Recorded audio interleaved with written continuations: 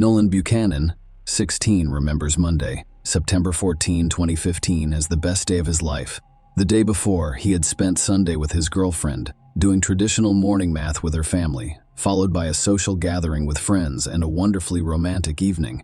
When the teenager awoke on Monday morning next to his favorite girl, he felt like a free, successful, and influential businessman with the entire world in front of him. After all, he now owned Buchanan Construction. The young man was about to inherit cars, a house, land, and monetary assets, and he planned to manage the family business on his own, and certainly better than his father, who had brought the company to bankruptcy. It appears that what could go wrong? The El Dorado County Sheriff's Office arrested Nolan Keith Buchanan on October 1, 2015, at Bonita High School in Bonita, California. Nolan was held at the Juvenile Treatment Center JATS in South Lake Tahoe until June 13, 2018, when an El Dorado County jury of 7 men and 5 women found Buchanan guilty of 3 charges. The jury took only 2 hours to reach a decision. The young man was sentenced to 150 years in prison, with the possibility of parole starting in the 25th year. This is how his attempt to take over the family business failed. Nolan was praised by neighbors and classmates as a model student. As far as I know, he was a good kid, but as a high school student, Campbell Ruxton would later say in an interview, he was always concerned about school. He appeared to be very kind, and he was even surprised he was arrested. But what exactly happened in the Buchanan family? Let's go over this horrific case in detail. Molly first met Adam when she applied for a position as an office manager at his firm. By the time they met, Adam was already divorced and raising his son Nolan from a previous marriage by himself. The cheerful, sociable, and cheerful blonde immediately caught the attention of the company's owner.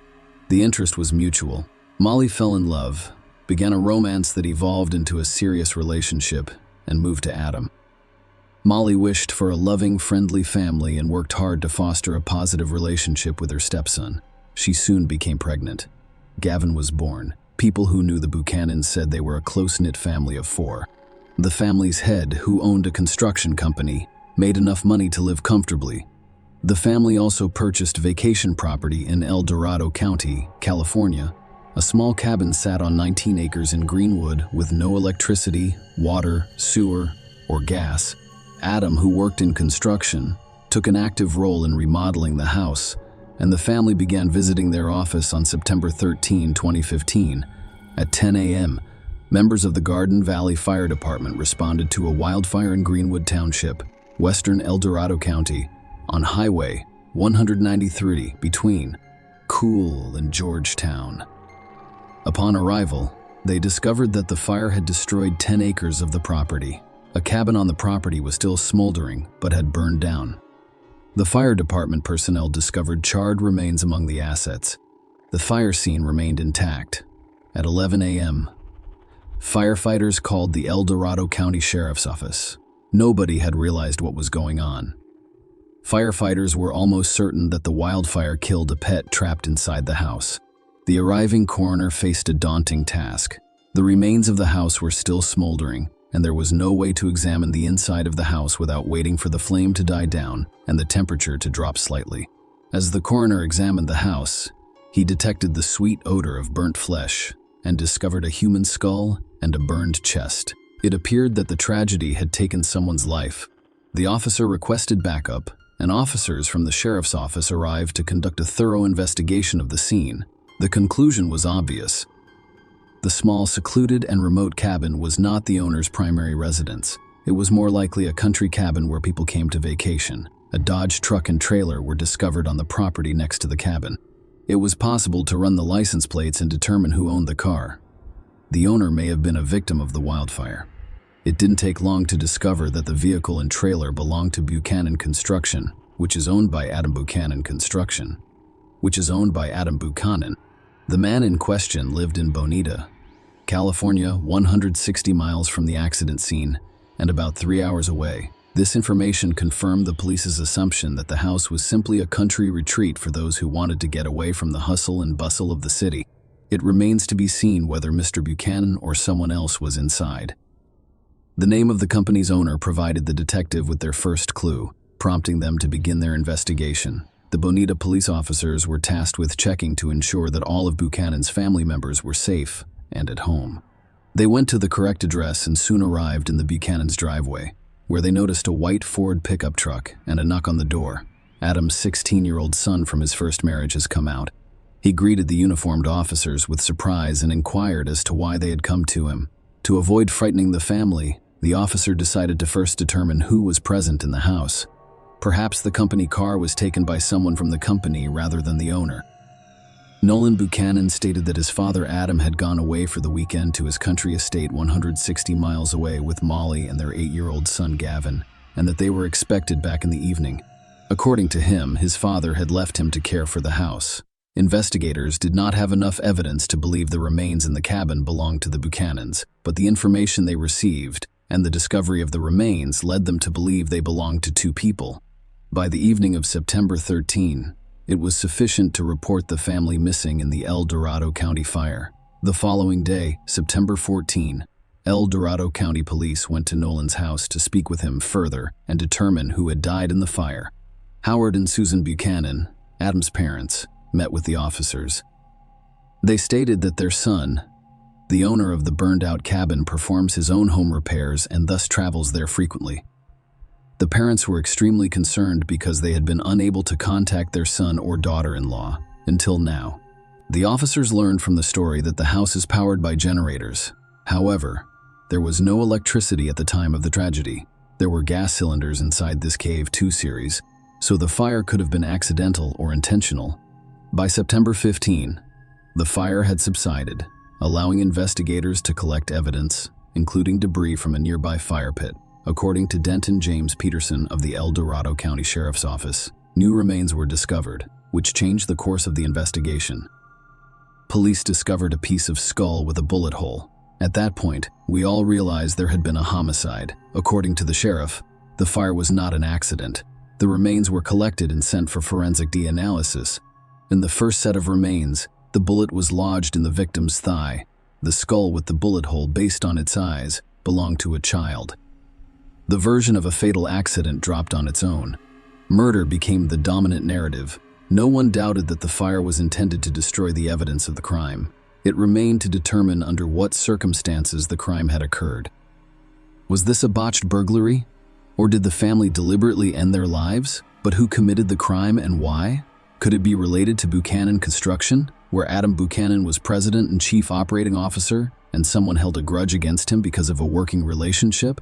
Initially, investigators focused solely on the latter theory. They also investigated Molly's life to see if she had any enemies capable of the crime. When those lines of inquiry stalled, officers turned their attention to issues in Molly and Adam's marriage. There were plenty of them. Investigators discovered that Molly and Adam's relationship deteriorated over time, and at the time of the crime, they had been sleeping separately for quite some time. Molly's diary was discovered, in which she described abuse from Adam. Witnesses interviewed reported rough treatment and abuse. They claim Adam was rude not only to Molly, but also to the children. Molly's mother, Susie Flankers, admitted to investigators that there were times when she was afraid they'd kill each other during an argument. Molly did not end her relationship with Adam, but would occasionally take her son and leave to go to her parents' house, returning a few days later until their next fight. It also turned out that the couple enjoyed hunting in the area surrounding their country house. Since everyone was armed, the investigators assumed that during another argument, one of the spouses grabbed a gun and shot, and when he realized what he had done, he committed suicide. However, there was an inconsistency. If the tragedy occurred as a result of a conflict between husband and wife, the instrument of crime must have been near the remains of one of them, which it was not. Investigators speculated that the weapon may have been damaged in the fire and did not appear as obvious as anticipated. Over the course of 5 days, the forensic team members took turns removing assets from the house. The search was conducted with surgical precision, but the results were not as expected. There were no weapons found in the house. By this time, the forensic examination data had arrived. The DNA found in the bodies belonged to Adam Buchanan, Molly McAfee, and their 8-year-old son. All 3 victims had suffered gunshot wounds prior to the fire, and the angle of the bullet wounds ruled out the possibility that someone committed suicide. The lack of firearms indicated that there was another person in the house. A fourth person was found to have shot the Buchanans, and the investigation had to restart. Police had no choice but to turn to the deceased's 16-year-old son. Nolan told officers that the family left in an old Dodge truck. According to the son, his father chose to use the company vehicle over his personal Ford, which was parked in the driveway because he had loaded the truck and trailer with rocks to decorate the area near his country cabin. Police discovered this truck near the burned structure. When asked why Nolan did not take a vacation with his relatives, as in the first interview, the young man stated that he was responsible for the house and garden, while his father and stepmother were away. Nolan also stated that they had a neighbor growing forbidden grass on the Buchanan property, which caused his father to have frequent disagreements with his neighbor, demanding that he stop planting the grass and threatening to call the police. When discussing the family business, Nolan stated that things were not going well. The company was downsizing, and the number of employees was reduced to 5. According to his father, the number of deaths associated with the business was rapidly increasing. So now the investigation had a wealth of useful information, and the detectives had a suspect, a neighbor, which was especially important given that violent crime in that area was frequently associated with illegal herb cultivation. Detectives believed that the threat of going to the police could have resulted in the murder of Buchanan and his family. The problem was that no one knew which neighbor they were talking about. Investigators canvassed the neighborhood, interviewing all of the homeowners in succession. The tactic was successful. They discovered a man who confirmed the story of a fight with Adam over growing a forbidden crop. However, he stated that the conflict had been resolved following a heated discussion. The neighbor had an alibi, and another version proved to be untenable. What remained to be addressed was the financial crisis that had affected the family's business. On September 18, police officers went to Adam's company and interviewed the employees. Nolan's words were correct. The company was in a sorry state. It was threatened with bankruptcy because the debt exceeded $30,000. As a result, several employees were fired. It turned out that some of the former employees were extremely dissatisfied with the reduction and thus could have been involved in the crime. And that's where the investigators got lucky.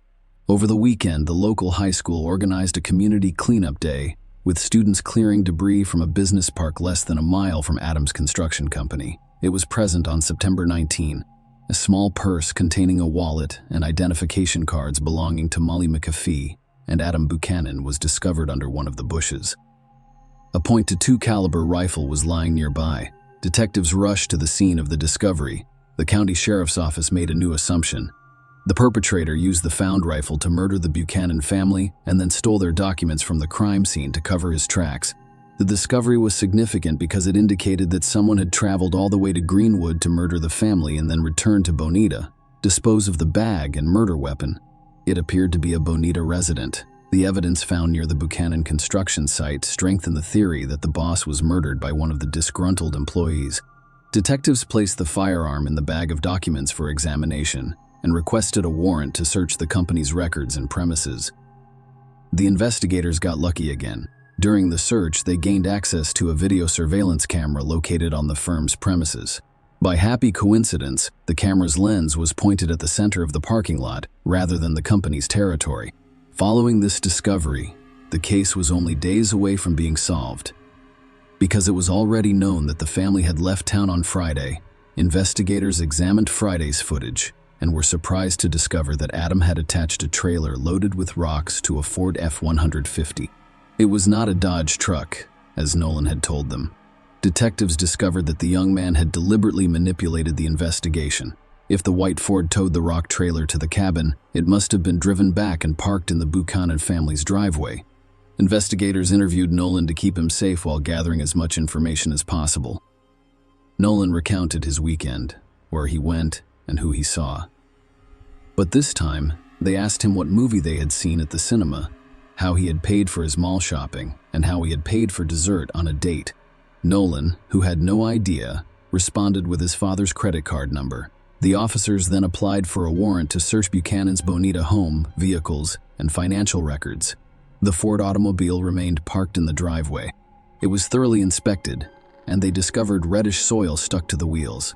This is similar to what happens in Greenwood. If the Ford had been used for a trip last weekend or earlier, traces of soil might have remained, but they would not have been as visible. Unfortunately, the fire destroyed the wheel tread marks near the country house. However, the dirt buildup indicated that the car had most likely been in Greenwood recently. Detectives tracked the bank card payments and discovered that Adam Buchanan used his credit card on Friday, September 11. He stopped at Taco Bell on his way to Greenwood. Nolan, on the other hand, claimed he stayed at home, did not accompany his parents, and had the credit card in his possession. Detectives went to the diner to check the security cameras. They saw exactly what they were expecting: a white Ford instead of a truck. When detectives searched the Ford, they discovered a Taco Bell receipt dated September 11 that included not 3, but 4 beverages. 4 drink cups were also identified in evidence collected at the fire scene, so Nolan was inside the car. The next credit card transaction occurred on Saturday, September 12, at the Valencia Club Bar in Penryn, about 30 minutes from the cabin. Adam's parents had previously informed detectives about the bar. They stated that their son and daughter-in-law frequently visit after the cabin has been renovated. Security cameras recorded when the couple left the bar, and traffic cameras on the highway assisted in tracking the couple's route. On the day of the fire, a Ford F-150 drove toward the Buchanan cabin around 2:30 a.m., then reversed direction at 3:30 a.m. In the first instance, the camera captured Adam and Molly in the vehicle, while in the second, it only captured Nolan. Several hours later, on Sunday morning, September 13th, Adam's credit card was used to pay at 3 of Benitez's locations: Starbucks, McDonald's, and a gas station. The bank confirmed to investigators that you can only have one bank card, which contradicted Nolan's claims. By this time, the forensic results had been returned.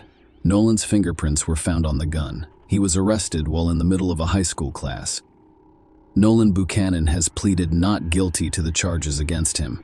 He attempted to distort the story by claiming that his father shot the family, after which he pointed a rifle at him and, in self-defense, took away the weapon. After accidentally shooting his father, Nolan claimed it was self-defense, blaming the fire and subsequent lie on panic and extreme fear. That's why he used gasoline to set fire to the house, making it appear as if nothing had happened. The defense repeatedly focused the jury's attention on Adam's abuse of his own son and other family members. The medical examiner questioned the verdict because the bullet wound mark on a piece of Gavin's skull corresponded to a shot fired at nearly a 90-degree angle.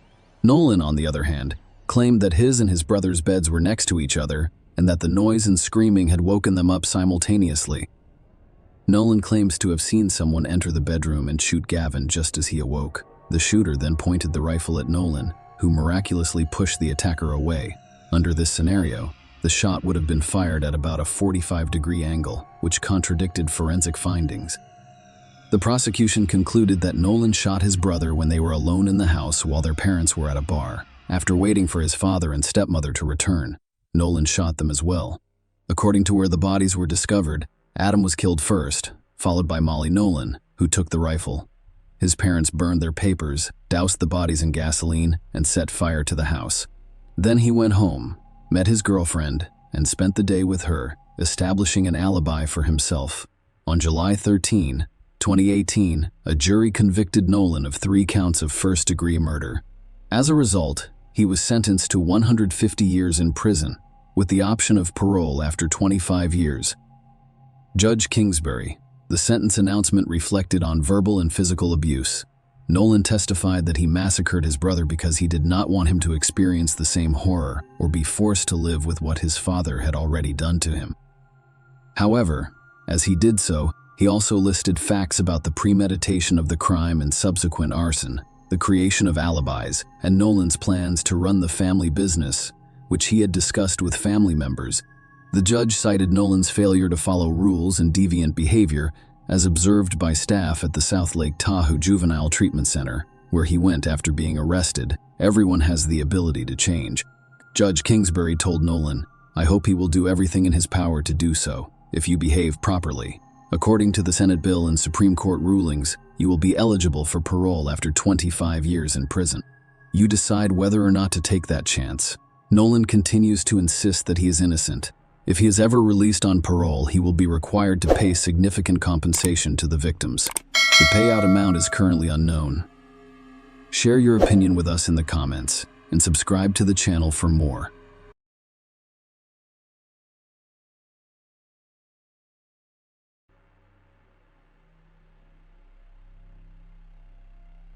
Where is the line that cannot be crossed again? How does an ordinary woman go from being a loving wife and mother to a cruel murderer capable of dividing a country into two opposing groups? And how did her name become a hot topic among locals and make newspaper headlines for years? Roxana Valdez could respond to this question. Murderers do not stand out in a crowd, are unrecognizable at dinner, and may even live under the same roof without revealing their true identity. They are indistinguishable from those who have never crossed the line.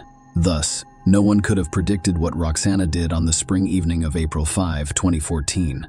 And when they found out, they couldn't believe it. But let us start at the beginning. Roxanne died, and little is known about her. Despite the efforts of numerous Chilean reporters who competed to tell her story, they were unable to find much information about her. Her criminal record provided little information beyond the fact that she was born in 1957 in a small village in Chile's Punta Arenas province. That was it. Perhaps the lack of information was due to journalistic ethics, as the locals, known for their fiery tempers and unique customs, may have retaliated against Roxana and his relatives for her crime, potentially turning their lives into a living hell. Valdez married a man whose name, for unknown reasons, is either unknown to the press or not disclosed. She had a son with him, but it's clear that her marriage was not the dream every girl hopes for, as the couple split up in 2011. As a single mother in a small village with few jobs, Roxana faced significant challenges. In such communities, the primary occupation was growing and selling fruits and vegetables, and even local educational institutions emphasized agriculture. Roxana found work at the Don Gregorio boarding school, where students were trained to become agricultural technicians. She worked as a night supervisor at the school, ensuring that students slept and did not engage in disruptive activities. Her responsibilities did not include the actual care of the children.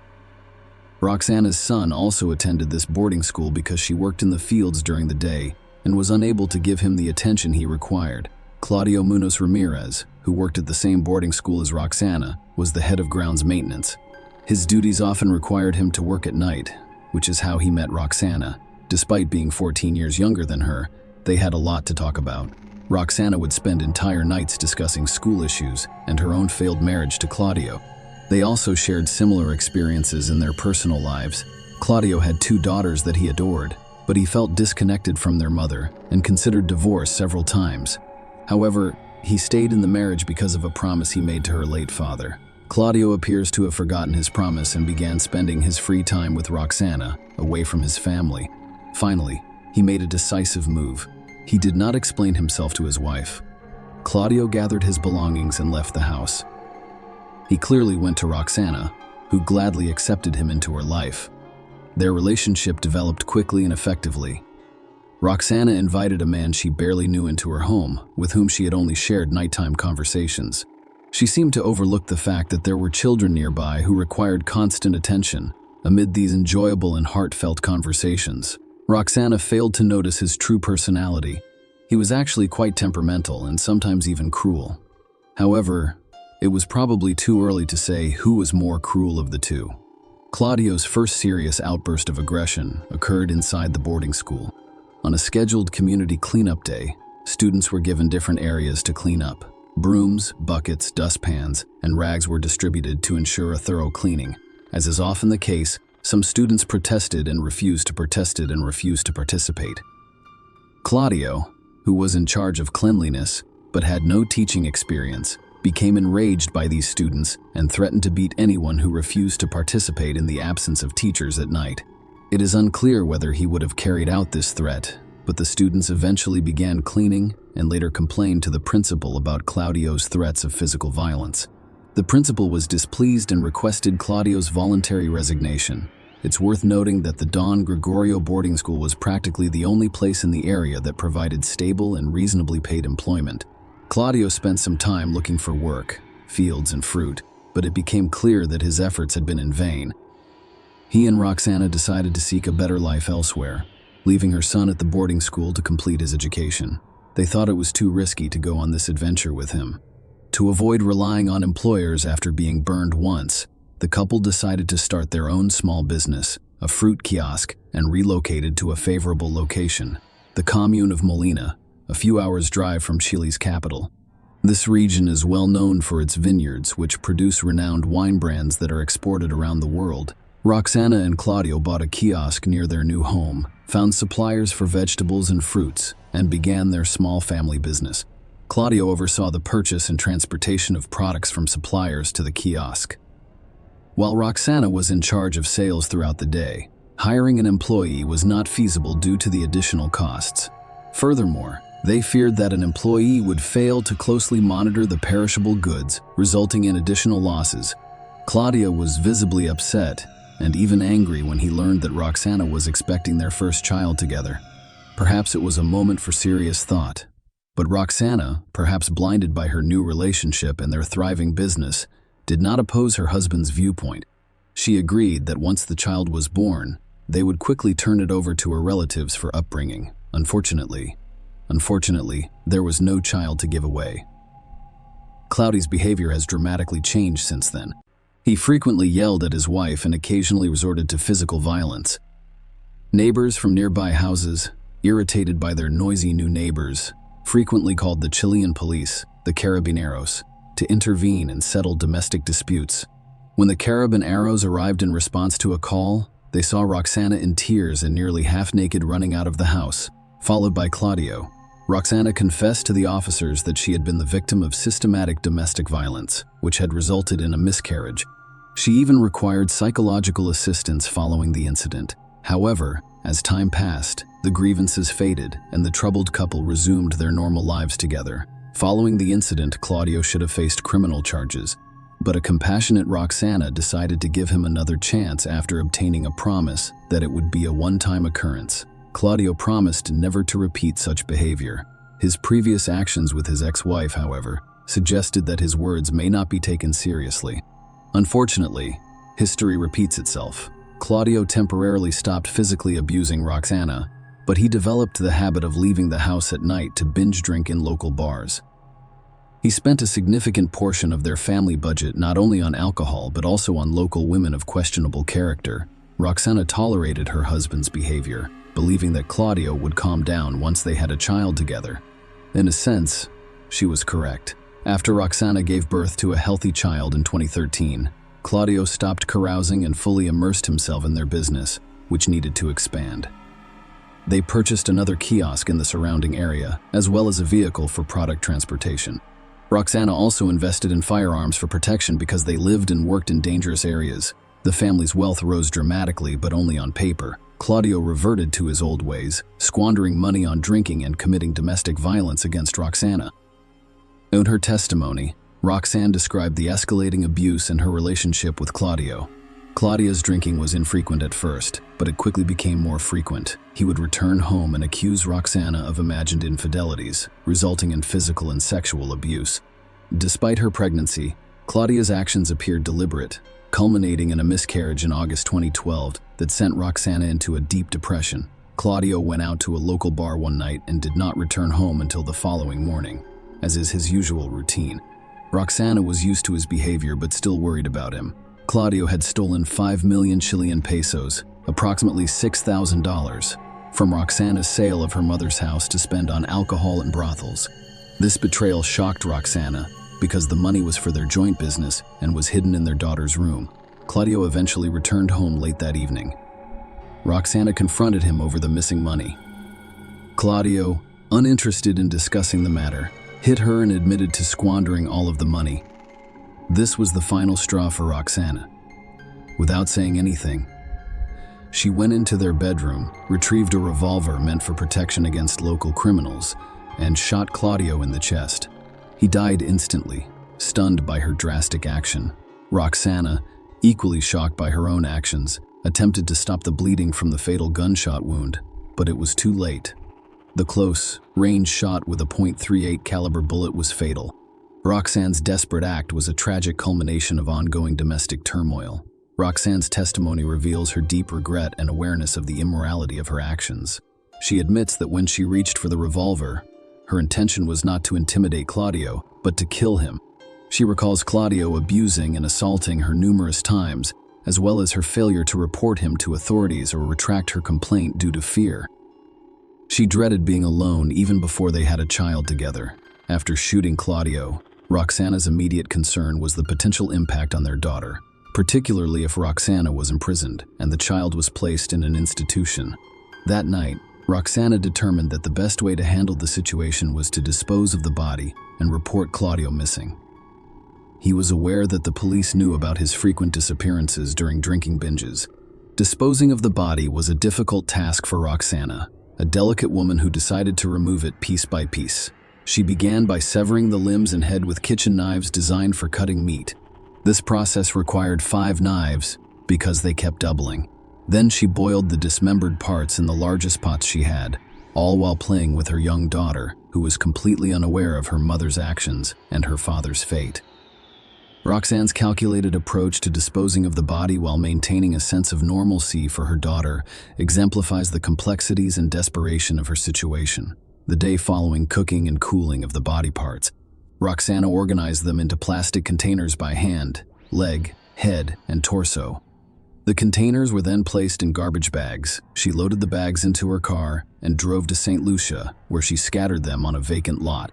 Before leaving, she thoroughly cleaned her home with bleach. Despite finding a suitable location, she lacked the courage to dispose of the bags from her car once she arrived in St. Lucia. Roxana's testimony revealed her internal conflict. "It's strange that I had the courage to commit such a heinous crime and dismember a human body like it was a piglet. But I couldn't bring myself to get rid of the evidence. I was nervous the entire drive, fearing that police would stop and search my car at any turn. This fear caused panic, despite the fact that I had a backup plan in place, which involved my daughter pretending to rush her to the hospital if she was stopped. I even considered pinching her to make her cry more loudly." Unable to discard the remains, Roxana returned home with them and hid the bags in the garage. She cleaned the interior of her car with bleach again and went to see Claudia's relatives, claiming that he had stolen a large sum of money and hadn't been home in days. They simply shrugged in response. She then went to see her mother and brother. Her mother was extremely concerned about Roxana's behavior. She was not eating, had a glassy-eyed expression, and kept asking the same questions. The only question she promptly answered was about Claudio's absence, stating that he had gone to buy goods for their store, but was delayed due to a flat tire. Returning home, alone with her thoughts and the hidden evidence, Roxana broke down and called her brother for assistance. When he arrived, she confessed all and showed him the containers. Her brother was understandably shocked. Roxana called her brother to vent and share the nightmare years she had with Claudio, but most importantly, she needed his assistance in disposing of the containers containing the body. However, her brother refused, fearing police involvement and being charged as an accomplice. He urged her to confess to the Caribou Narrows, with Chilean police insisting he would do it if she refused. She was disappointed but realized she had no other option. Roxana complied. That night, Roxana went to the 4th police station and announced her intention to make a significant statement. Officers who knew her assumed she wanted to report her troublesome husband. However, they were taken aback by her confession. Roxana was immediately arrested. The news quickly spread throughout the area, attracting a large number of journalists to the station. They waited eagerly to photograph Roxana as she lay down, hoping to capture a few images, and, if they were lucky, ask her some questions in front of the officers. As the journalists waited, Roxana was eventually brought out handcuffed and in distress. She stated, "I'm afraid he'll kill me one day," before being led into a police car. The case appeared straightforward. Roxana had confessed, provided evidence, and voluntarily surrendered. However, prosecutor Monica Ballesteros requested a more thorough investigation. She was skeptical of Roxana's easy confession and requested an extended arrest to conduct a forensic examination. Ballesteros wants to prove that Claudio was still alive during the dismemberment, which would significantly increase Roxana's sentence. The judge authorized a 60-day detention for further investigation. Meanwhile, Roxana's attorney, Carolina Gutierrez, claimed that Roxana acted out of extreme emotional distress, which was likely exacerbated by postpartum depression and chronic domestic abuse. She highlighted Roxana's cooperation and voluntary confession as mitigating factors. However, the prosecution's theory that Claudio was alive during dismemberment crumbled when forensic results revealed that Claudio died from a gunshot wound to the chest. The bullet from the .38 caliber revolver ruptured the heart and damaged vital organs, disproving the prosecution's initial hypothesis. Given the developments, the aggravating circumstances were dismissed. Another lawyer, Juan Pablo Cardenas, who sought to make a name for himself in this high-profile case, stated that the firearm used in the murder was legally registered. He also mentioned that Roxanne's first report of domestic violence to the police was filed only 20 days after the couple began living together. Following a medical examination, psychologist Rodrigo Valenzuela presented documents to the court indicating that Roxana was severely mentally unstable at the time of the crime. This meant she wasn't fully aware of her actions, and her emotional instability was linked to the deaths of two children, one in August 2012 and the other only 3 weeks before the crime. Furthermore, a forensic examination requested by the prosecutor revealed that Claudio had a high blood alcohol level of 3 grams per liter at the time of his death on April 17, 2015. Following a year of various examinations, investigations, and evidence gathering, Roxanne's trial began. The media frequently sensationalizes tragedies and dubbed the case the Molina Cooks case, alluding to Roxanne's dismemberment and boiling of her former husband. Some unscrupulous journalists, seeking to draw attention to their publications, even made up stories that Roxana had eaten a portion of the remains, despite the fact that this was purely a product of their imaginations. Roxana refused to make any statements during the trial, citing her awareness of the media portrayal and her deep distress over it. The prosecutors attempted to persuade the judge that Roxana committed a serious crime under Chilean law and patricide standards. However, they were unable to prove that the murder was premeditated. The defense attorney argued that his client acted in self-defense, protecting herself from a brute who had brutally mistreated her for years. The court hearing lasted several weeks, and the entire Chilean population followed the case closely. Prosecutor Monica sought a 15-year prison sentence for the accused. However, after carefully listening to the defense and the jury's opinions, the judge sentenced Roxana to 6 years in a lenient correctional facility. Claudia's relatives, who had already protested when they heard the prosecutor's request for only 15 years, were utterly disappointed by the final court decision. They attempted to deny any family violence and claimed that Claudio, as a businessman and financially independent, could not have stolen $6,000 from Roxana. They also claimed that Claudio had admitted to them that Roxana frequently took out the revolver from the closet and told her husband that she would kill him someday. In an interview with the press, Claudio's sister attempted to blame Chile as a state, claiming that there is no justice and that the judicial system is completely corrupt, given that such brutal criminals receive such short sentences, equivalent to minor robberies. Even Giselle Claudio, his first wife, defended her ex-husband, assuring everyone that there could not have been any violence on Claudio's part. She had lived with him for years, and he had never dared to touch her. Meanwhile, Roxana frequently instigates arguments out of jealousy and possessiveness. Regarding Roxanne's subsequent imprisonment, she served only 2/3 of her sentence in the colony before being transferred to a semi-open education center in Tulsa due to good behavior. Roxana was able to communicate with her daughter and was eventually released early. The press, of course, became interested in this case again, and the public was outraged that the cook from Molina was released so early.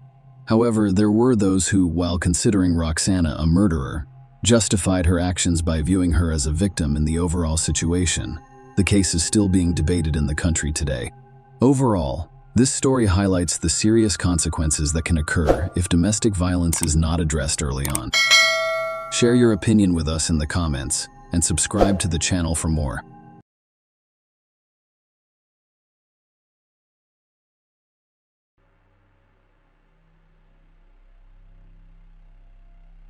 The Irene Cortez case, a tragic accident or a planned murder of a mother of many. A scorned woman is said to be capable of unpredictable and desperate acts, the most fearsome of which is cold and cruel revenge. But what about the scorned man? Many people believe that an offended man will either resort to physical violence, drown his sorrows in alcohol, or combine the two. Men, on the other hand, tend to hold fewer grudges and can be more inventive when it comes to vengeance. The case of Irene Cortez, a Spanish citizen who died mysteriously during a trip to Colombia, is complex and ambiguous. While her assailants were apprehended, convicted, and are currently serving lengthy sentences, The deceased woman's family claims the true perpetrator is still at large and portraying himself as a victim. Let us begin by delving into this complex story and determining whether a third party was involved or if the murder was unintentional. It's worth noting that each party is still attempting to prove their version of the truth. Who was Irene Cortez? Irene Cortez, born Lucas, was born in 1980 in the sunny city of Granada, Spain, which is the capital of the same province. She grew up in a wealthy family with a brother and sister. Her parents operated a small but profitable business. According to some reports, her father died young, but her mother, Maria Lucas, took over the business, expanded it, and made sure her children had everything they needed. Maria's older brother, Uncle Pedro Lucas, was also very helpful. Irene was the oldest of the 3 children. A beautiful and sociable girl, she enjoyed being the center of attention and was drawn to boys from a young age. She married shortly after finishing school and was already pregnant. She gave birth to her first child at the age of 17, and 2 years later, she had her second. Despite being a young mother, her mother and uncle provided her with significant support, allowing her to continue her education. Irene relocated to Malaga, a resort city, with her husband and 2 children in early 2000. She opened an entertainment venue, which quickly became popular and profitable. Originally a small disco bar, it grew into a full-fledged nightclub in Malaga. The couple had their 3rd child, and life appeared prosperous and stable. At the age of 25, Irene's husband was arrested and sentenced to 5 years in prison for trafficking illegal substances. Tragically, he died in prison under mysterious circumstances. Irene was solely responsible for raising her children. Irene was determined to persevere after witnessing her mother raising 3 children on her own. She ran her business successfully, made good money, and had big plans for the future. Relationship with Farid Linus Ariza. Farid Linus Ariza, a native of Barranquilla, Colombia, was born in 1976. He grew up in a large, impoverished family as the youngest of 6 siblings. His parents divorced in the early 1990s when he was still a teenager. His older siblings had become self-sufficient by then, so Farid remained with his mother. Farid moved to Spain with his elderly mother in 2001 at the age of 25 in search of a better life. They settled in Malaga, and Farid worked any job he could to support himself and his mother. In 2005, he began working as a waiter at a nightclub owned by Irene. Irene immediately recognized Farid's dedication and dependability. She was also attracted to him, and Farid did his best to please her. Irene's husband was incarcerated at the time, and she had planned to file for divorce, but was unable to do so before his untimely death. Irene and Farid's employee relationship quickly developed into romance. Farid was not put off by Irene's 3 children from previous relationships, nor was Irene concerned about Farid's humble background as a waiter whose salary she paid. Within months of starting their relationship, the couple decided to live together. They moved into Irene's spacious apartment, and soon after, Irene became pregnant with Farid's child. They had 2 children together. It's unclear whether they were legally married, but Irene retained her first husband's surname, while Farid's children took the surname Linus Ariza. Surname: imprisonment and infidelity. In 2009, Irene's past appeared to repeat itself. Farid, like her first husband, was arrested for distributing illegal substances and sentenced to prison. Irene was once again left alone, but this time with 5 children. Farid was sentenced to 3 years, but served only 1.5, being released early due to good behavior and cooperation with the investigation. However, shortly after Farid's imprisonment, Irene found solace in the arms of another man and lived with him for 1.5 years. Farid learned of her infidelity only after he was released. Understandably enraged, he threatened Irene and her lover and nearly assaulted the man, narrowly avoiding another legal scuffle. They eventually reached a peaceful resolution to the situation. Farid forgave Irene for the sake of their children, and they resumed their relationship as if the imprisonment and infidelity had never happened. Irene's relatives were always skeptical of Farid. Her mother and uncle disapproved of their relationship, believing Farid was only interested in Irene's money. Furthermore, Irene's older children from her first marriage rejected Farid, whereas the youngest, whom Farid had raised since the child was 2, saw him as a father figure. A fateful trip to Colombia. Farid, Irene's husband, expressed a desire to return to Colombia due to his father's serious illness in early 2011. According to reports, Farid's estranged father has been diagnosed with advanced cancer, and his sister in Barranquilla informed him of the dire situation. Irene, who had long wanted to visit Farid's homeland, agreed to accompany him. She was excited to meet Farid's father, whom she had never met before, as well as participate in the legendary Barranquilla Carnival, which takes place in late February. Furthermore, Irene, who had not taken a vacation in years, due to her commitment to her job and raising her 5 children, saw this trip as an opportunity for a much-needed break. The couple planned a 10-day trip across the ocean, with Irene's mother and younger sister agreeing to look after her children during this time. Despite her mother Maria Lucas's attempts to dissuade her from the journey due to a bad omen, Irene ignored her fears. At the same time, the family was experiencing financial difficulties due to a seasonal downturn in their business. Despite this, Irene had personal savings of $3,000 in cash hidden at home, but on the eve of their trip, she discovered the money had mysteriously vanished, nearly derailing their plans.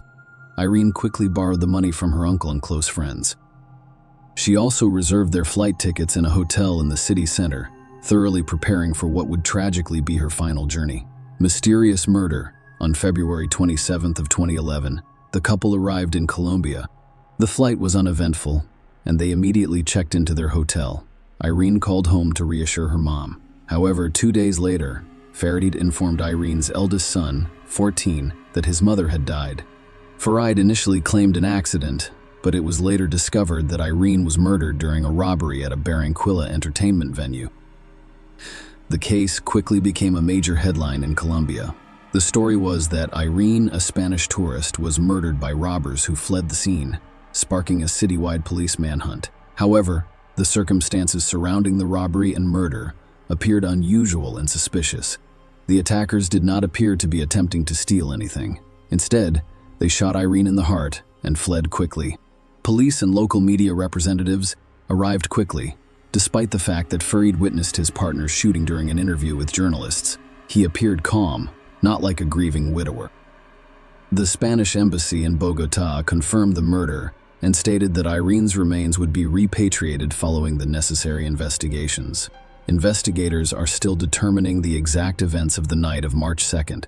In the meantime, authorities are actively pursuing the perpetrators of this senseless crime. Surveillance footage. The case of Irene Cortez's mysterious death appeared to be gaining clarity. After reviewing surveillance footage from cameras installed at the murder scene on March 1st, Irene and her partner, Farid Alinas Ariza, had arranged to meet Farid's brother, sister, and their spouses. The 6-person group attended the carnival, walked around town, and then went to a local bar for dinner and entertainment, as suggested by Farid. By 1 a.m., Irene, Farid, and his relatives were the only customers at the bar, according to surveillance footage. Around 2 a.m., 2 young men sitting away from the crowd entered the bar. They didn't order anything and didn't appear to be comfortable, which drew the bar manager's attention due to their suspicious behavior. Furthermore, their young appearance prompted the manager to inquire as to their legal age. The young men refused to show their IDs, and when asked to leave, one of them pulled out a gun and pointed it at the manager.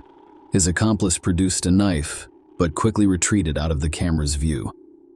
The armed assailant pushed the manager aside and approached Irene's table, announcing the robbery and demanding mobile phones and cash. His knife-wielding partner reappeared, presumably to collect valuables, while the gunman continued to threaten the group. However, he did not have the opportunity to act, confronting Irene. The gunman instructed Farid to stand for a pocket search. As Irene reached for her purse, the assailant lunged at her while holding the gun. As he grabbed the purse, he fired a shot that struck Irene directly in the chest. She collapsed on the floor as the assailants fled without taking anything. Farid and his brother pursued them while his sister attempted to stop Irene's bleeding and his brother's wife requested emergency assistance. Unfortunately, the criminals were too quick to apprehend. The men returned to the bar and attempted to help Irene, but it was too late. Emergency personnel arrived quickly, but Irene died from her injuries en route to the hospital, leaving behind a perplexing case and a bereaved family. The manhunt for the perpetrators, arrest and trial. Following the robbery and homicide that claimed Irene Cortez's life, law enforcement deployed all available resources. The city was teeming with tourists for the carnival, so ensuring their safety was critical. A reward of $10 million, or approximately $3,500, was announced for information leading to the culprits. The first suspect, gunman Brian Dario, was apprehended the following day. He promptly implicated his accomplice, Juan Carlos. Juan, 18, surrendered to authorities, hoping for leniency. During interrogation, Dario claimed that dire financial straits, debts, and a sick child in need of costly treatment drove him to commit the crime, which his relatives later confirmed. He insisted that Irene's shooting was unintentional, occurring while attempting to steal her purse. Juan Carlos claimed he was an unwitting participant. He claimed Brian did not reveal his plans, but rather requested backup in a job for which he claimed to have only a small knife for intimidation, not harm, and fled the scene when he realized Brian's intentions. However, surveillance footage contradicted his claims, revealing that he returned to Brian with both perpetrators in custody and their confessions. With prison sentences looming, the court found Dario guilty of robbery and homicide in aggravating circumstances and sentenced him to 23 years. Carlos was sentenced to 17 years for complicity in these crimes. Farid is accused, and new details about the crime have emerged. The family of the deceased woman accused Farid of orchestrating his wife's murder from the start of the investigation. Irene's mother and uncle hired a detective to conduct an independent investigation, gathering additional materials and evidence to hold the man accountable and prove his role in the crime. Starting with the previously mentioned disappearance of year 3000 from Cortez's hiding place. According to Maria Lucas, Farid was the only one who knew about the money and could have discreetly taken it. The woman told her daughter about this from the start, but she refused to listen. Now, she believed her son-in-law used the money to pay Dario to murder his wife. Another compelling argument was the man's father's fabricated illness, which he was eager to see. The elderly parent was not diagnosed with cancer, and he appeared to be in good health for his age. Farid made up this story, which served as the main pretext for the trip to Colombia. Furthermore, it was Linus Ariza who initiated the visit to that fateful establishment. Furthermore, he insisted on continuing the feast late into the night, when all of the other visitors had left and their company was alone in the hall. Furthermore, the detective conducted a detailed analysis of the camera recordings, assessing what was going on and drawing his own conclusions. He noticed that the criminals behaved strangely. Juan was obviously terrified, and he most likely had no idea what was happening. While Brian approached, the company approached Farid and raised him without directly threatening him with a gun. It appeared that the men knew each other and acted together. Then Farid moved strangely behind Irene, who was sitting at the table, and reached into her bag for her wallet. The criminal with the gun stared at the man, as if waiting for a signal. It's unclear whether he received any kind of sign when the victim and her husband returned to the camera after the shot. The man chased the killer, but the expert believes he intentionally let him escape. However, the latter statement may be considered controversial because Brian was armed and Farid could reasonably fear for his life. The man's behavior was also called into question. After his chosen one was declared dead, he willingly gave interviews to the arriving correspondents, discussing the details of what happened while remaining composed and not appearing upset or depressed. Another important question is why, after the tragedy, Linus Ariza called her 14-year-old son rather than Irene's mother, uncle, or any other adult relative.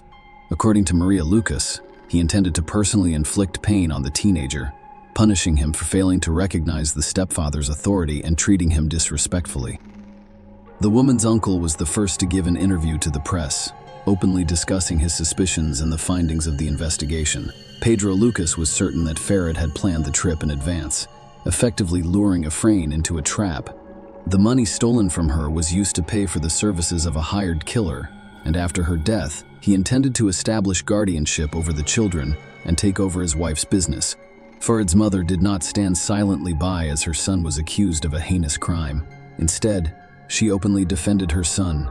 The woman claimed that her offspring adored Irene and her children and would never harm them. However, the parent inadvertently said that the chosen one did not have to cheat on Farid, which greatly offended his pride. In addition, an unpleasant detail emerged about Linus Ariza leaving Spain on fake documents because he was not permitted to leave the country after being released from prison on parole. The man denied this information, claiming that he left legally and Irene served as his guarantor. Funeral without the widower. Irene's body was returned to her native Spain 12 days after the tragedy occurred. The funeral was held with a closed casket because the remains had begun to decompose after such a long time. Hundreds attended the funeral. Family, friends, neighbors, and even those who didn't know Cortez but had heard the moving story wanted to send their condolences to the family. Farid was the only person who did not attend the farewell ceremony because he was afraid of retribution if he returned from Colombia. Farid claimed that his late wife's relatives had repeatedly threatened both him and his elderly mother. As a result, before flying back to Spain, he planned to appeal to the authorities to ensure his safety. He sought a protective order so that he could attend the funeral, but his request was denied, and Linus Ariza decided not to take the risk. In response, Farid filed a court complaint against his deceased wife's relatives, alleging that they obstructed his return home. Maria and Pedro Lucas, on the other hand, denied his claims, stating that their primary concern was his return to Spain to face trial. Additional court proceedings, with new circumstances and accusations against Farid, further investigation and court proceedings were launched. Dario and Carlos, who were already serving their sentences in a Colombian prison, were questioned about their relationship with Alina's Ariza and a possible premeditated conspiracy. However, Brian categorically rejected this assumption. He insisted that the murder was an accident caused by a failed robbery attempt. He claimed he had never met Farid before, let alone hired him as a hitman for his wife. The accusations appeared to be grasping at straws, with no conclusive evidence of premeditation or a contract killing, only assumptions and interpretations of the events on the recording. Dario also admitted to being under the influence of alcohol and prohibited substances that evening, which explains his poor recollection of the events. Carlos insisted that his friend had not included him in his plans, and that everything that happened in the bar was as shocking to him as it was to those they assaulted. Juan appeared to be telling the truth, but Brian's statement about who fired the fatal shot raised some doubts. Consider this: he failed to commit the robbery, was imprisoned, and his sick child received the necessary expensive treatment. Brian claimed that when kind-hearted people discovered his motivation, they helped him. However, the Lucas family's lawyers attempted to show that the year 3000 stolen from Irene, which Farid paid for her murder, was spent on treatment. Brian allegedly agreed to sacrifice himself and go to prison to save his child while secretly passing the money to his wife. This version, however, was never verified. Returned to Spain. Linus Ariza only decided to return to Spain after obtaining a court order guaranteeing his safety. A few months had passed since the tragedy, and the media frenzy had subsided. When he returned, Linus Ariza claimed to have brought investigation materials that proved his innocence in his wife's murder. He stated that his main reason for returning was to care for the children he shared with Irene, who had been cared for by the deceased's relatives while he was away. 6 months later, Farid decided to give a major interview, in which he revealed that he had lost almost everything. He was unemployed, and his passport had been revoked, preventing him from leaving the country. To make matters worse, his friends abandoned him, and his late wife's mother and uncle forbade him from seeing his children. Linus Ariza confronted Maria and Pedro Lucas in court several times. He claimed they threatened him while trying to prove his involvement in Irene's murder. However, neither side could back up their claims. Finally, the children remained in the care of their grandmother and uncle, and the widower was unable to claim any of his late wife's belongings. Share your opinion with us in the comments, and subscribe to the channel for more.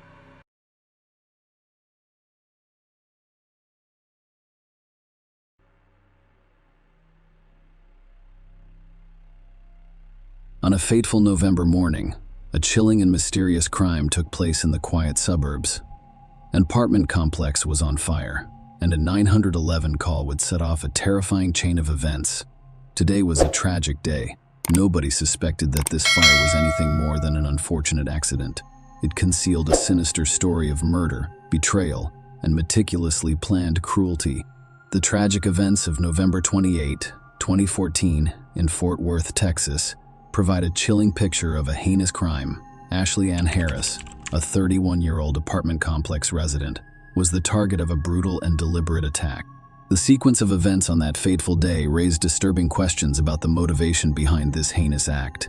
The incident began with a 911 call from a concerned resident of the same apartment complex. They reported a fire in one of the units, which prompted emergency personnel to rush to the scene. They had no idea that this would escalate into a murder investigation. Ashley and Harris were the tenants of the apartment that caught fire. At first, no one could tell whether Ashley was inside the burning apartment or not. Firefighters bravely battled the blaze and eventually brought it under control. Only after the fire was extinguished did the horrifying truth become apparent. Ashley Harris had been inside her apartment the entire time, and her body led police to believe that the fire was not an accident. Ashley's lifeless body was covered in a pool of blood, indicating that she had been brutally beaten. Her hands and ankles were bound with duct tape, leaving her defenseless. The signs of violence did not end there. Her body was covered in burn marks, and she had gone through the agony of strangulation. To make matters even worse, there were knife wounds in the throat. As investigators dug deeper into the case, it became clear that this was no ordinary tragic accident or random act of violence. It was a meticulously planned and horrifically carried out murder. The evidence indicated that someone intentionally set fire to the apartment after committing this heinous crime. The perpetrator had poured rubbing alcohol throughout Ashley's apartment, including her bed, in an attempt to erase any evidence of their actions. The fire, however, had failed to conceal the gruesome truth. One perplexing aspect of this case was the apparent lack of any motivation. Ashley's keys were the only thing missing from her apartment, leaving investigators perplexed. What could motivate someone to commit such a heinous and merciless attack on an innocent woman? The investigation into Ashley and Harrison murders would undoubtedly be difficult and heartbreaking, as law enforcement sought answers, justice, and closure for her bereaved family members. The police went on a search for answers. Their journey started with interviews with Ashley's neighbors. Among them was Stephen Lee, a man who lived in the next apartment. He described a peculiar sighting at around 6:30 a.m. the fateful morning. While having a cigarette on his balcony, he noticed an unfamiliar car parked nearby. The vehicle in question was a sleek black Infiniti Gay 35, a rarity in their quiet neighborhood. This observation would prove to be a critical clue in the ongoing mystery. However, Stephen Lee's account was not the only piece of the puzzle. Another neighbor, Patrick Sweet, lived directly below Ashley's apartment. He made a chilling revelation to the police. At around 7:30 a.m., Patrick was startled out of his morning routine by a blood-curdling scream from above. Alarmed and disturbed, he heard a series of unsettling noises, including what appeared to be a heavy thud and frantic gasping breaths. Fear gripped him, but the blaring alarm of his carbon monoxide detector jolted him into action. He realized there was a fire going on, so he called 911 right away to solve the mystery surrounding Ashley's death. The police meticulously tracked her movements on the day in question. Ashley worked as an assistant manager at an American Eagle store inside the Hulan Mall. Their investigation revealed that on Thanksgiving Day, she dined with her close friend Alexis Torres and a group of acquaintances in one of their complex's apartments. Ashley left for work after finishing his meal. The Black Friday sales frenzy made for a long and demanding night. During Ashley's work shift, Alexis graciously took on the responsibility of caring for his beloved dog, Null Ashley. Ashley returned home in the early hours of the morning. Around 3:15 a.m., Alexis paid a brief visit before leaving after 4 a.m. It was at this point that the timeline became crucial to the investigation. Ashley's untimely death was believed to have occurred between 4:15 a.m. and 7:30 a.m. Given the urgency of the situation, authorities were eager to find and speak with the owner of the mysterious black Infiniti D35. I hope to shed light on what occurred during those fateful hours. The search for answers had only just begun, and the peace of the small towns was at stake.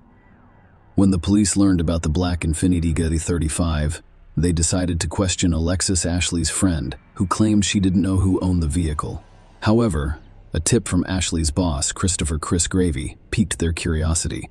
He told the cops he knew someone who drove such a car, a woman named Carol Cervantes. Carter had previously worked at the same American Eagle store as Ashley, but was let go in August. With this lead in hand, the police began surveillance on Carter's home. Their patience paid off the following Saturday at 8 a.m. when they saw Carter leave her apartment and get into her Infinite 35, accompanied by a man. The man then drove her to Hulen Mall, where he dropped her off at the entrance before parking. The police approached him for questioning and discovered that he was Clarence David Mallory Carter's boyfriend and a former employee of the same American Eagle store. Clarence was arrested after failing to produce his driver's license upon request.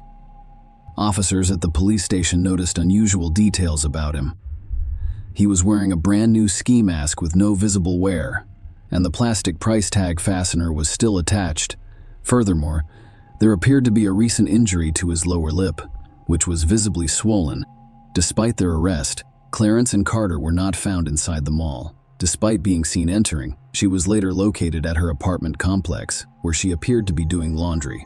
Taken in for questioning, she initially claimed not to have left the apartment complex that day. Surveillance footage, however, contradicted her statement by clearly showing her leaving the mall and heading home. The police suspected that she had seen them talking to Clarence in the mall parking lot and then decided to walk the 2 miles home. Notably, they found superficial scratches on her arms. As the pieces of this puzzling story fell into place, the police faced the daunting task of determining whether Carter and Clarence were involved in Ashley's tragic death. And if so, determining the motive for the tragic events that had occurred. The ongoing investigation into Ashley's tragic death took a chilling turn as new evidence surfaced, painting a disturbing picture of the events leading up to the crime. The discovery of Ashley's missing keys was a watershed moment in the investigation, as it was revealed that these keys also provided access to the American Eagle store where she worked. This revelation led the police to believe that Carter and Clarence had planned to kill Ashley because they knew her keys could open the store's safe. Their sinister plan appeared to involve stealing tens or thousands of dollars, most likely from Black Friday sales. On a fateful Saturday morning, they carried out their plan with Ashley's keys. However, when they arrived at the store, they discovered an unexpected obstacle. The locks had already been changed. The wording of the robbery attempt, as well as the search of Carter and Clarence's apartment, turned up additional incriminating evidence. They discovered a plastic tub filled with bungee cords and a rope. A kitchen drawer contained a lock, a TASR box, and discarded duct tape strands. They also discovered a damaged deadbolt lock on other locks, which appeared to have been used for practice. Each is labeled as a lock-picking practice lock with the black Infinity D35. A vehicle central to the investigation also harbored sinister secrets. Inside the car, police discovered a plastic bag hidden within a black trash bag, as well as a sharpening stone, most likely used for a knife, a 9mm cartridge, a cell phone, a walkie-talkie, and a buck knife with a sheath. Notably, they discovered a toboggan with a hole cut in it, an unopened tarp, and a kitchen knife. Perhaps most concerning was the discovery of a loaded Glock 19 with a bullet in the chamber concealed beneath the driver's seat. These compelling pieces of evidence painted a troubling picture of Carter and Clarence's roles in Ashley's murder. Both individuals were charged with capital murder, and the state chose not to pursue the death penalty, instead seeking life imprisonment without the possibility of parole for both defendants. Despite the overwhelming evidence against them, Carter and Clarence maintained their pleas of not guilty, setting the stage for a tense legal battle that would determine their fate. The legal proceedings in the cases of Carter Cervantes and David Mallory were conducted separately, but the prosecution presented a largely consistent narrative for each defendant. However, since Carter's case was heard first, the emphasis was on establishing her as the alleged mastermind behind the crime. In the eyes of the prosecution, Carter and Clarence had multiple reasons for wanting to harm Ashley. For starters, they assumed the pair wanted Ashley's keys, which would grant them access to the store safe and the large sum of money they assumed was inside, especially after the lucrative Black Friday sales. Furthermore, the prosecution claimed that Carter and Clarence sought vengeance on Ashley. They blamed her for their job terminations, adding to the personal animosity in the situation. The court proceedings delved into the backgrounds of the parties involved. In June 2014, Ashley had been appointed to manage the store temporarily while Chris was on medical leave. Her supervisor, Carter, and the store's assistant manager had all played important roles in the operation.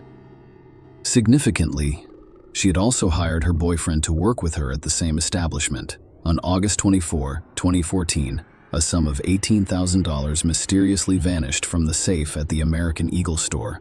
Carter became suspicious when Ashley, who was in charge of locking up the store that night, discovered that the back door had been left unlocked. Clarence was identified as the person who accessed the safe and stole the money, according to surveillance footage. This discovery sparked a series of events that would eventually lead to a tragic outcome. Chris Ashley's supervisor found out after the theft that Carter had hired Clarence. Surprisingly, Clarence had previous experience with the American Eagle brand, having worked at an Amarillo location. However, his record in the American Eagle system was marked as non-rehirable, indicating that he should not be employed at any of the brand's locations. Chris made a startling discovery. Carter had manipulated the clearance personnel file by changing his social security number and name in the system to avoid detection and red flags. This revelation indicated a disturbing level of collusion between Carter and Clarence. As tensions rose, it became clear that Carter and Clarence had planned to kidnap Ashley and take her keys. Their cell phones held incriminating evidence, including photos of Ashley's apartment door, and vehicle. Furthermore, police found latitude and longitude coordinates on their cell phones. Detective Cedillo's testimony added to the chilling story. He revealed that one of the clearance text messages contained coordinates that, when entered into Google Earth, led to a location near Louders, Texas. Detective Cedillo made a chilling discovery at this location: a 6-foot-long, 2.5-foot-wide, 3-foot-deep hole. The prosecution claimed that the initial plan was to kidnap Ashley, threaten her with a pistol, and then kill her in a different location. However, their intentions changed when Ashley refused to allow them into her apartment, resulting in her tragic death on the premises. More unsettling evidence emerged. When police searched Clarence's in Cadillac, they discovered 2 shovels, a box of plastic sheeting, and a box of Craftsman sockets, indicating a sinister and premeditated intent. These revelations painted a disturbing picture of a well-planned crime, with Carter and Clarence allegedly motivated by both financial gain and vengeance. The prosecution called witnesses to shed more light on the tragic events leading up to Ashley's death. One such witness was Jeff Kaiser, Ashley's close neighbor and friend. Jeff described the terrifying morning when he was jolted awake by the blaring sound of fire alarms. When he realized Ashley's apartment was in danger and saw her car still parked outside, he sprang into action. He rushed upstairs without hesitation and bravely kicked down Ashley's apartment door. When Jeff entered, he was met with a scene of chaos. The apartment was filled with smoke, and water poured from the sprinkler system, creating a dangerous and disorienting environment. Despite the perilous conditions, Jeff attempted to crawl toward the kitchen to reach Ashley. However, the thick smoke quickly overwhelmed him, forcing him to retreat for some fresh air. Undeterred, he made 2 more valiant attempts, but the smoke was too dense to navigate. Fortunately, firefighters had arrived on the scene to take over the rescue efforts, and an arson investigator provided crucial information about the cause of the fire. He testified that he identified several points of origin for the fire, including the bed, Ashley's body, and the closet. A particularly disturbing discovery was that the smoke detector had been purposefully removed and was hidden beneath the mattress. These findings suggested a sinister and deliberate act aimed at concealing the fire and complicating Ashley's chances of survival. The courtroom drama continues with a string of compelling events and testimonies. The prosecution presented surveillance footage from the front of the American Eagle store, which showed a mysterious figure attempting to manipulate the gate lock around 2 a.m. On November 29, the person's face was concealed, but the prosecution claimed it was Carter. It was clear they were attempting to unlock and raise the gate, but their efforts were futile because the locks had been changed. This suggested that Carter's intentions were related to the store or the crime. The court heard that Carter and Clarence returned to the mall at 8 a.m. On the same day, they were unknowingly under police surveillance. This raised questions about their actions and intentions, especially given their previous unsuccessful attempt to enter the store. Clarence was arrested in the mall's parking lot and during his interaction with police. He claimed Carter had entered the mall to get some documents. However, when the police searched the mall, Carter was nowhere to be found. She was eventually found at her apartment complex, raising questions about her whereabouts and movements. Dr. Richard Fries, a deputy medical examiner with the Tarrant County Medical Examiner's Office, provided crucial information about Ashley's injuries. The autopsy revealed a harrowing picture of her physical injuries. Ashley suffered numerous injuries, including lacerations to her scalp, cheeks, and the left side of her face. Her right side was marked by a patterned bruise, and there were other bruises between her eyes and around her left eye. She had scrapes and laceration marks on her lip, as well as a chin scrape. Perhaps most disturbingly, there was a star-shaped laceration with a bruise behind her left ear, which the medical examiner determined was caused by a pistol blow. The testimony painted a bleak picture of Ashley's ordeal, implying that she had been brutally beaten. Ashley sustained several injuries, including a knife wound to her neck, as well as bruises and abrasions on her neck, chest, and right arm. Dr. Fries, a witness in the case, testified that Ashley's facial injuries were caused by multiple blows. He also mentioned the presence of paddock A in Ashley's eyes, implying asphyxia or strangulation. He concluded that Ashley died from asphyxiation and blunt force trauma to the head and neck, ruling her death a homicide. The courtroom drama surrounding Carter's trial was both captivating and heartbreaking. Her defense strategy was based on the claim that she had no role in Ashley's tragic death. In a courageous move, she took the stand to testify in her own defense, revealing the layers of fear and manipulation that had shrouded her life. Carter's testimony painted a disturbing picture of her relationship with Clarence, describing him as controlling and menacing. She revealed that he had chilling control over her daily life, even dictating when she could eat and drink. The courtroom hung on her every word, as she admitted to attempting to rob the American Eagle store, but she insisted that the crime was coerced by clearances and menacing threats. She described a terrifying moment in which he brandished a gun and ordered her to commit the theft. To add to her anguish, he claimed that there was a lurking danger outside her parents' house, threatening their lives if she refused to steal the money. Carter's story became darker when she described a horrific incident in which she claimed to have been raped by two unknown men. Clarence, she claimed, allowed these assailants into her apartment, and she was subjected to unspeakable brutality. Carter maintained her innocence on the night Ashley was murdered. She testified that she was in her bed, sound asleep, and had no knowledge of Clarence's whereabouts at the time. She vehemently denied any involvement in Ashley's death and insisted that she had no role in the tragic event. Despite Carter's compelling testimony, the jury remained skeptical in a remarkably swift decision. They arrived at a guilty verdict after only 2 hours. Carter was sentenced to life without parole. The case did not end there. Clarence will appear in court, maintaining his innocence in Ashley's murder. His claims, however, were met with similar silence. The jury, clearly unconvinced by his claims, found him guilty as charged. Like Carter, he was sentenced to life in prison with no possibility of parole. Share your opinion with us in the comments and subscribe to the channel for more.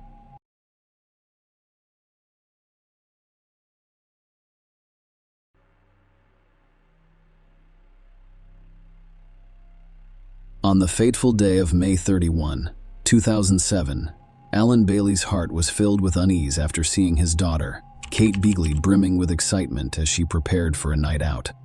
Little did he know that this ordinary evening would turn into a terrifying mystery. Their last encounter occurred on May 30. Kate's excitement about her plans became contagious around 6:30 p.m. Alan smiled as he left her, unaware that it would be his last time seeing her. But on May 31, as the day progressed without Kate's presence, concern began to grow. Kate was a dedicated and driven woman who was 32 years old at the time. She had a degree in sports administration and had spent a decade climbing the ranks at British Gas, demonstrating her dedication and ambition. Her strong work ethic and vibrant personality made her a popular figure at her workplace. What set Kate apart was her unwavering bond with her loved ones. She was the type of person who stayed in touch, providing a reassuring presence in the lives of her friends and family. When she did not show up for appointments or work on May 31, her father became concerned. Alan felt uneasy about his daughter's character. It had been less than 24 hours since they had last seen each other, but something felt off. Kate's absence was out of character, and the silence in her Walton-on-Thames apartment spoke louder than words. Unable to ignore his instincts, Alan took the step that no parent wants to take. He reported his daughter missing to the authorities, setting off a chain of events that would eventually solve the mystery surrounding Kate's sudden disappearance. The story takes a chilling turn when Kate's friends reveal crucial information to the police. They told the police that on that fateful night of May 30, she agreed to a first date with a man she had met a few weeks before. This man was Carl Taylor, a 27-year-old fitness trainer. Carl's paths crossed in central London on May 18. When they met at a club, Carl approached her with charm and charisma, and Kate gave him her contact information. In the days that followed, they exchanged text messages and eventually agreed on a date of May 30. Kate was open with her friends about her plans, including her upcoming date with Carl. They were going to meet at the Roebuck Bar, which had a beautiful view of the Thames. The night went as planned, and Kate texted several of her friends throughout their date. But, as the evening progressed, those messages would be her last known communication. After that, silence enveloped her, and her whereabouts remained a haunting mystery. The police naturally questioned Carl Taylor about Kate's disappearance. Initially, he claimed ignorance of her whereabouts or what had happened following their date. However, his account quickly began to shift and fluctuate. He claimed that Kate had dropped him off at Twickenham after their date. However, his story kept changing, and he remained uncooperative, refusing to answer some questions, leading to his arrest on suspicion of kidnapping. As the investigation progressed, Carl Taylor eventually dashed any remaining hope that Kate was still alive. He admitted to a heinous crime, stabbing Kate to death while they were sitting on a bench on Richmond Hill. He then revealed that he had taken her lifeless body to a nature reserve in Hertfordshire, where it was partially concealed near a car park. Following his confession, Carl led the police to the grim location where he had disposed of Kate's and their bodies among the nettles. They discovered a tragic truth. Despite his confessions to police, Carl Taylor shockingly entered a not guilty plea when charged with murder, setting the stage for a tumultuous legal battle and a search for justice in a case. In court, the prosecution presented a compelling case against Carl Taylor, alleging that he went on a date with Kate Beagley with the sinister intent to murder her and steal her car. The narrative presented to the court unfolded as follows. On the night of May 30, their date began as scheduled. They drove to a picture-perfect spot on Richmond Hill with stunning views of the Thames and entered the Roebuck Bar. They went there to buy drinks and spend some time. They then moved outside to a bench, as is customary in the scenic area, where people often gather to admire the breathtaking views. The court heard this while they were inside Roebuck Bar. Kate didn't seem to be interested in Carl. The court heard critical testimony from a woman named Maureen Rong Khan, who was present at the bar that evening. Maureen stated that as soon as they sat down, the girl had her head down, texting on her mobile phone. There was no conversation, only he spoke to her. She continued texting. She was still texting as they left. The prosecution claimed that once they were outside and away from potential witnesses, Carol launched a vicious, frenzied attack on Kate, which resulted in her tragic death. Carl, according to the court, came prepared for this heinous act, having stolen scissors and a carving knife from a friend's house prior to the date. Surprisingly, he had kept the knife hidden up his sleeve while in Kate's company at the bar, an unsettling detail that would later become a critical component of the case. The prosecutor informed the court that Carl gave the police varying accounts of what happened that night. In one of these accounts, Carl admitted to stabbing Kate during an argument and saying the chilling words, "All I want is your car." He then revealed that she pushed me away. She grabbed me, so I stabbed her in the throat. I constantly hurt her neck because she was aiming for my face. The gruesome reality of the situation became clear when the court learned that Kate had 31 stab wounds on her face and neck. Further disturbing revelations gripped the courtroom, as it was revealed that Carl Taylor brutally stabbed Kate to death before placing her lifeless body in the trunk of her own car and driving through London's streets. As he drove, he had a phone conversation with his girlfriend Lauren. Sean Luck. Lauren had no idea where he had been or what had happened. The jury was presented with compelling evidence, including CCTV footage that captured Carl's calculated actions at 12:20 on May 31. The footage showed Carl driving Kate's car into a garage and then refueling the vehicle. Surprisingly, he interacted with other drivers on the forecourt, appearing relaxed and unconcerned. Despite the grisly secret hidden in the car's trunk, Carl removed Kate's clothing and attempted to meticulously wash away any potential DNA traces from her body using bottles of mineral water found in her car. In a chilling display of detachment, he disposed of Kate's lifeless body among the nettles in the woods. Carl returned home and shockingly displayed Kate's stolen car to friends and family, flaunting it. He also sold Kate's phone to an acquaintance and generously distributed Marks and Spencer gift cards found in Kate's car's glove box to friends. During the subsequent investigation, police were able to locate Kate's car and recover the knife used as the murder weapon. They also recovered Kate's clothing and personal belongings, which added to the evidence of a cold-blooded crime. The courtroom drama surrounding Kate Beagley's tragic death took an unexpected turn when the defense presented a vastly different view of the case. Despite Carl Taylor's conflicting statements to the police, the defense claimed he was not responsible for Kate's death. Instead, they claimed Kate killed herself because of her alleged dark and cold side. In an unexpected twist, Carl testified at the trial that Kate committed suicide by intentionally moving her head onto his knife. He claimed that just before this tragic incident, Kate confided in him about her problems. Carl admitted to bringing the knife that night because he was feeling suicidal. According to his account, when the knife fell from his sleeve, Kate grabbed it and started prodding herself in the neck. Under cross-examination by the prosecutor, Carl was asked to describe and demonstrate how Kate could have inflicted 31 injuries on herself. He hesitated and declined to give a detailed account, citing emotional distress. However, the judge in the case reminded him of his responsibility as a witness to answer the questions posed. The judge insisted Carl show the jury how Kate met her tragic death, saying, "You are not going to boss us around. You are not there to dictate terms. You are there to show how she lost her life." To demonstrate the events, the prosecutor created a makeshift paper knife about 6 inches long and asked Carl to reenact the scene. Carl cautiously prided himself in the neck with the paper knife, recounting how he had discovered Kate had died. He described breaking down in tears and lying on the grass, staring at the sky. The prosecution argued that Carl's claim that Kate remained standing while inflicting these wounds was implausible. Among the 31 injuries she'd sustained, some had severed her carotid artery and jugular vein, making it extremely unlikely that she would have remained on her feet. The prosecutor also questioned Carl about his background as a fitness instructor with martial arts training, asking why he didn't intervene to assist Kate. Carl's response was simple: it was an awkward situation. The jury deliberated for only 2 hours before reaching a guilty verdict. They found Carl Taylor's latest account of events that night unconvincing, and he was sentenced to life in prison with a minimum of 30 years behind bars. Alan Beagley's moving words following Carl's life sentence revealed the deep pain and sorrow that his family has experienced. On Wednesday, May 30, 2007, I left my only daughter, Kate, looking forward to an evening out. She was brutally murdered by the man she had gone to meet, and we never saw her again. Since then, our lives have been turned upside down. Kate was a loving, thoughtful daughter, sister, and friend who cared about us all just as much as we did her. She was a lot of fun to be around, and everyone who knew her will miss her greatly. She had a gung-ho attitude toward life and lived it to the full.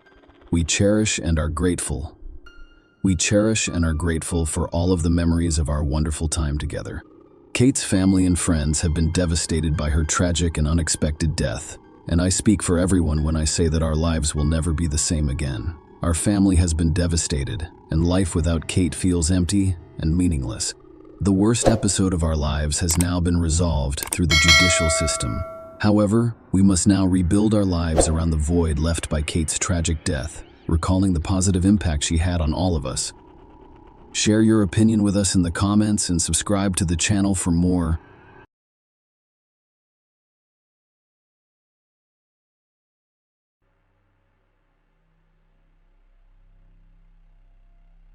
Domestic violence was not uncommon at all times, and victims frequently choose to silently tolerate this attitude toward themselves and the domestic tyrant, believing his impunity allows him to cross any boundaries.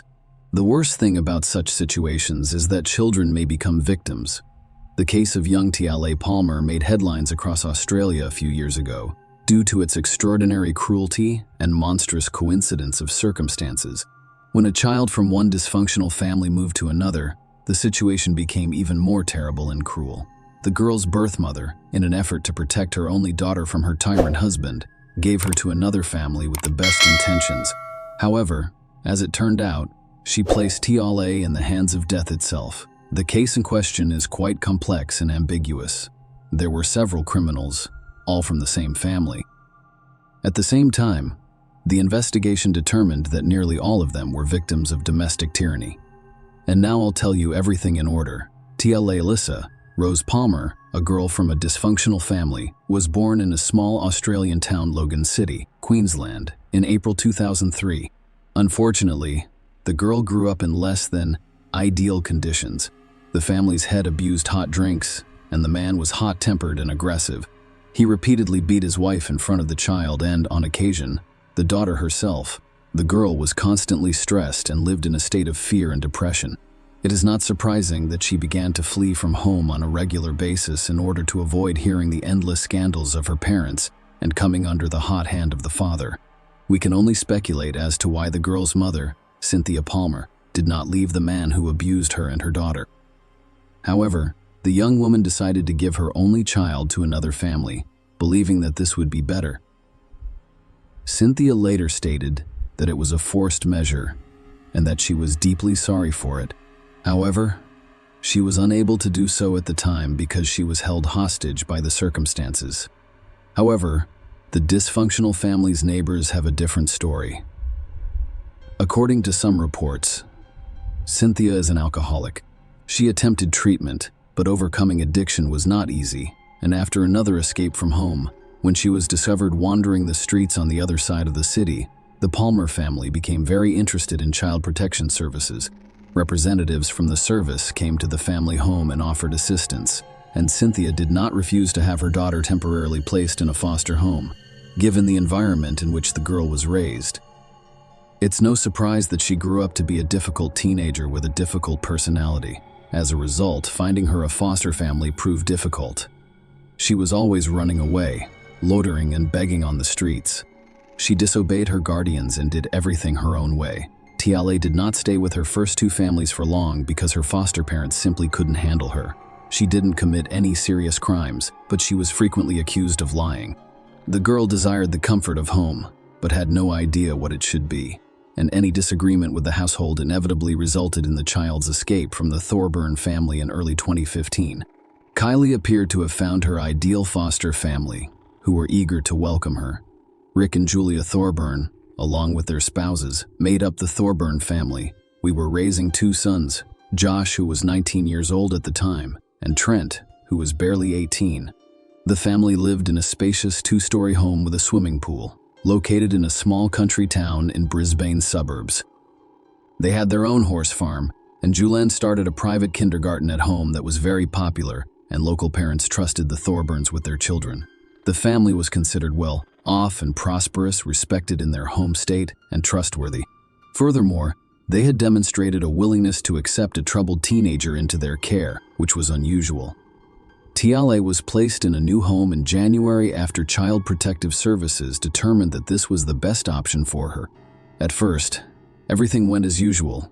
The girl rebelled, refused to live with her guardians, and ran away several times. But each time, the Child Welfare Service found her and returned her. But as the months passed, Kylie appeared to calm down, accept her new family, and get along with them.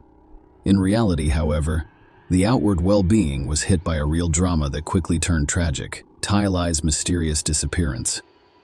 The girl attended a local school, which was a few kilometers from her guardian's home, so Kylie's foster father drove her to school every day, and after school she made a lot of new friends who described her as a kind, cheerful, and happy girl.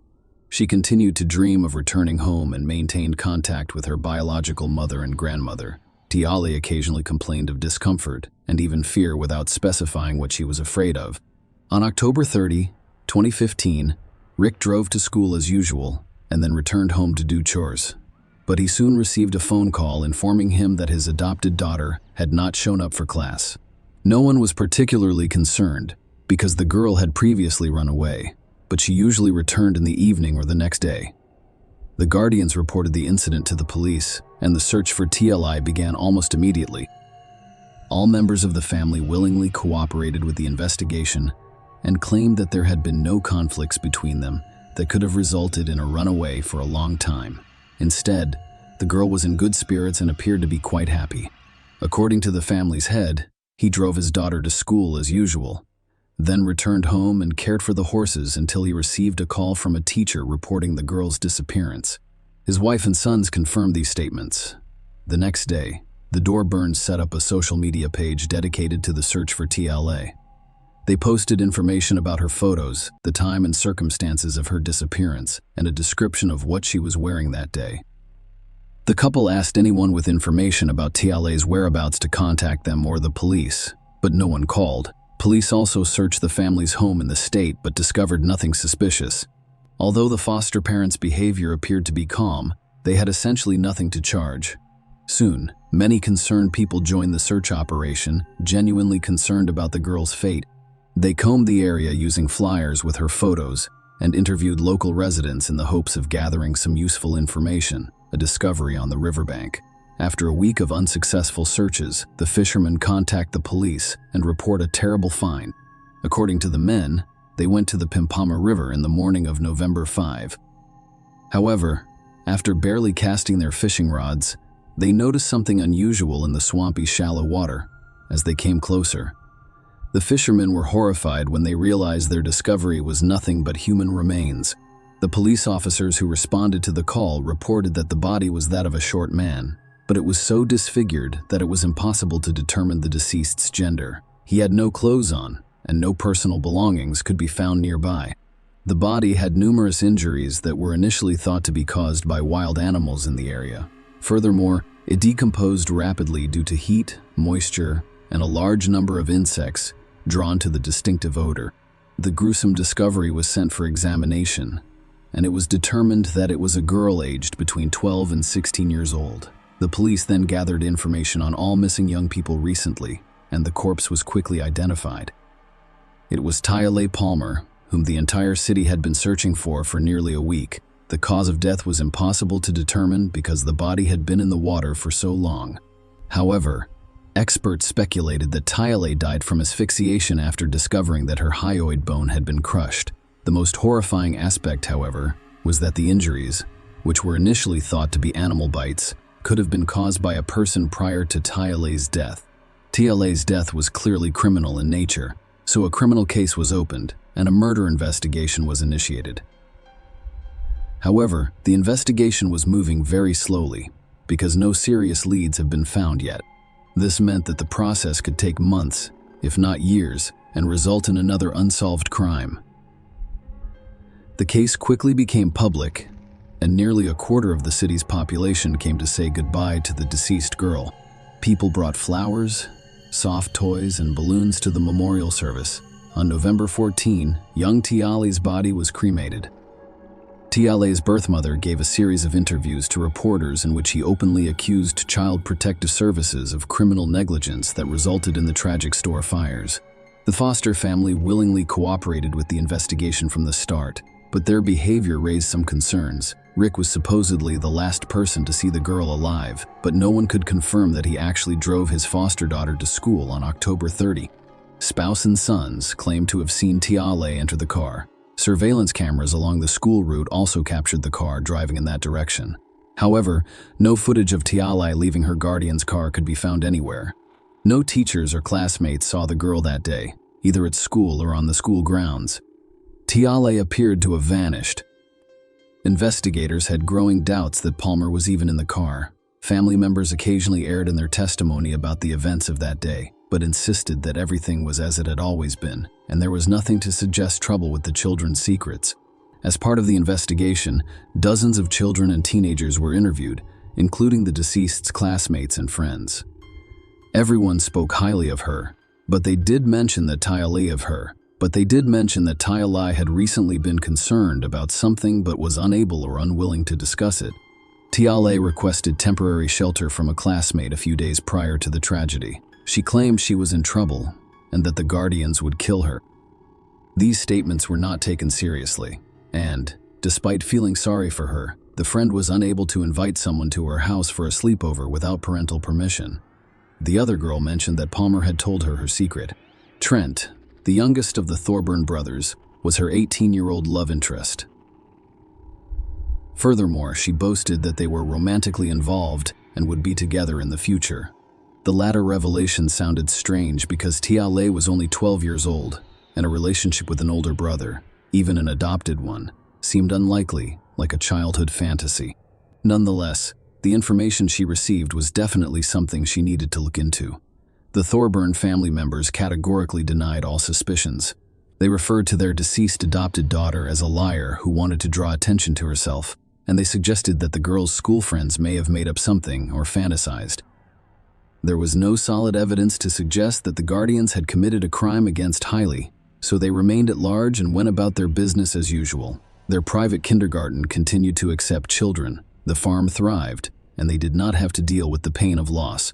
For several months, the investigation was essentially on the same ground. Local residents with prior convictions were questioned, and those suspected of crimes were investigated. However, the search returned no results, and no new leads appeared. Even the announced high reward for any information about the case did not expedite the process. A parallel search was carried out in the area where Tiale's body was discovered. And a month later, under a layer of silt, a backpack and a shoe presumably belonging to the deceased were discovered 150 meters away from where the body was. These items were obviously intended to be discarded so that they would never be discovered. The entire story drew a large public response. The search and investigation results were broadcast on television and published in the press, and city residents organized pickets to demand that the killer or killers be found and punished. The biological mother of the deceased Tiale organized some of the tickets. Eventually, the police appealed to potential accomplices of the perpetrator, promising them protection and immunity if they identified the perpetrator or provided any significant information. However, this appeal also went unanswered. In 6 months, no new clues or avenues of investigation have emerged, despite an anonymous call and a wiretap at the Thorburn residence. It wasn't until the summer of 2016 that police received an anonymous call that altered the course of the investigation. The anonymous caller claimed that the Thorburns were looking for a troubled teen for a reason. They were motivated by a mercantilist interest, as custody of troubled children is compensated with increased allowance. Anonymous also stated that their youngest son most likely had an intimate relationship with TLE, which he had mentioned in passing prior to the tragedy. Of course, this information could have been false. However, detectives remembered that they had previously heard from the deceased's high school friend that TLA and her named brother may have had an affair. The investigators decided not only to take a closer look at Trent, but also to examine him thoroughly. The interrogations yielded no results because the guy and his family members insisted on their involvement, claiming that the girl fled and then got into trouble. The family's social media pages were quietly examined, and one of the chat rooms in Trent's profile revealed an unusual correspondence. Approximately a month and a half before the tragedy, he told his cousin that he had an intimate relationship with a girl much younger than him, but he did not reveal her name. Of course, the dialogue on social media could not become incontrovertible evidence, but it did allow the police to obtain permission to install listening devices in the Thorburn house, albeit without their knowledge. The wiretaps yielded shocking results within the first few days. On the recordings, family members could be heard meticulously rehearsing their versions of events, ensuring that their stories matched in every detail. The family had taught his household what to say and how to behave, and from the mother's mouth came such phrases as "Dad made this decision to save, we'll have to live with it. Never, ever tell anyone or anything, regardless of what happens." Rick threatened his family members several times, and while it was clear that they were afraid of him because they knew his father could turn words into action at any time, there was still insufficient direct evidence. However, the Thorburn Blue Card, which granted them permission to work with children, was revoked almost immediately, forcing the private kindergarten to close. The wiretap quickly confirmed that the youngest of the brothers had been intimate with Tiale. In fact, it had been happening on a regular basis for several months before he informed his mother in October that Tiale was pregnant. If Trent's suspicions had been correct, he would have been sentenced to prison for having an affair with Tiale. Julia told her husband everything, and Rick decided to take action. Julia and her sons arrived in Brisbane early on the day of the tragedy, ostensibly for business. It was supposed to serve as an alibi for them, so Rick stayed at home with his adopted daughter. When the mother and heirs returned home in the evening, it was already known that the girl had gone missing, and the family's head claimed to have solved the problem without providing any details, including arrest and investigation. Based on the information obtained, all members of the family decided to re-interview, and the police decided to search Rick's car. in which he allegedly drove his adopted daughter to school on the day she vanished. And it turned out that the car was sold almost immediately following the tragedy. The vehicle was located, and a thorough inspection revealed old, washed-out traces of blood in the trunk. DNA analysis revealed that the blood belonged to Tialai, who had been murdered. After that, any remaining doubts were dispelled, and the Thorburns were taken into custody. They were questioned separately, with Trent being the first to speak. It turned out that he had duped Tialai into seducing him by telling her about his feelings and promising that they would always be together. She fell completely in love with him, believed him, and even boasted to her school friends that she was in a real relationship. However, when she became suspicious of the pregnancy, she realized that the foster father could literally kill her and began to ask her classmates to take her in. At least for a while. Rick fought the longest, but was put under pressure by evidence and testimony from his family members. He confessed to killing his foster daughter, claiming he was only trying to protect his family. He had strangled her severely and disfigured her body in the hopes that no one would ever identify him. Rick didn't consider the possibility of DNA testing when the head of the family was formally charged with first-degree murder. He collapsed and was rushed to the hospital with a heart attack. Their doctors concluded that he had caused the attack himself by taking a large dose of powerful drugs. They fought for his life for several days so that the perpetrator could face trial and receive a just punishment. The entire country followed each family member's trial and sentencing, as well as the investigation and trial, because the Tialai Palmer case became one of the most publicized and cruel in the last decade. Each member of the Thorburn family was found guilty, but many believe their sentences were too lenient. For example, Josh, the eldest son, was sentenced to just 3 months in prison for perjury and attempting to obstruct the investigation. The court considered his genuine remorse and the fact that he was a key witness against his father and younger brother during the trial. Julia Thorburn was sentenced to 1.5 years in prison for perjury and harboring her husband and son. At trial, she admitted that she was terrified of her husband and believed he could murder her and her son. The youngest of the brothers was sentenced to 4 years in prison, which many children believe is too light a punishment for seducing Tialai. Perjury and obstruction of the investigation. In fact, the young man served just over a year before being released early. The head of the family who treated Tialai the most brutally was sentenced to life in prison. He pleaded guilty to all counts and expressed deep regret for his actions. Rick repeatedly stated that he was motivated by the desire to protect his family, but he does not understand how he could commit such a crime. Following the final verdict, Tialai's birth mother gave an interview in which she stated that none of the punishments for her daughter's killers were harsh enough. However, the day of the verdict signals the end of her quest for justice. Share your opinion with us in the comments and subscribe to the channel for more.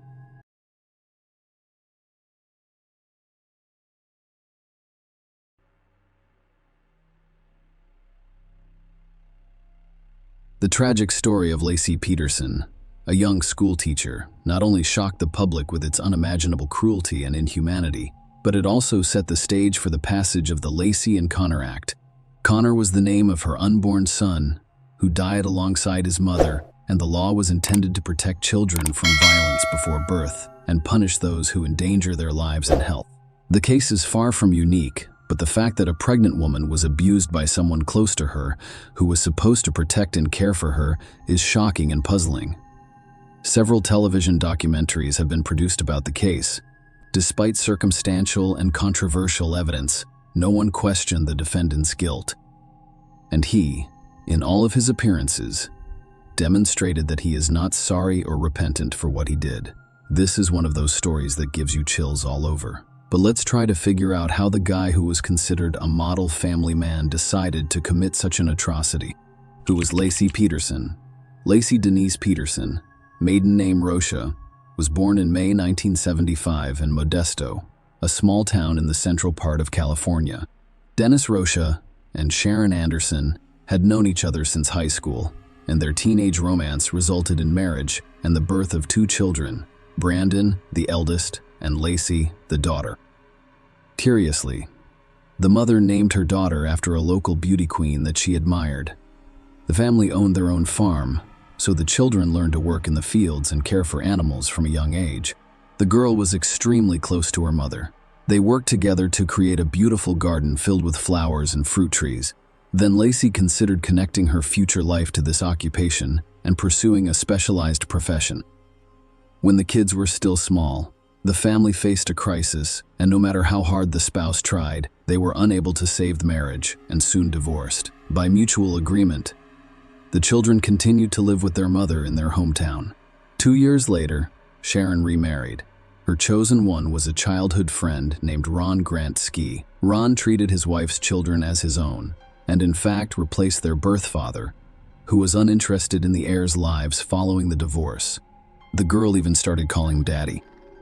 A few years later, the couple had a daughter named Emily Lacey, who grew up to be a kind, sociable, and open girl. She always had a large group of friends. She did well in school and was a member of the cheerleading team.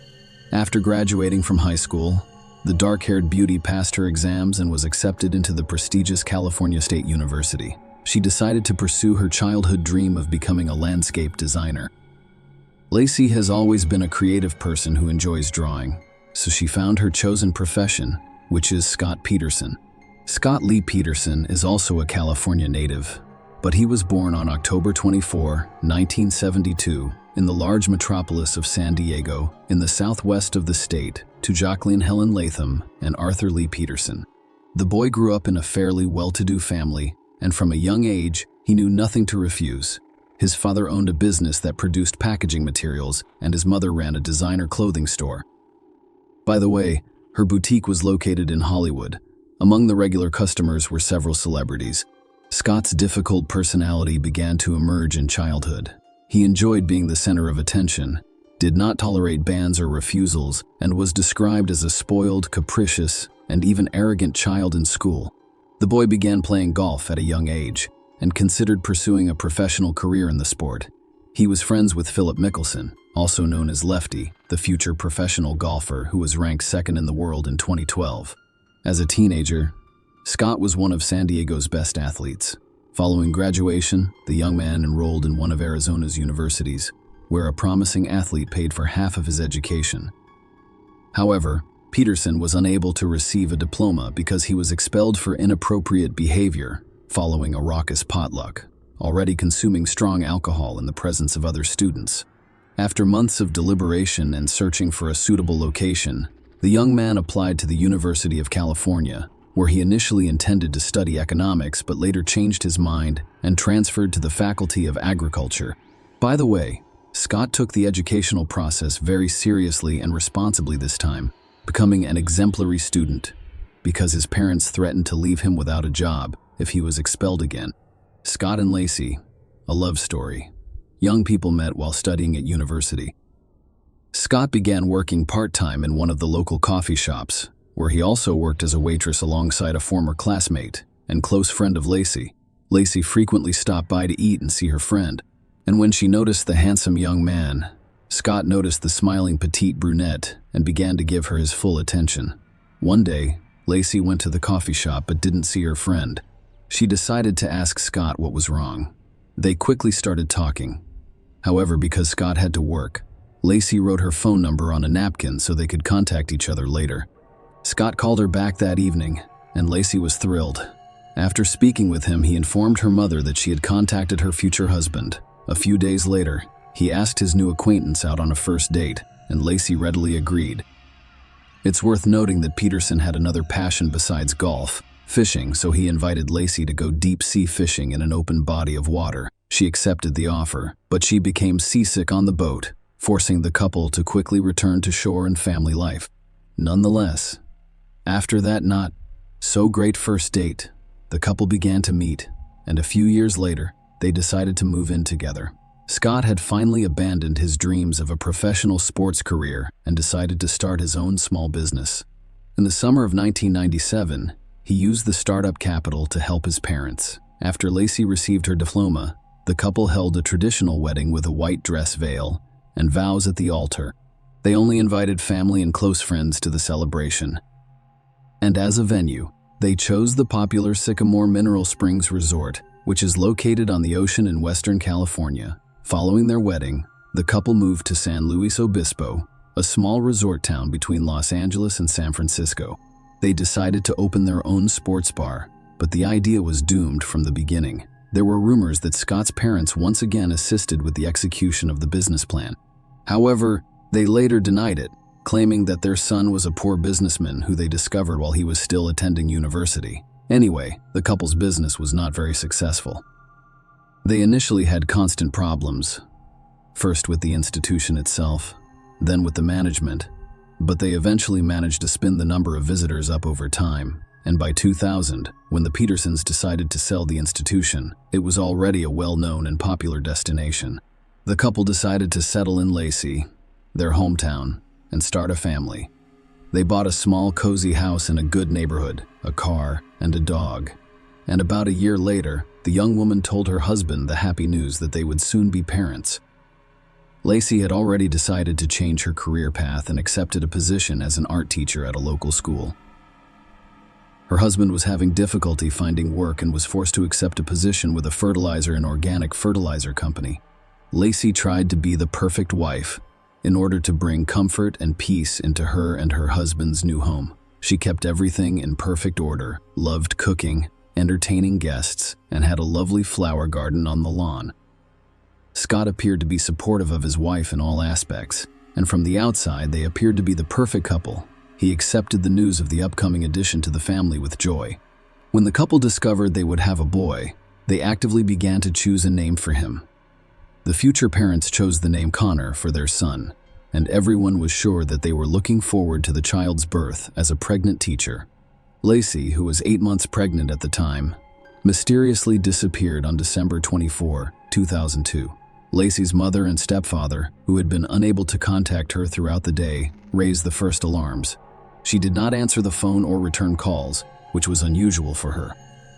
As it turned out, the husband had been unaware of his wife's whereabouts the day before. She had visited her parents as well as the beauty salon where her sister Amelia worked. She was cheerful as she prepared for the Christmas and New Year's Eve celebrations. Lacey allegedly went for a morning walk with her dog, but a few hours later, neighbors discovered the Petersons' dog wandering down the street, dragging a dirty leash behind him. At the time, no one suspected anything wrong. The neighbor, he said, simply thought the dog had escaped, so we took him to the owner's backyard. For the evening, the concerned parents called the police and reported him missing, requesting that they begin searching immediately because Lacey was pregnant, and if she was in trouble, she required assistance as soon as possible. However, she was never found that day or the next. A day later, word of the missing teacher spread throughout town, prompting hundreds of volunteers to join the search.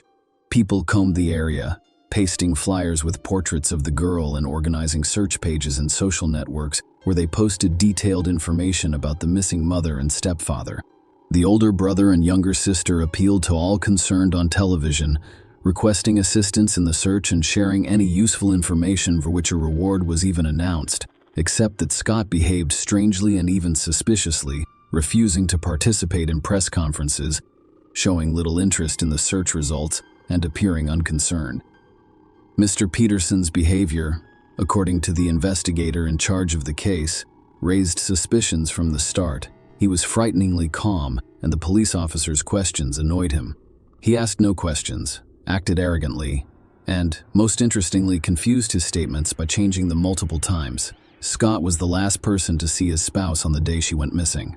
He went to the golf course in the morning to get some exercise and play while his wife stayed at home, intending to walk the dog and do some cleaning later.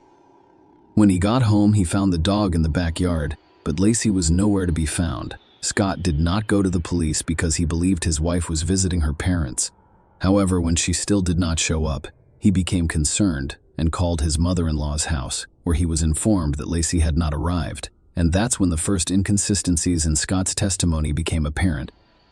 First, no one could confirm his alibi because he hadn't been seen on the golf course. Second, the father-in-law claimed, as confirmed by the taped conversations, that he had called Scott himself while looking for his stepdaughter, but he replied that he had no idea where she could be. Peterson then abruptly changed tactics, stating that he had changed his mind about playing golf and instead planned to go fishing at a secluded location in Berkeley Harbor. He explained the confusion over the phone calls by stating that all of the relatives were on edge and couldn't remember who had called whom or when during the inspection of the couple's home. A strange and frightening detail was discovered. Lacey's purse, which contained her house keys, phone, and some cash, had gone missing. She wouldn't have left the house without at least taking her dog for a walk to the nearby park. How would she lock the front door? This nuance was alarming, raising suspicions that Lacey had not vanished on the street, but rather from her own home. A grisly discovery.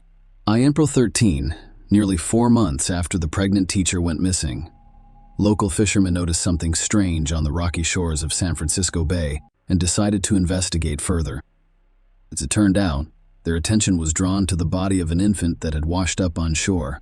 The boy's body had hardly decomposed, but it was severely disfigured, apparently as a result of the body being battered by the waves against the rocks for quite some time.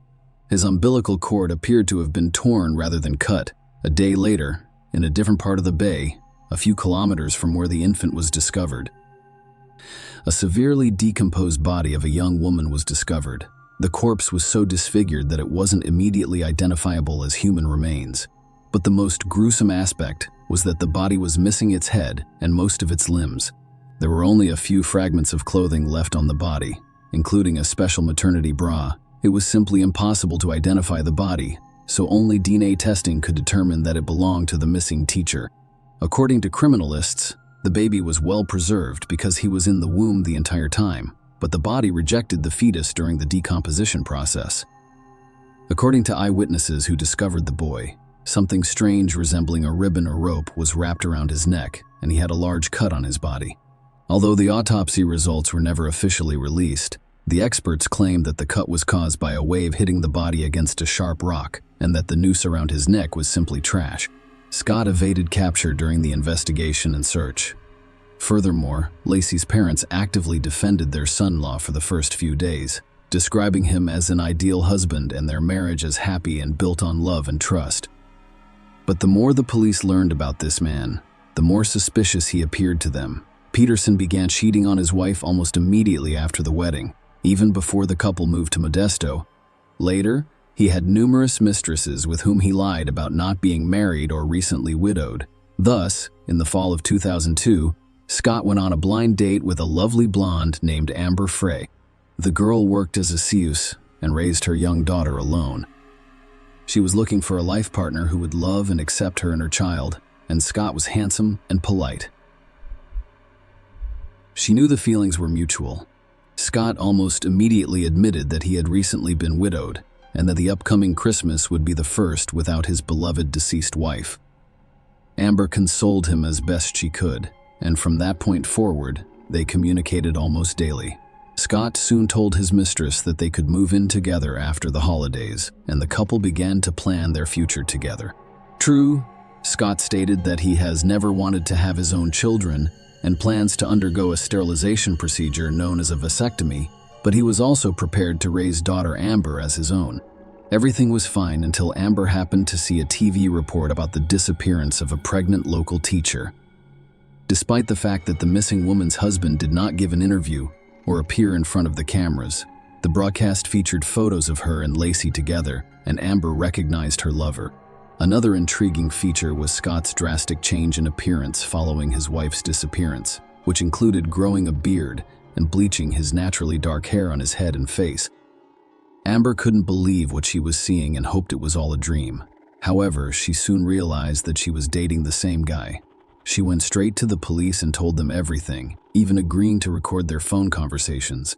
Amber wondered why Scott had told her he was a widower a couple of weeks before his wife vanished, but he must have sensed something was wrong. Despite his evasiveness, as soon as the bodies of the deceased mother and child were found, the question of immediately arresting Scott as the main suspect arose. Despite the fact that the investigation lacked hard evidence, there was a good chance Scott would try to leave the country. In fact, that was exactly what he planned to do. But, fortunately, he did not have time. On April 18, 2003, the widower was taken into custody, but he refused to admit his guilt. Simultaneously, his house, garage, and car were thoroughly searched, yielding frightening results. Microparticles of Lacey's dried blood were discovered on tools in the garage, the trunk of the car, and the bottom of the fishing boat. Experts discovered several hairs from the deceased woman. The clothes Scott was wearing on that fateful day had long since been discarded, The house had undergone several general cleanings with the assistance of cleaning services, and the building itself had already been listed for sale. But the most difficult aspect of the investigation was the inability to determine the exact date of Lacey's death, which made it impossible to verify the suspect's alibi. Traces of cement were discovered in the garage, trunk, and Peterson's boat, further complicating the investigation. The material was thought to be the foundation for a homemade anchor, with which he intended to dispose of the body so that it would never be discovered. However, there was no direct evidence against Scott. He was found guilty of 2 counts of first and second-degree murder. Despite the lawyer's vigorous and confident defense, almost no one doubted Scott's guilt. His actions were the most obvious indication of this. He was neither excited nor upset. He took no part in the search. He was in a hurry to get rid of the evidence, selling his wife's house and car almost immediately after her disappearance, changing his image, and leaving the country with his mistress. Investigator Jonathan Bueller, who had been working on the case since Lacey's disappearance, stated in court that he had no doubts about Peterson's guilt from the beginning. He realized this after his initial conversation with him. The court first imposed the death penalty as a punishment. However, after an impressive number of appeals, the sentence was changed in 2021 to life in prison with no chance of parole. In addition, the court redirected the deceased's mother to receive $250,000 in life insurance for Lacey, which was originally assigned to Scott. This high-profile case horrified the public and highlighted the importance of protecting unborn children from violence, as they may become victims of similar crimes. Thus, in the spring of 2004, the Lacey and Connor Act was signed in the presence of the deceased woman's parents and sister. 3 years after the tragedy, Sharon Rocha wrote a biographical book called In Memory of Lacey, a mother's story of love, loss, and justice, in honor of her daughter and grandson. All proceeds from the sale of the publication were donated to charity. The book was one of the top bestsellers in American nonfiction. Lacey, Sharon's husband and stepfather, died of a heart attack in the spring of 2018, just before another court hearing. He was buried next to his beloved stepdaughter and grandson. By the way, Lacey's father died in December of the same year. Share your opinion with us in the comments and subscribe to the channel for more.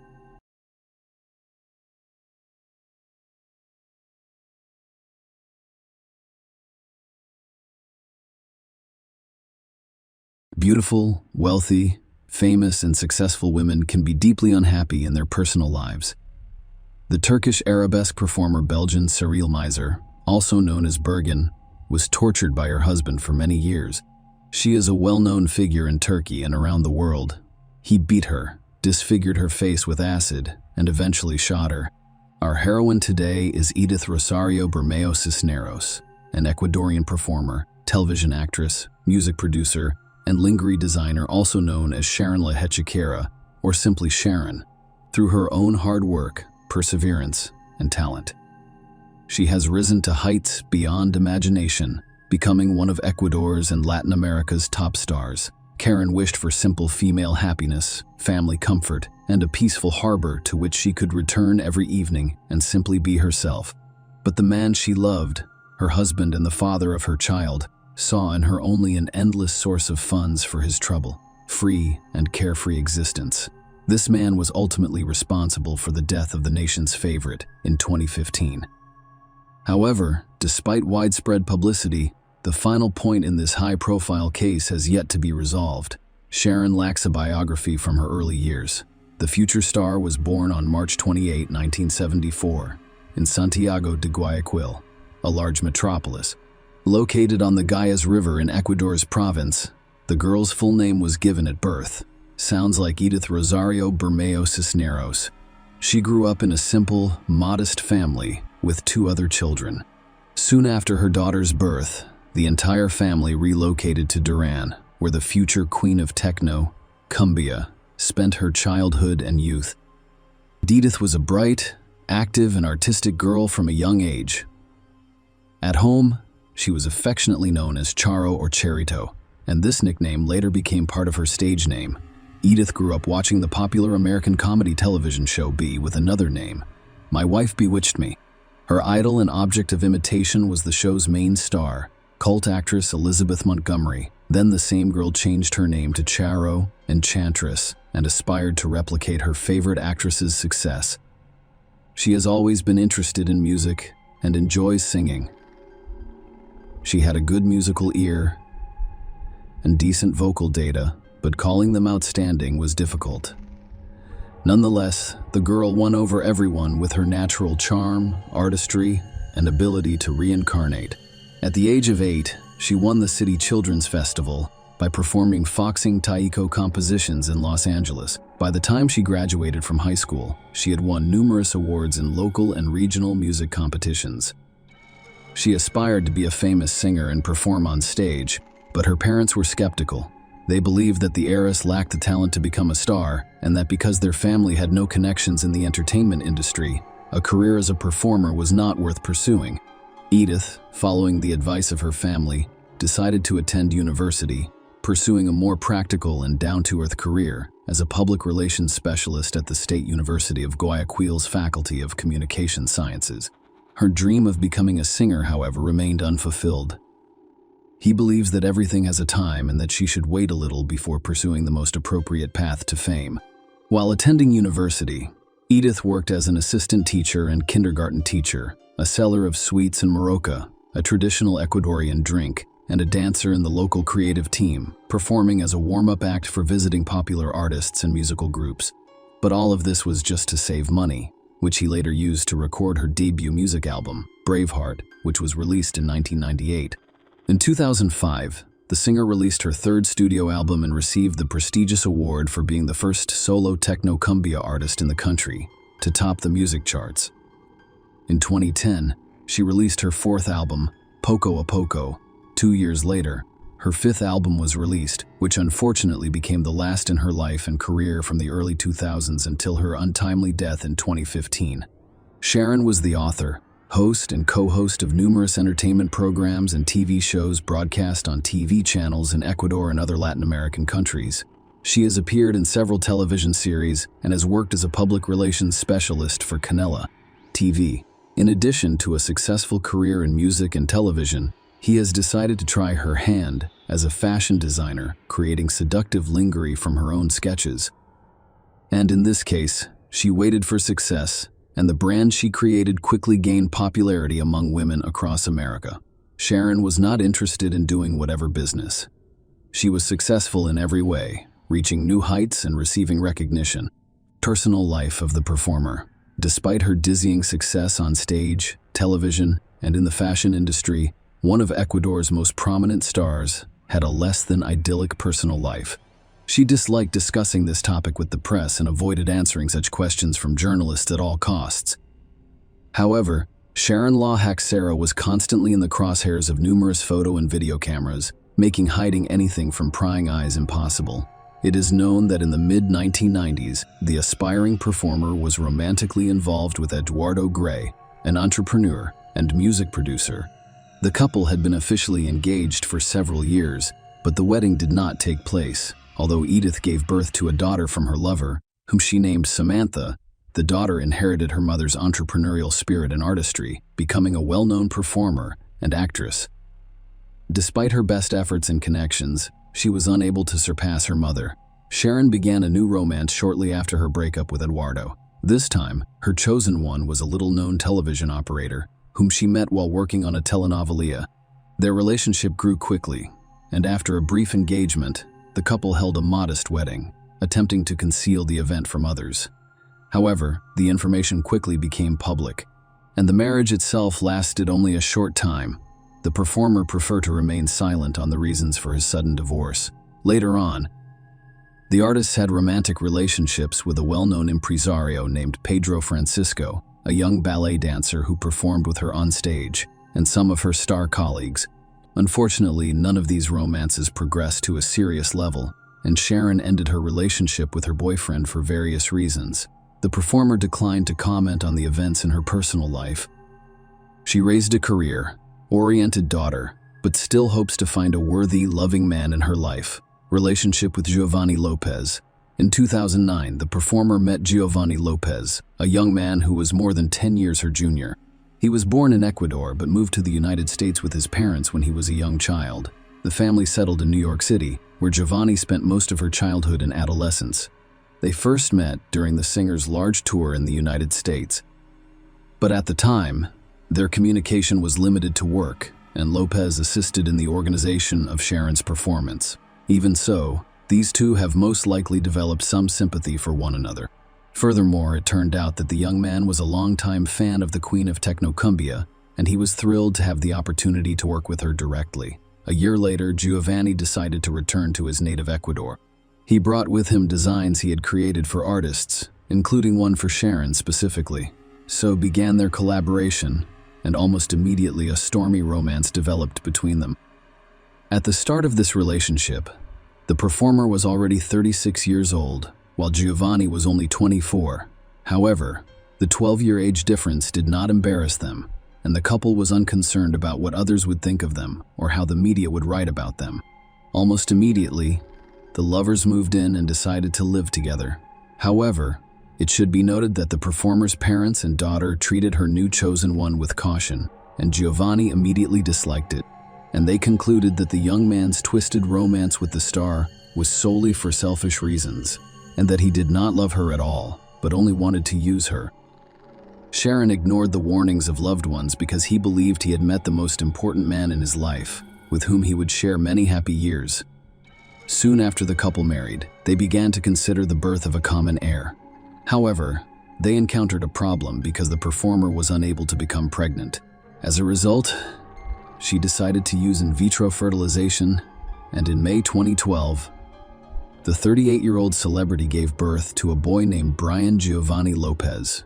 The abusive relationship Giovanni, they only tried to be a caring and loving man on whom you could rely on everything. However, as soon as the couple married and the performer became pregnant, the young husband's behavior began to change dramatically, and he literally transformed into a domestic tyrant. He no longer sought to earn money independently, and he was content with his position as an Alphonse. He willingly spent his wife's money on his own needs, entertainment, expensive clothes, and personal grooming. Lopez also began to abuse alcohol and appeared less and less frequently at home, preferring to spend time with friends and mistresses. To all of this, Giovanni began to openly insult his wife, pointing to her age and fading beauty. According to some reports, as a result of his offensive statements and remarks, Sharon decided to undergo a number of plastic surgeries in order to maintain her youth and resemble her husband. In particular, the performer enlarged her breasts and performed a number of cosmetic manipulations. However, all of her efforts were in vain and did not contribute to the restoration of family peace and harmony. The Queen of Technocumbia continued to work actively, starring in TV series, hosting entertainment shows, and preparing material for a new album. She tried to smile in public, claiming that she was finally content in her personal life.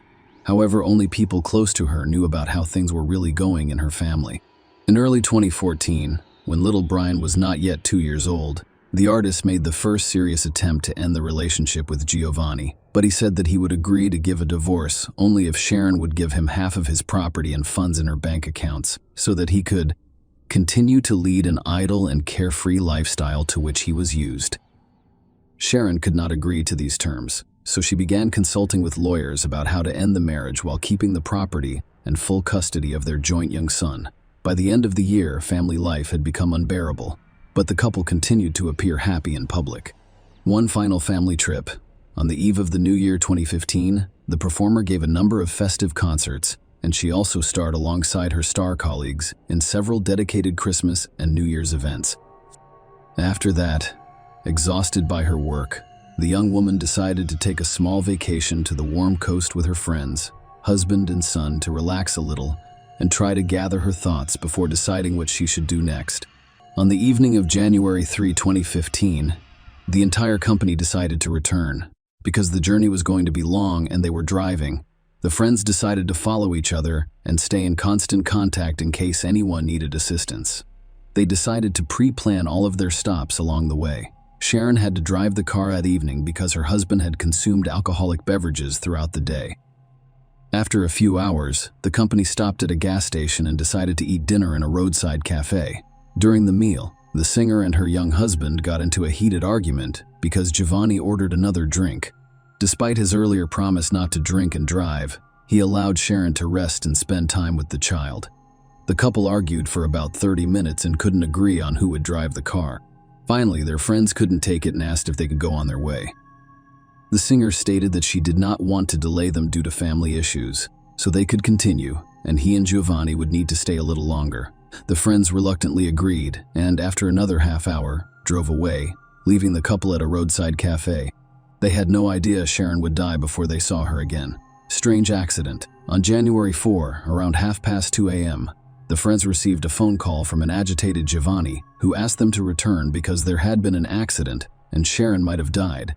His words were shocking because he did not provide specifics, making it impossible to determine what had occurred on the night road. By the time they returned, emergency services were already on the scene, attempting to assist the victim and reconstruct the sequence of events. According to Giovanni, at around 1:15 a.m., on the highway to Del Spondilis, near the Ecuadorian province of Santa Elena, his wife got out of the car to comfort her crying son and change his diaper. At that point, another car smashed into her at high speed. Without stopping, this car sped away from the accident scene. The young woman was thrown a few dozen meters to the side of the road by the impact. When the ambulance arrives, she was still alive. She's been taken to the hospital. Despite the doctor's best efforts, Sharon died of massive injuries and internal bleeding. Giovanni was still drunk and confused during his testimony, and his story sounded strange and illogical. As a result, the police decided to detain him until the morning so that they could question him thoroughly. When he had come to his senses, Lopez confirmed the words of friends that he and his wife argued all evening and admitted that, despite his wife's promises and prohibitions, he defiantly drank alcohol in order not to drive and piss off Sharon. Giovanni's testimony: he did not see the license plate number of the car that hit his wife. He didn't remember the mate and only mentioned that the car was white. There were no CCTV cameras along that stretch of road. No witnesses could be found, and the accident itself appeared suspicious because Sharon did not even turn to the side of the road before leaving the cabin and did not ensure her safety. Although any vehicle on a straight, deserted road can be seen and heard from afar even at night, the longer the police tried to correlate all of the facts with Lopez's story, the more it resembled a premeditated murder. Giovanni was confused about the timing and chronology of events and could not recall details. Most interestingly, he couldn't explain why their car was facing the opposite direction of the road they were on. Following another interrogation, the deceased singer's husband was arrested as the primary suspect in her death, the autopsy results, and Sharon's funeral. The autopsy revealed that the deceased woman's body had numerous injuries consistent with a traffic accident.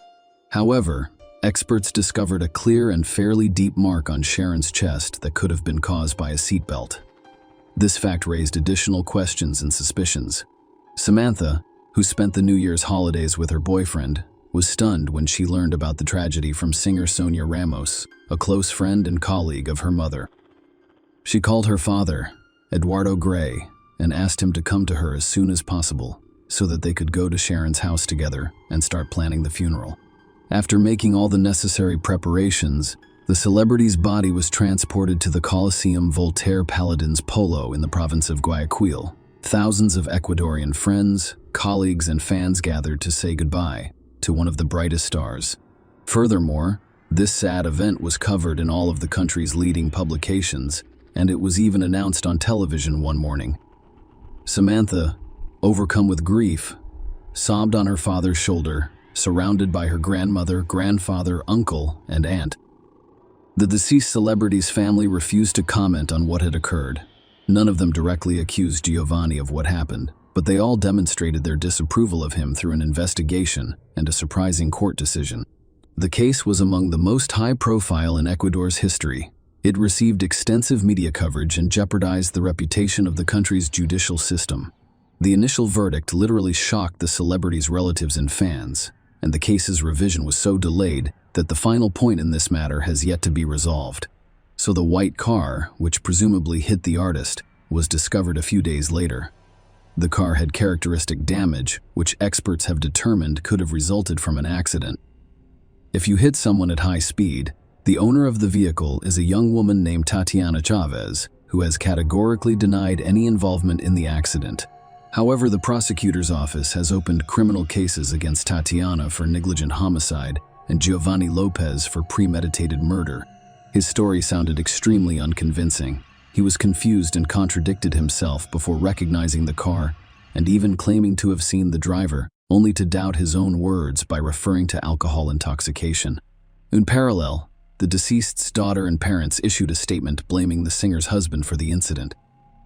They believe he never loved Sharon and committed the murder to seize her money and custody of the child. Samantha stated that her mother had discussed the dissolution of their marriage with lawyers shortly before the tragedy. Samantha also stated that her younger brother, who was the only witness to the incident, cries all the time and repeats, "Daddy is bad." However, they did not involve the child as a witness in order to spare the boy further psychological trauma. After a detailed reconstruction of the events of that evening, Tatiana was ruled out as a suspect. By comparing the times and locations where Tatiana had been seen before and after the accident, it was determined that she could not have been physically near the accident site at that time, and her car had been damaged in another accident. The other car was soon identified as the one that struck Sharon. Luis Carrillo, the owner and driver that night, was arrested. By that point, he had already replaced the broken headlight and repaired other body damage. However, experts were able to determine that at the scene of the accident, shards of glass from his car were discovered. Luis admitted to everything and stated that Sharon literally fell under the wheels of his car, and he was so scared of what had happened that he simply drove away. Giovanni was convicted of manslaughter against his wife in June 2015. Experts determined that the woman's chest injury from the seatbelt was caused by her attempting to protect herself before her husband pushed her out of the car, directly under the wheels of another vehicle. However, Sharon's relatives and fans were taken aback by the court decision. Because her killer was only sentenced to 3 years in prison, he is seeking a retrial and appealing the new verdict. Such a lenient sentence sparked a media frenzy and prompted widespread protests across the country. People demanded just punishment for the murder of a celebrity and national favorite. Already in July of that year, the judges involved in the case were suspended and later dismissed. The new judicial staff overturned the previous verdict, citing a number of administrative and bureaucratic errors. All defense lawyers' attempts to challenge the reversal of the verdict were unsuccessful. Luis Carrillo was cleared of any responsibility for the singer's death, but he was charged with fleeing the scene and attempting to conceal evidence. But Giovanni Lopez was brought to every court session under heavy security to avoid attacks on him by Sharon fans. In October 2015, the singer's husband was found guilty of her death and sentenced to 26 years in prison. The court also considered Samantha's evidence of Giovanni's cruel treatment of her mother, as well as the fact that he blackmailed his wife by demanding a large sum of money in exchange for her consent to divorce. A few months later, 2 appeals were filed simultaneously. The prosecution demanded that the sentence be increased to the maximum of 35 years, while the lawyers argued that the new sentence was legal. However, both complaints were dismissed. In 2021, Lopez attempted to appeal the court's decision. In addition, he claimed that he was mistreated in prison and that his rights were violated severely. The prisoner even went on hunger strike to persuade the court to release him. He claimed that he was wrongfully convicted, while the primary perpetrator of the tragedy, Luis Guerrero, remained free. Giovanni appealed again in 2023, this time with a new lawyer, in the hopes of securing his release. It is worth noting that in this difficult case, the judge's composition was changed once more due to the revealed abuse of power. As a result, Lopez's defense team hopes to not only challenge the verdict, but also seek compensation for the years he spent in prison. Share your opinion with us in the comments, and subscribe to the channel for more.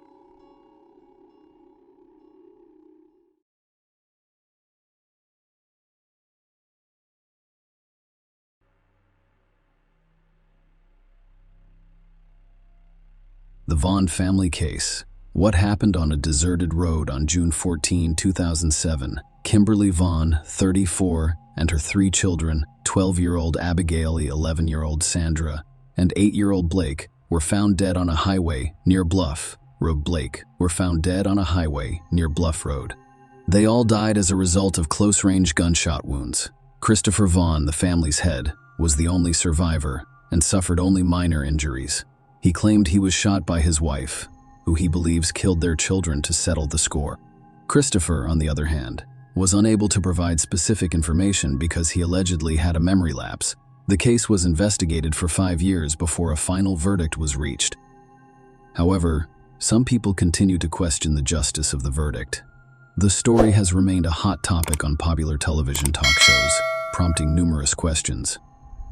We'll try to get to the bottom of things from the start. Kimberly Phillips and Christopher Vaughn have been together for over a decade, have 3 children, and appear to be a happy and friendly family on the outside. Kimberly Vaughn, real name Phillips, was born in the small town of St. Charles, Missouri in December 1972. She grew up in a relatively affluent family with 2 daughters, Jennifer and Elizabeth. By the way, Jennifer was our heroine's twin sister. The Phillips did not take shortcuts when it came to their daughter's education and development. Kimberly, like her sisters, attended a prestigious school and participated in sports. She had many friends who described the girl as outgoing and friendly. Christopher Vaughn was born in September 1974 in St. Louis, Missouri, a nearby city. He was one of 3 sons in a modest yet welcoming family. During his school years, the young man was very interested in soccer and also enjoyed hiking, camping, and family vacations out of town. The couple met in the early 1990s. They quickly developed a romantic relationship. Kimberly's parents opposed the union from the beginning because the chosen daughter was a few years younger than her and did not yet have a stable job.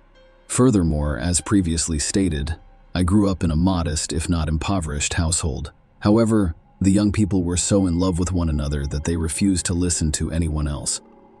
Kimberly soon became pregnant, and the couple got married in the summer of 1994. The groom was not yet 20 years old when the wedding took place, and the bride was only a few years older. They both seemed to be well prepared for family life, however. Their daughter Abigail was born 4 months after the wedding, in October of that year. Just a year later, the couple welcomed their second daughter, Cassandra. 3 years later, their youngest son, Blake, was born. The spouses' early years of family life were peaceful and happy. Young people fell in love, made big plans for the future, raised their families, and organized their homes. All of their children were gifted, grew well, participated in a variety of sports, loved music, and performed in the school drama theater. Kimberly, a homemaker, was constantly raising her voice. She oversaw her school's PT. The young woman also led the scouting group, which included all of her children. In the meantime, the family patriarch founded and expanded his own small cybersecurity company. A few years after their wedding, the family moved to Washington State, and in early 2000, they settled in a small town in Illinois, where they could afford to buy their own large home. Kimberly then decided to pursue a law degree and enrolled in one of the local universities. She received her diploma just a month before the tragedy. At first glance, this family appears to be happy and strong. However, few people were aware that the couple's relationship deteriorated soon after the relocation. Christopher frequently traveled to another state for work, and he developed an affair with a woman named Jill. This relationship lasted approximately a year, and Kimberly eventually became aware of it. A serious scandal erupted within the family. The husband and wife had separated and were getting divorced.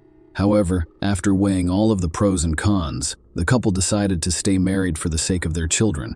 Husband and wife did their best to pretend that everything was fine, but the tension between them gradually grew. Kim lost trust in her chosen one because she was jealous of him and suspected him of cheating, which proved to be reasonable. On the nervous ground, the young woman began to have health problems. She suffered from anxiety, migraines, insomnia, and blood pressure problems. Kimberly was forced to seek medical attention and was given several medications to treat her condition. She took them for a year and also saw a psychologist with whom she discussed her family's issues. Despite this, Kimberly remained social, friendly, and energetic. Others described her husband as a withdrawn introvert who rarely showed emotion during a fateful trip in June 2007. On the eve of their 13th wedding anniversary, the couple planned a family trip to an amusement park in Springfield, Illinois. Christopher selected the location, and the rest of the family supported his decision. So, in the early hours of June 14, after settling into their SUV, the entire family set out. A few hours later, a passing vehicle picked up the Vaughn family's bloodied head as it drove down the highway. Christopher was wounded in the leg. He calmly reported that he had been shot by his wife. but he couldn't go any further because he allegedly had a sudden memory loss. The victim stated that he and his family were driving to an amusement park when his wife became carsick and asked him to pull over. He pulled over to the side of the road and exited the passenger seat to inspect the roof rack. Then he heard a gunshot. Following that, everything unfolded like a horror film. Christopher realized his wife had fired, saw blood running down his leg and fled, unconscious and unaware of the children in the cabin, only to be picked up by a random car. Christopher was unable to locate his SUV, but police discovered it almost immediately. They found 4 bodies in the car with gunshot wounds. Except for Kimberly, who was killed with a single shot to the head. Everyone had been shot twice previously. Christopher admitted that he had a gun at home, which was probably loaded and carried by his wife. Christopher believes she murdered their children, shot him, and then took her own life.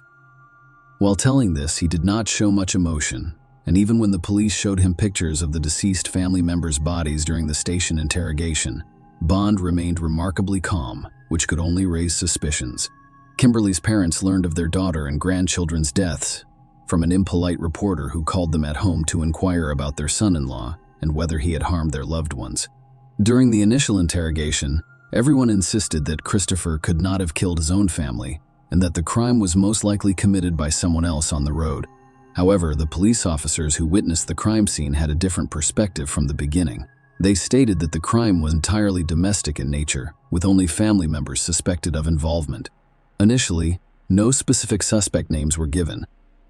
In subsequent interrogations, the family's surviving head could not recall any new information, but he was confident that his wife could have done it all, killing the children, wounding him, and then shooting herself. Christopher blamed the pills she'd been taking for a year, as well as the crisis in their relationship caused by his infidelity, which they couldn't overcome. Vaughn dismissed the loss of memory caused by being shot, and for the same reason, he did not immediately contact the police or emergency services, instead rushing away, oblivious to the pain in his injured leg. His words sounded unconvincing, but they were insufficient to get Christopher arrested. The family's home was searched, and a couple of laptop computers were taken for inspection. While the preliminary investigation was underway, Christopher remained at large, busy planning his wife's and children's funerals. The funeral was scheduled for June 23 and would take place at one of the city's funeral homes. A large crowd gathered to pay their final respects, and nearly everyone noticed the conflict between the Vaughn and Phillips families. Soon, a police car approached the building. Christopher was arrested shortly before the funeral service began, accused of murdering his family. He remained calm and walked silently with the police. However, his parents were furious about what was going on. They expressed disappointment that their son was not even allowed to say goodbye to his wife and children. While his guilt had yet to be proven, this difficult case had already received widespread media attention. Members of the Vaughn family speculated that Christopher's arrest at the funeral was intended to draw even more public attention. At the same time, the Phillips family was pleased with the results. In an interview, Kimberly's mother expressed relief that her daughter had been cleared of a crime against her children. The investigation questioned Christopher's words from the start, but he stubbornly blamed everything on a lapse in memory, claiming that he couldn't reconstruct the timeline. But he was certain his wife had committed this heinous crime. He was simply fortunate that the bullet struck only the thigh's soft tissues, avoiding the larger vessels. During the investigation, it was discovered that Christopher had his wife's insurance policy, which included a $1 million payout in the event of her death. As the investigation into this case progressed, the police became more convinced that the husband was the primary perpetrator of this terrible tragedy. The investigation lasted more than 5 years, and Christopher was held in custody throughout. Despite his continued efforts to prove his innocence, Vaughn was charged with several serious offenses, and if convicted, he faced death. As a result, under state law, he was entitled to attorneys paid for by a special fund established to protect people facing the death penalty. Christopher's defense attorneys were thorough in their efforts to shift blame for what happened to his late wife. They discovered that Kimberly had a number of mental disorders that she developed during the marital crisis caused by her husband's infidelity and the resulting health problems. And the drugs she was taking allegedly worsened her condition rather than improving it. Lawyers nearly succeeded in proving that the wife took a loaded gun from home on a family vacation, massacred the children, injured her husband, and then shot herself in the head. The evidence and materials presented appeared to support this version, so the case was left to be decided. However, the state is currently implementing reforms to abolish the death penalty, and as a result, Chris has lost his lawyers whose work had been funded by the foundation. They requested $250,000 to complete the case, but Vaughn didn't have much money. Christopher was assigned a public defender who had to handle the case from the start and devise a new line of defense. This time, the attempts to exonerate the defendant seemed far less credible.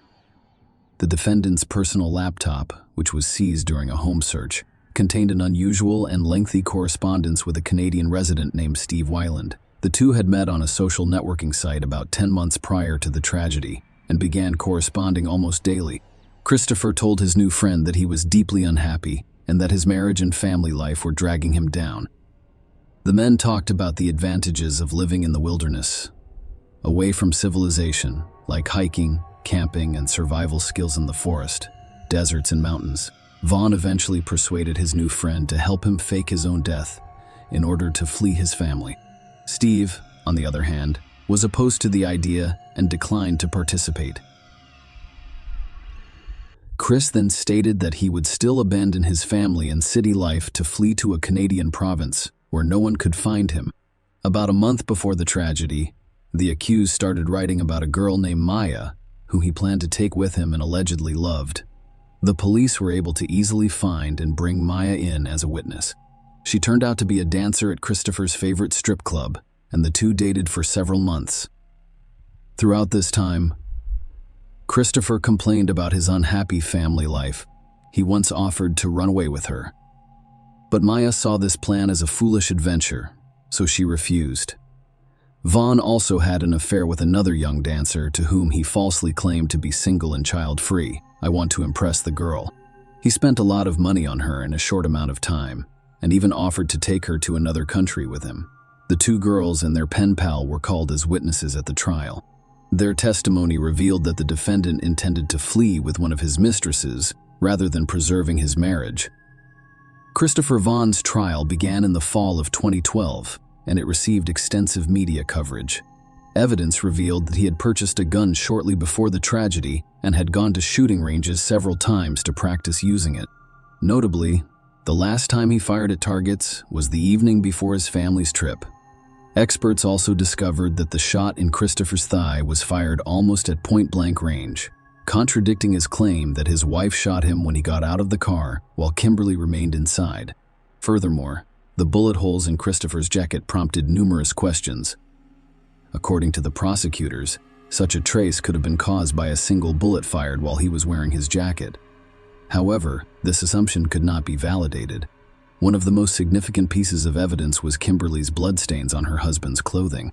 If Christopher, as he claimed, left the car while his family was still alive, how did his wife's blood, which he claimed she shot herself after he ran for help, get on his clothes and shoes? Furthermore, Kimberly's blood was not found on the murder weapon or on her hands, which would be impossible if she had shot herself in the head with a gun to her chin. However, a drop of her husband's blood was found on her thumb. In addition, Christopher's work computer was used to perform several searches for detailed staging of the crime scene. Kimberly's doctor also testified at the trial, claiming that the young woman suffered from insomnia, headaches, and high blood pressure, for which she was given a variety of medications, but that she had no negative thoughts or intentions to harm herself or others. The defendant was found guilty of all counts associated with such a heinous crime. Christopher received 4 life sentences, one for each family member, with no chance of ever being released. Shortly after receiving such a harsh sentence, Vaughn unexpectedly stated that he remembered everything from that day in great detail and had not forgotten anything. According to him, shots rang out after he exited the vehicle, but he had no idea what was going on. He then noticed the children's bodies, and then his wife shot him in the leg. She shouted that it was all his fault before shooting him in the head. The convict's new testimony had no bearing on the verdict because it sounded so ridiculous. However, Christopher's parents have actively sought to defend their son in front of the public. For several years, they have appeared on various talk shows, given interviews, and written blogs and social media posts about their dissatisfaction with life and how marriage has altered it. They also consistently blame all of the problems on the Phillips family, claiming that their members refused to accept their son-in-law from the start and did everything they could to make his life miserable. The Bond family had filed several clemency petitions, hoping that Chris would be acquitted or his sentence commuted. Several such petitions were delivered to the governor of the state. However, after reviewing the case file, he stated that he had no reason to question the court's decision. He advocated for the murder of a whole family. Furthermore, he committed the most heinous crime imaginable, leaving no room for leniency or justification in this case. Share your opinion with us in the comments and subscribe to the channel for more.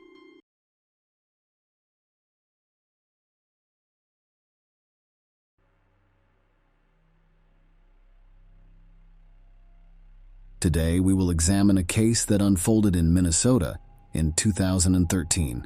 Kira Steger, a 30-year-old store clerk at a clothing store in the Mall of America, was known for her dedication to her job. She had never missed a shift.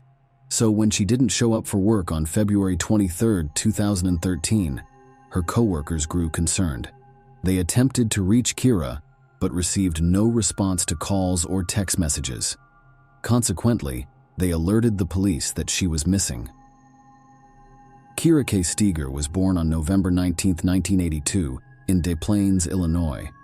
She was the daughter of Marcy and Jay Steger, who lovingly described her as a lively, dedicated, and sweet daughter. Kira had been employed at the Mall of America, working at two stores, Wet Seal and, more recently, Delia's. Her co-workers were not just colleagues, she considered them family. Kira had a unique ability to recognize people's strengths, even when they didn't notice them themselves. She had ambitious plans and dreams for a bright and serene future. Tragically, all those dreams vanished in an instant when Kira mysteriously disappeared on Thursday, February 21, 2013. On that day, she had a shift at work, and her coworkers reported that she seemed in good spirits, planning to enjoy a nice dinner with her husband after her shift. Kira and Jeffrey Trevino had met 3 years prior and had ignited a spark, leading to a romantic relationship and ultimately a wedding. Overall, they appeared to be a happy and stable married couple. Although they had occasional disagreements, these seemed minor and were kept within their private circle. Neither their relatives, friends, nor co-workers were aware of any serious issues. However, 2 days after Kira failed to come to work, on Saturday, February 23rd, her co-workers grew increasingly concerned as her behavior was atypical for her. She was known for her punctuality and strict adherence to her schedule. Unable to reach Kira, her co-workers contacted Jeffrey, who had no knowledge of her whereabouts. Jeffrey explained that Kira had left their home the previous morning and hadn't returned. He didn't find it particularly concerning since Kira had a history of occasionally disappearing for a day or two, staying at a friend's or relative's place unannounced. One possible cause for concern was the heavy snowfall that day, which could have resulted in difficulties on the road, such as her car getting stuck or her phone battery dying. Receiving no news from his wife, Jeffrey filed a missing persons report and contacted Kira's family. This mysterious disappearance shocked Kira's loved ones profoundly. Detectives immediately started working on Kira Steger's missing persons case upon receiving the report. Typically, investigations in such cases begin by questioning the spouse and searching the immediate vicinity. This case was no exception, and detectives visited Jeffrey's residence to speak with him. Jeffrey told the detectives that on Thursday, he and Kira had spent time together after work, having dinner, playing bowling, and eventually leaving the mall. According to Jeffrey, they went straight home as Kira intended to watch a movie. Jeffrey also mentioned that his wife left their house the next morning, a Friday, around 8:30 a.m., as she had a work event that required her presence. He didn't find her absence unusual, given her history of occasional disappearances. Jeffrey, however, did admit to some relationship problems over the past few months. He considered these disagreements to be minor, typical of any family. When the detectives asked if Kira might have had a lover or been staying with someone else, Jeffrey denied this possibility. He claimed to trust his wife and love her deeply. The investigators gathered information about Kira and her car, and they personally visited the Mall of America to verify Jeffrey's account. The mall, one of the largest in the world, is located in Bloomington.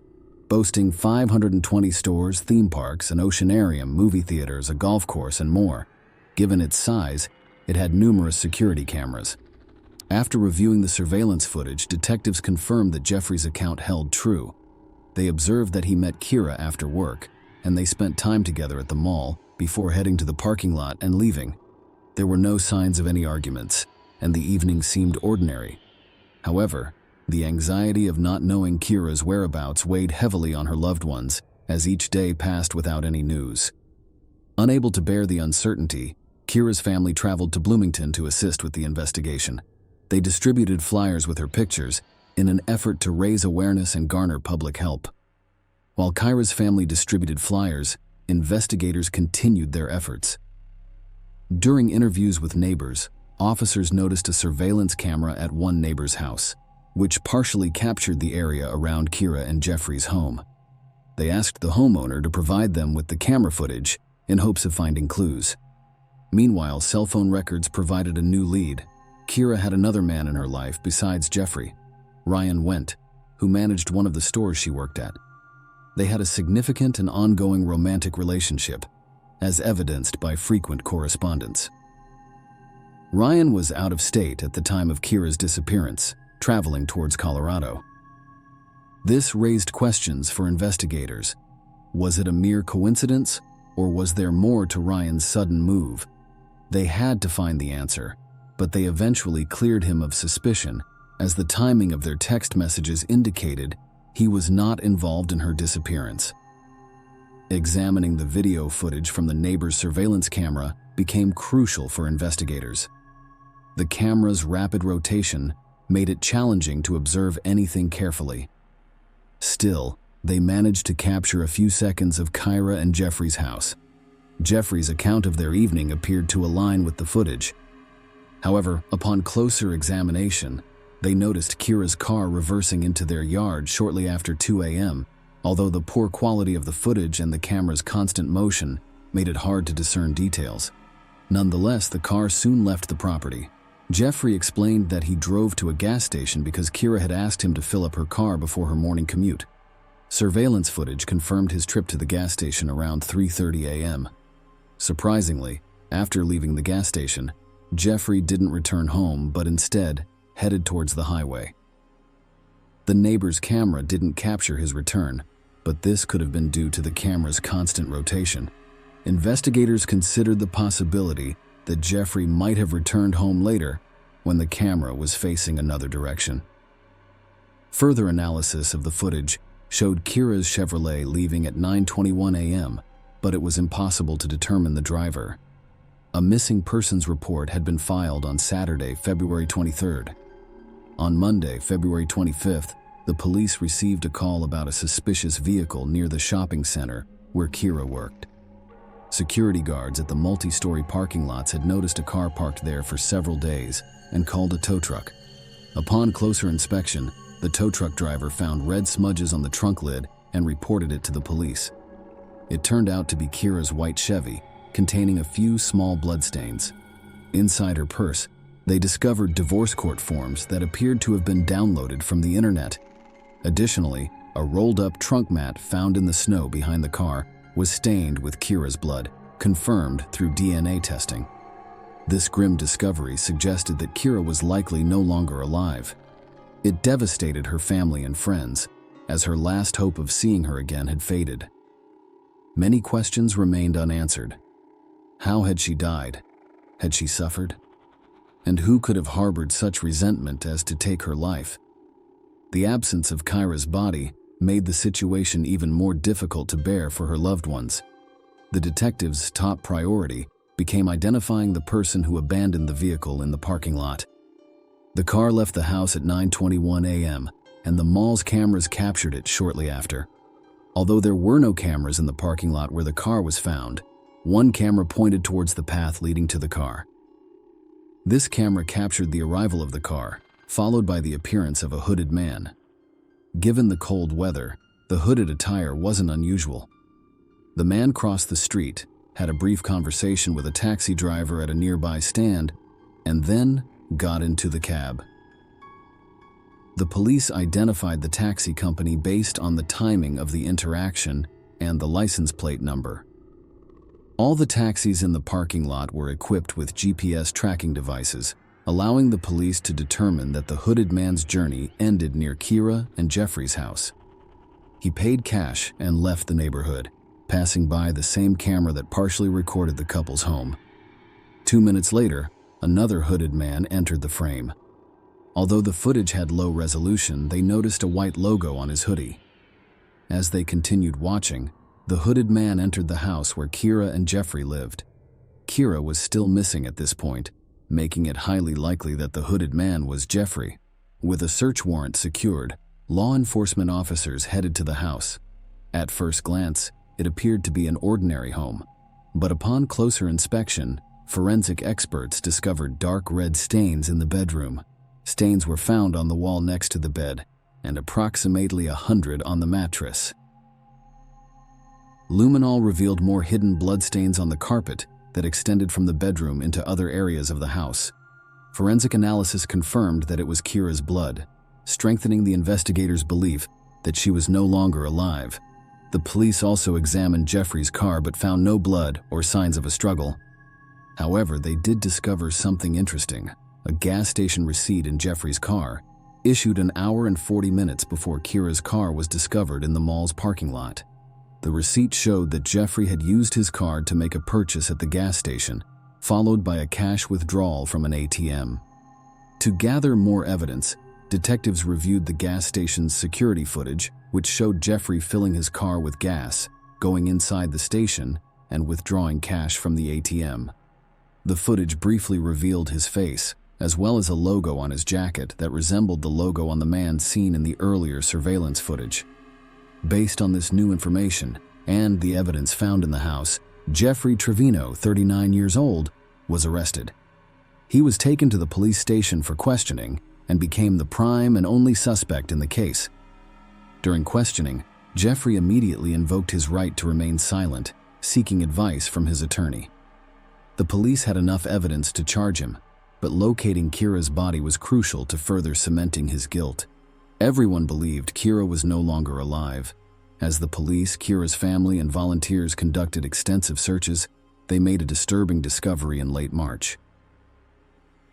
Near Keller Lake, a few miles from Trevino's house, volunteers found a peculiar bag by the roadside and contacted the police. Inside the bag were a bloodied pillow, a shirt, and a bra, all linked to Kira through DNA analysis. Although divers searched the lake, they found no remains in the water. The area around the lake was also scoured multiple times using search dogs specifically trained to find bodies, yet their efforts yielded no results. After 2.5 months, on May 8, 2013, the St. Paul Police Department received a troubling call. A caller reported seeing what appeared to be a dead body in the Mississippi River.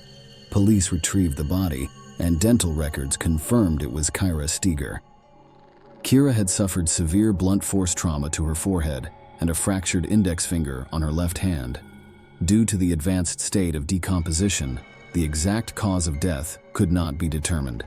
With this new evidence, investigators sought to reconstruct the timeline of events leading to Kira's death and its aftermath. It was speculated that upon returning home and discovering Kira's romantic correspondence with someone else, Jeffrey grew increasingly angry. When Kira refused to show him the messages, he forcibly took her phone, resulting in a broken finger. As his rage intensified, he tragically took Kira's life and attempted to hide the evidence. Using Kira's car, he transported her body to the house, then later used the car to dispose of her remains in the river.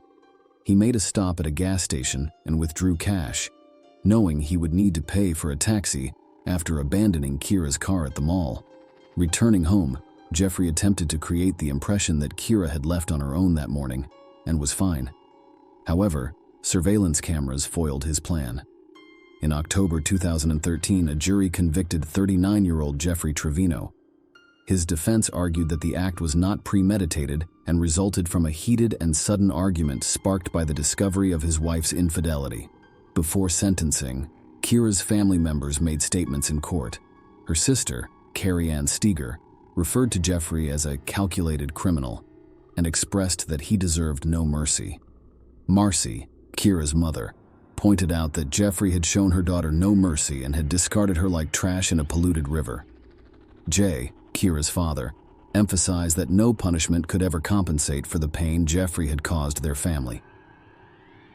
In November 2013, Jeffrey Trevino was sentenced to 27.5 years in prison. He became eligible for parole in 2031.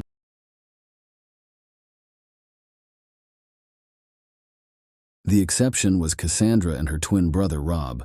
When they were younger, they would often spend an entire day telling each other scary stories in a dark room. Rob considered himself to be a natural storyteller. Every time he told a scary story, Cassandra would scream and he would scatter on his bed, mumbling to himself, "You can't even scare the neighbors, little Joey, with stories like that." No, scary stories are not your thing. Together, they also watched the animated series Scooby-Doo, and during that time, they argued over which of the characters was really a vampire disguised as a ghost. Her brother was anxious because Cassandra's intuitive guesses were frequently more accurate than his. Even though Mary Smith did not have the twins' enthusiasm for reading, she nevertheless bought her kids' books by Robert Wall because she wanted them to grow up to be lifelong readers. The brother and sister's love of scary stories was a lifelong passion that they developed as children. Even as adults, they entertained the idea of launching a horror-themed store and even gathered figurines of villains. Cassandra joined the set in 2004 due to her interest in horror films, and she made a cameo in a scary film that, while not very successful, still caused a lot of jealous looks. "I'm ready to play anyone." "Rob, you must have made some acquaintances there, right?" "Cassandra, maybe we should talk." Rob's sister responded, "I'm pretty close with the head of the cast. Maybe something will come out of it, but no promises. I got the part by accident myself." Rob continued to beg his sister to broker a deal on his behalf. Rob was overjoyed, but even in an episodic role, he was unable to land a role. Colin Dudley was the leading man in that film, and chemistry blossomed between him and the newcomer on the set. None of them dared to take the first step, but that all changed at a Halloween party at the office. Colin dressed as Alex from A Clockwork Orange, and Cassandra dressed like Velma from Scooby-Doo. Colin perceived the cartoon character as more than just a costume, while Cassandra saw it as just that, a costume. Like his character in the movie, he strolled around with a glass of milk and gave everyone a glare. He read passages from the book as well. He would look at Cassandra and say, "Beauty invariably caused my only desire to destroy it, for it did not fit at all into our ugly world." Cassandra took this as a compliment, and they soon started dating. But their brief relationship lasted only a few months. Colin began dating Rebecca, another actress, after finding her. The pair eventually moved in together. 2020, August 25th, Cassandra Cannell vanished. Without giving anyone any notice, she took off from home in her car in an unknown direction and didn't pick up the phone. For a very long time, the police refused to accept her mother's report, attempting to console the distraught mother by explaining that kids grow up and don't always tell their parents when they go out with friends. But Mary Smith was certain that something horrible had occurred, and perhaps she could still see her daughter alive if the indolent police would finally get to work. It took 2 days for the police to start looking for Cassandra, and on the third day, they discovered her car in an undesirable location beneath a bridge. The bad news gets even worse. The keys were inside the unlocked car. It was hard to know what Cassandra was up to there. This area was thought to be a homeless community, and the police regularly discovered bodies there that had either overdosed on illegal drugs or been killed in domestic violence. The police had to patrol the neighborhood, questioning a large number of homeless people who attempted to flee when they saw them. All of them were unaware of the time the car appeared there, though, and none of them had seen Cassandra. It was difficult to have any higher expectations of the people who lived beneath the bridge and consumed alcohol all day.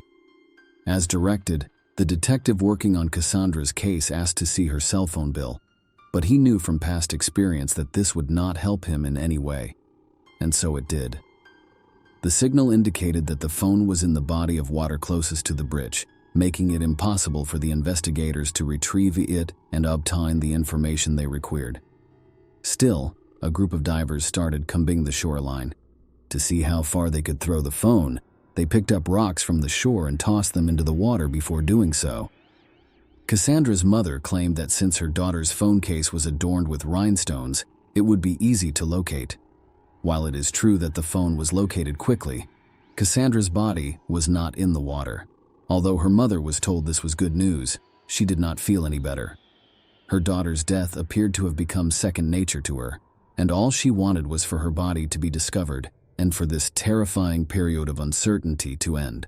She replied, "I was looking forward to my granddaughter. I wanted to be a grandmother sooner, and I didn't even have time to give her a crib. It's just sitting in the garage in a box. What should I do with it now?" The mother was saddened to learn that this became crucial information for the inquiry. Pregnant women are frequently the victims of crimes committed by their partners, the expectant fathers, according to statistics. However, Mary Smith was unaware of the identity of her future granddaughter's father. Cassandra had not even met anyone and was single, even though her age was already apparent. It made sense that she had become pregnant through a male partner, but Mary was unaware of the child's possible father. Even so, according to her mother, her daughter frequently called and corresponded with someone. However, for some reason, her interlocutor's phone number was not entered in her daughter's book, and the mother, understandably, could not recall the numbers. She had just realized that it was kind of weird to talk to someone so frequently and not get his phone number down. It was common knowledge that girls could not maintain complete confidentiality in their relationships, so Cassandra should have at least one friend with whom she could share her secrets, particularly if those secrets involved a pregnancy. One found a friend like that. She disclosed that Cassandra had revived her romance with her ex-boyfriend Colin Dudley in a chat with law enforcement. Yes, their 2004 relationship was brief, and they had already broken up 15 years earlier. In general, it was odd that they could still recall one another after all this time. Colin, as it happened, contacted Cassandra in 2014. He discovered Cassandra on Facebook, wrote her some kind words, and revealed that he and his wife Rebecca had a tense relationship before his father's recent death. Thus, he had no one with whom to commiserate. Cassandra made the decision to get together purely out of friendship and speak with her ex-boyfriend to help him feel better. However, the cordial get-together evolved into something more. Colin started leading a double life in 2014, with Cassandra acting as his mistress. The young woman did not want to tell Colin Dudley that she was pregnant when she found out. She remembered their conversation, in which Colin declared emphatically that he wanted no children at all, and that he was delighted Rebecca was infertile, every time she felt the need to tell him so. Cassandra didn't want to hurt her lover, so she kept the possibility of his having a daughter or son a secret, because she knew it could destroy a real family. In the meantime, her tummy continued to swell and protrude beyond the baggy sweaters. Cassandra stopped seeing him so that Colin couldn't figure out anything. But how can one go on? She knew that hiding it would not last long, and that lying to Colin about having another boyfriend would be hurtful and lead to their breakup. Cassandra told Colin over the phone that she was expecting a child with him after deciding that the bitter truth was preferable to a charming lie. After a long period of silence, Colin finally expressed his happiness at the news. Though it sounded very strange, Cassandra deduced that Colin was actually happy. When the detective knocked on Colin's door upon arriving at his residence, his wife answered. Resolving that discussing a missing mistress with Colin's legal wife wasn't entirely moral, the detective presented himself as a longtime friend of Dudley's. Colin emerged at once, closed the door behind him, and left the house accompanied by the detective, who had not even made an introduction. He appeared to have been anticipating this encounter. "Thank you for not making your credentials public in front of Rebecca. You're a man of honor, a true officer. My compliments to you," Colin said in brief phrases. "I heard Cassandra is missing. It's weird, bloody weird. I can't even guess where she might have gone. She told me she'd had a big fight with her brother and was really worried about it. I advised her to stop by and make up with him. I don't know if she listened to me or not." Rob had told him about the fight. As far as the detective knew, it was just a family dispute, nothing serious. Still, Cassandra's twin brother had been devastated by her disappearance because the day before, Cassandra had called him and asked to come talk to him. But now that his arrogant brother had declined, he held himself responsible. His sister would not have vanished if she had visited him that day. You know, officer, I'm not the nicest person. I think you realize that, dating my ex-girlfriend in secret from my wife for such a long period of time. I'm sure I'll be punished for it in the next world. But the human heart doesn't decide who you fall in love with. In 2014, my father died. He literally hated Rebecca with all his soul, and the feeling was mutual. But he really liked Cassandra. He often remembered her, reproached me for the fact that we broke up with her almost immediately after Christmas. We often fight with our parents, accusing them of not understanding, and then it turns out that it's us, their children, who don't understand, and it hurts. My father was right, of course. And after he died, I just wanted to fulfill one of his wishes, and so I resumed my relationship with Cassandra. Rebecca needed to be broken up with. It was a conversation I kept putting off, you know. This family stuff sucks you dry, so I kept stalling. I've been living a double life for 5 years. It was hell. I had to make excuses for coming home late all the time, to hide it. I'd tell her about some fictitious business trips, and even bought a fishing rod, even though I hated fishing. A stupid pastime, and I'd tell Rebecca I was going to the lake while I went to Cassandra's. Before coming home, I'd buy fish at the supermarket for extra convincing, and Rebecca would bake it in the oven, and I'd eat it even though the smell of fish makes me sick. Did you know Cassandra was pregnant? What? Pregnant by whom? I don't have that information, but she told a close friend of hers that it was from you. That can't be true.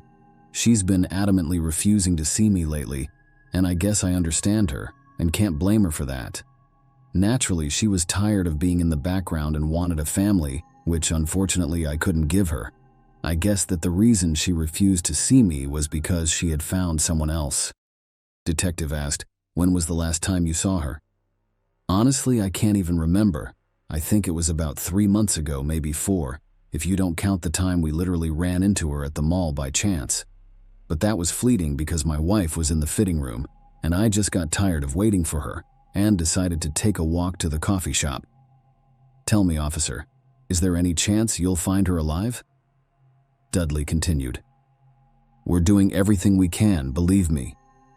Colin had more interactions with the detective after this one. Despite the fact that Cassandra's phone was recovered from the bottom of the pond, the police still asked for the missing person's call logs. The unsigned number her mother had informed her about actually belonged to Colin Dudley. Cassandra called him most of the time, and they even spoke on the day she vanished. Furthermore, the CCTV footage from the train station near the bridge, where Cassandra's abandoned car had been discovered, was given to the police that day. A strange man who stood out among the other passengers on the platform was observed by them. He had on a long cloak, gloves, a scarf covering his face, and a hat with the sides pulled down over his eyes. The detective claimed that although he couldn't see the man's face, Colin Dudley's gait was strikingly similar to that of the man. Regarding the hat, it bore a striking resemblance to the one donned by Alex in A Clockwork Orange. The investigators noticed that the strange man actually entered the cafe for a short while before exiting and heading toward the parking lot, where he got into his car and drove off. After they kept tracking him down through the CCTV cameras, the stranger never revealed his face to them during this entire time, but they were able to see the car's licensee plate number, which belonged to Colin Dudley, that the stranger got into. A search warrant was used to send a unit to his home. It was the detectives' hope that Cassandra was still alive and in Dudley's home's basement. Initially, there was no proof of a homicide at Colin's residence. However, they discovered the exact hat Colin was attempting to conceal himself in the closet. After that, they descended to the basement, where they found no sign of the crime and no sign of Cassandra. But when the service dog sniffed the couch, it was trained to search for bloodstains. It barked, and that raised red flags right away. Colin affirmed that he hadn't broken any laws. The police were attempting to blame him, an innocent man, for the crime because they had no other leads and no evidence. When the detective spoke with his wife, she was naturally horrified to learn about the activities in their home, the charges against her spousey, and the years-long deception. She had a lot to say about her husband and her feelings, but after giving it some thought, she responded negatively when the detective asked if her husband was capable of murder. Rob and Mary Smith were furious that Colin could not be imprisoned despite the abundance of evidence against him, and the detective was simply raising his hands. Colin was brought in once more for interrogation. Considering that he had an alibi for every accusation, he gave the crime considerable thought. Colin visited a hardware store early on August 25th at 6:30 a.m. and bought trash bags and household cleaning supplies. The store's cameras did, in fact, verify this, but this whole thing was overshadowed by the big garbage bags. Then Cassandra texted Colin to let him know that she was almost at his house, but Colin quickly deleted the message. But it stayed in the cell phone carrier's memory, and the Colin message dump gave it to the police. Additionally, the couple did not leave the house for several hours that morning, based on their cell phone bill. Subsequently, Colin switched off his phone, but unintentionally left his mistress's phone on. This allowed the police to track Colin's entire path of movement, including his location as captured by the station's CCTV cameras. It was already known by the police that he had visited the cafe, likely using the restroom to clean up after the murder. Colin hopped in his car and headed to the pond where he had thrown Cassandra's phone, which was where the cell phone's last signal had come from. Now was the time to find Cassandra's body. The GPS tracker from Colin's car was taken by the police so they could follow the route precisely. The gadget accurately mimicked Cassandra's mobile signal movement. However, his actions the next day provided fresh evidence in the case. When the police followed his route through the woods, they came across a large trash can that was rope-tied in a ravine. Blood stained the entire area surrounding it, making it obvious what was inside the container. It was a month after the murder by that point, and the body was hard to identify. The description of Cassandra's tattoo in the search notes proved helpful to the police. The same day, Colin was arrested and accused of murder. After performing a forensic examination, forensics determined that blunt force trauma to the skull resulted in a fracture that caused death. The police discovered bloodstains in the basement of the Dudley house that were impossible to remove entirely. Rebecca was unaware of the homicide. She spent the entire day in a different area of the house where the sounds from the basement were muffled. She also stated that Colin's claim that she was infertile was untrue and that she had never desired children. This was seen by the police as the crime's motivation. The absence of witnesses and tangible evidence, like the murder weapon, made it impossible to persuade the jury that Colin Dudley was the murderer during the trial. The murderer was then offered a reduced sentence by the court in exchange for his guilty plea. Colin received a 26-year prison sentence. The fact that the murderer would probably live to see the day he could be freed caused great distress to Cassandra's mother and brother, who were still upset about his refusal to meet with his sister prior to her death. Share your opinion with us in the comments and subscribe to the channel for more.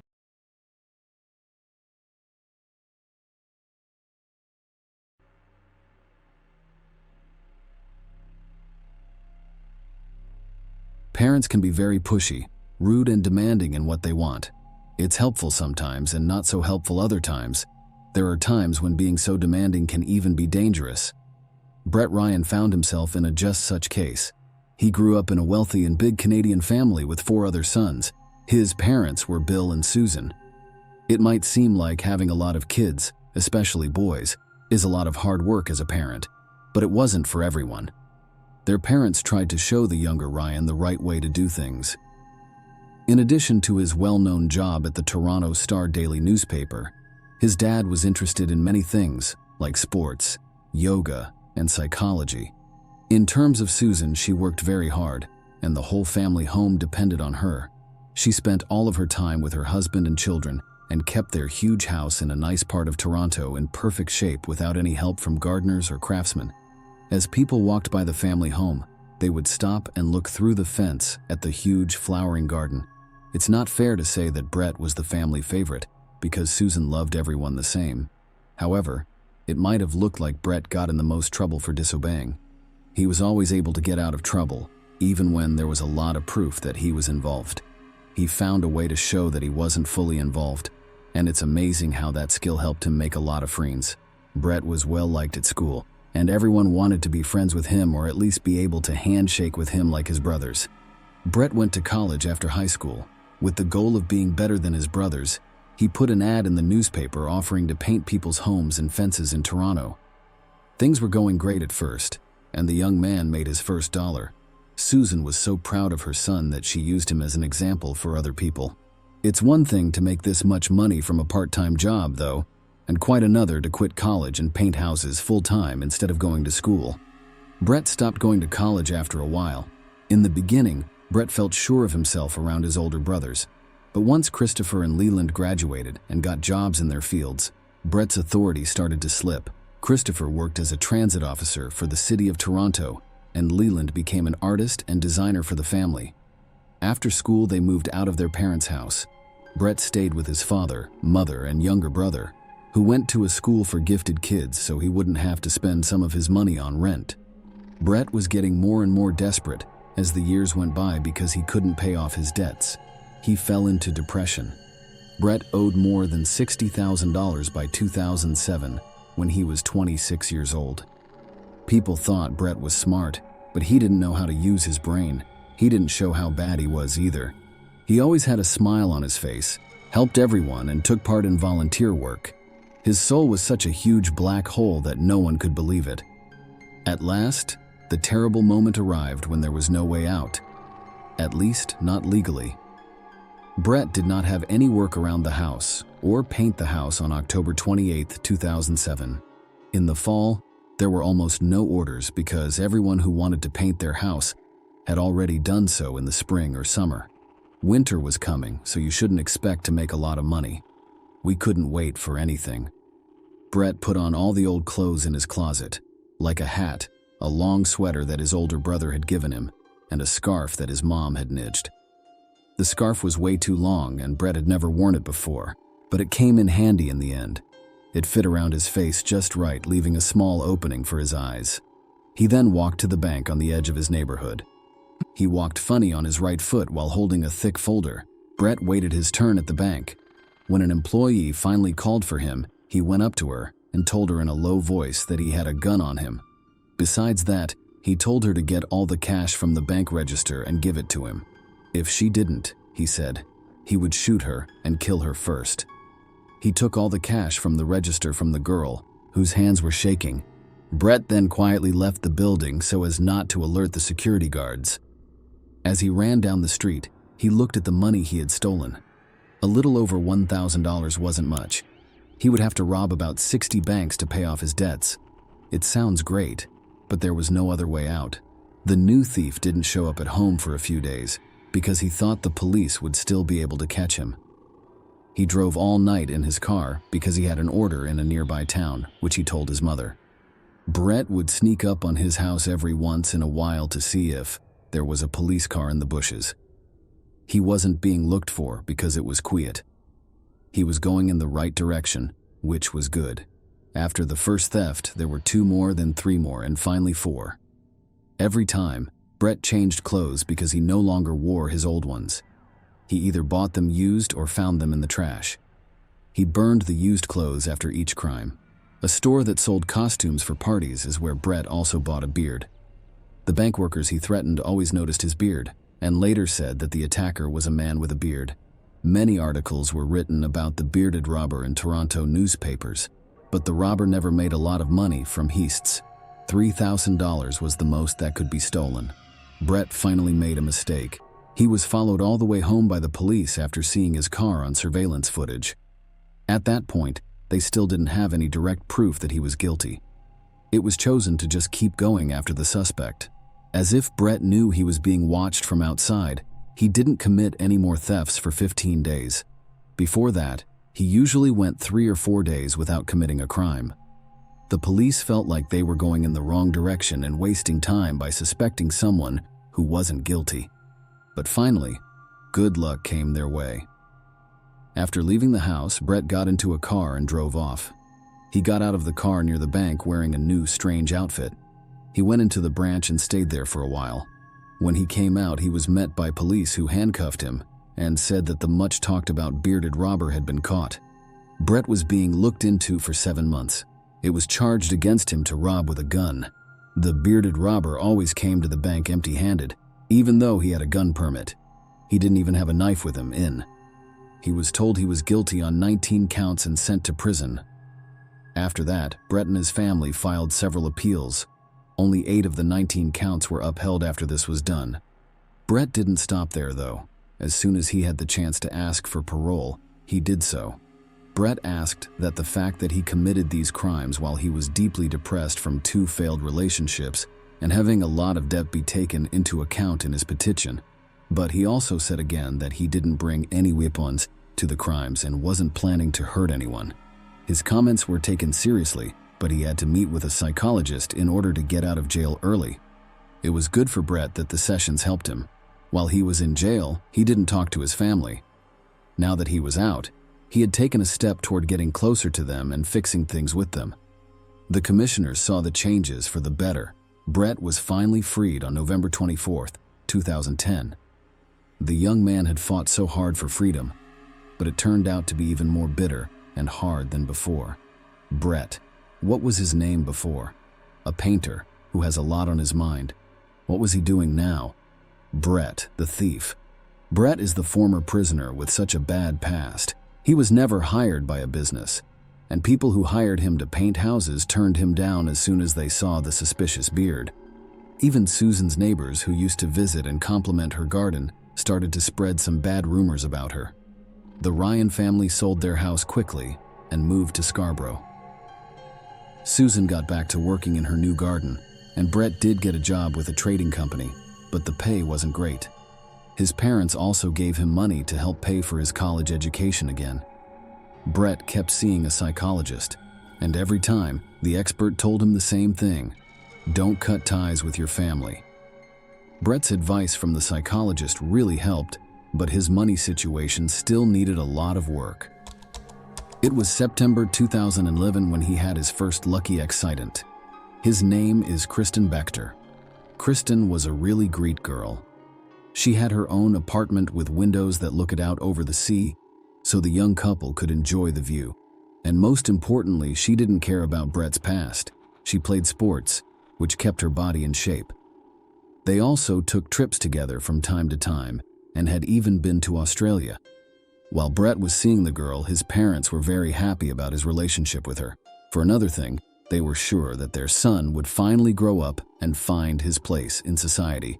Kristen would push him to do so. Brett thought things were getting better, but something bad happened that he couldn't change, which slowed down the start of a new phase. Brett was shocked when his father died. Brett started going to see a psychologist more often because his depression started to come back. He also had to help his mother with money, which he didn't have much of, and spend a lot of time with her. He had to build a long-term relationship with Kristen. The young people weren't teenagers, for whom it's enough to hang out and have fun. Brett decided to take a big step because he was deeply in love with this beautiful blonde. He had some money saved up and had told his mother that he wanted to start a family with Kristen. To do this, he knew he had to make her an offer she couldn't refuse. She would remember this day for the rest of her life. She understood what her son meant and gave him money to buy a ring. The couple had already talked about their plans for the future. And no, Kristen didn't need an expensive gift or anything like that. She only needed Brett to make a proposal for her to know that he was serious. He spent a lot of money, though, and got his love a gold ring with a big diamond. It was clear that Kristen would say yes. Then, as young people do, they started making plans for their wedding. Brett agreed with all of Kristen's choices and nodded his head. However, he was shocked by how much it cost and how much he had to think about his job. He looked on the internet for an engineering job opening at a big tech company, put together a resume, and sent it in. He did so well in the interview that they accepted him. At that time, Brett was glad. When he told his fiancée and mother about it, they were thrilled. He then asked his mother for money to buy an expensive suit for work. Once more, his mother did not say no to her son. Brett got a call from the company after the suit was already bought to say they had to turn him down because the security service knew about his criminal past. Brett felt like thunder hit him Right away, his mood started to get worse and he finally gave up. Why go through all of these interviews and wait for answers when no one wants to hire a criminal, even if they have changed? The most important question is, why study? Brett thought that the money his mother and older brothers gave him for college should be used for his wedding to Kristen, so that's what he did. Brett was back in the situation he had just gotten away from. Not only did he not tell his counselor, but he also did not tell his family that he had quit college. He also didn't tell anyone that an engineering job had turned him down. He dressed up with a shirt, tie, and suit and went to paint houses. On the way, he changed his clothes. He told his family that he was at work in an office. Brett also constantly shared different photos from the office or business events on his social networks. Of course, these were downloaded from the web before. When he was with his family, he often pretended that his phone was ringing and that he had to get to work right away. No one would have thought Brett was just a normal painter because he was so good at getting dust in their eyes. Brett was going to get married in September 2016 after being with Kristen for 5 years. Even more, he agreed to rent a fancy restaurant where each guest would have to pay $100. Brett finally took matters into his own hands, got a great job, moved into a nice apartment, and married a beautiful woman. This made the whole Ariane family very happy. But they didn't know that Brett's lies had gone too far, and there was no way out without getting hurt. That time, the wedding was only a month away, and it would cost a lot to put on. It happened over and over again. Our hero borrowed money from his mother. When he realized she could no longer help him, he told her she had to get a better-paying job. Another thing he did was plan a bachelor party for August and invite all of his brothers and friends. Brett still chose to tell his counselor everything, even though the bombshell was about to go off. Brett had been telling his family lies for a year about being an engineer at a tech company. The psychologist felt bad that the client he had been working with for a long time had gone off track again. He told Brett that he had to tell his mom the truth. Brett put it off for a long time and thought about it for a long time. His mom was so mad because she had spent so much time telling everyone what a great son she had. Brett had to tell Kristen everything too, because she would keep quiet if he didn't. Her son was warned that his brothers already knew what was going on and were on her side. Brett was not able to do that. He had a hard time telling his mother the truth, and he couldn't tell Kristen the lies he told her. He did know that the wedding wouldn't happen because he lied about it being less than a month away. It would have been better for Kristen to know everything ahead of time, but he didn't say anything.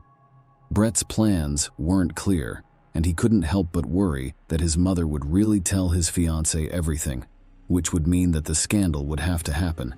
Brett shook every time Kristen's phone rang. He stopped breathing for a moment when he realized it wasn't his mother calling, but a friend of his future wife, asking about her wedding plans and giving her advice.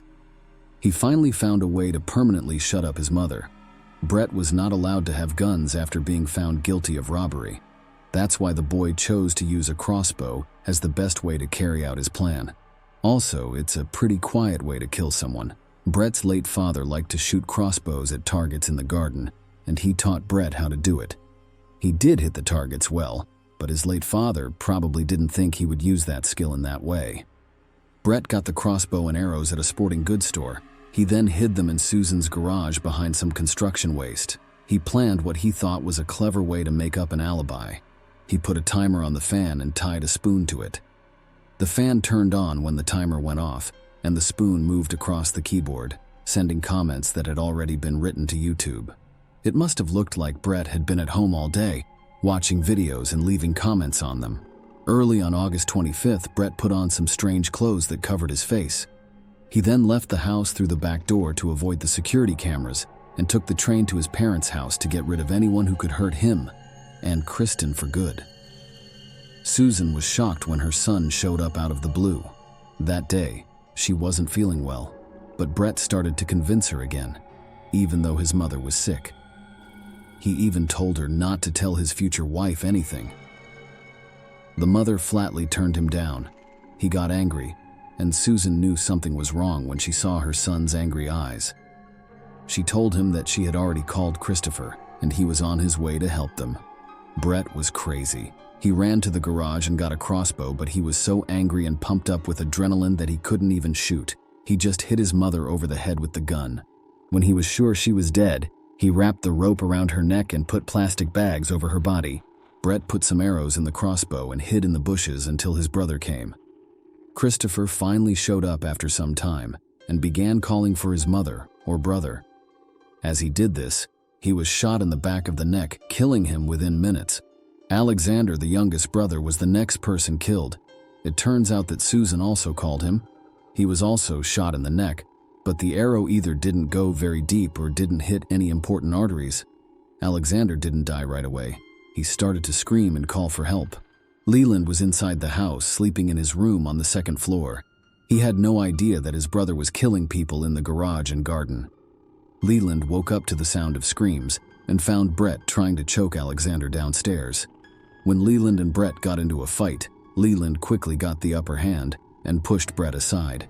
He then ran to the neighbors and called the police. Brett stayed home. He could not run away. At this very moment, he realized he had messed up his whole life. There was not anything to do. I asked Kristen to forgive him in a letter that he wrote on his phone. When the police got to the scene of the crime, they saw Brett, who was badly hurt, sitting next to his brother Alexander, who was also badly hurt but still alive. Alexander would later die in the hospital. When the police officer put his hands on him, Brett told them to take him to the station and he would tell them everything.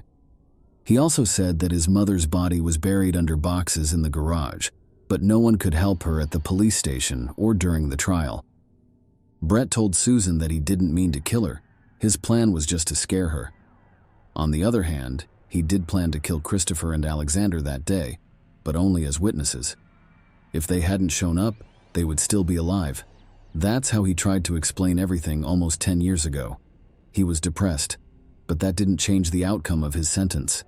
It was important to the judge that Brett admitted to everything and didn't cause any problems for the police, but the young man still got 3 life sentences, 1 for each murder, with the chance to get out in 2041. Leland isn't talking to reporters, but everyone in Toronto knows him as the only person who made it out of that horrible scene alive. Share your opinion with us in the comments and subscribe to the channel for more.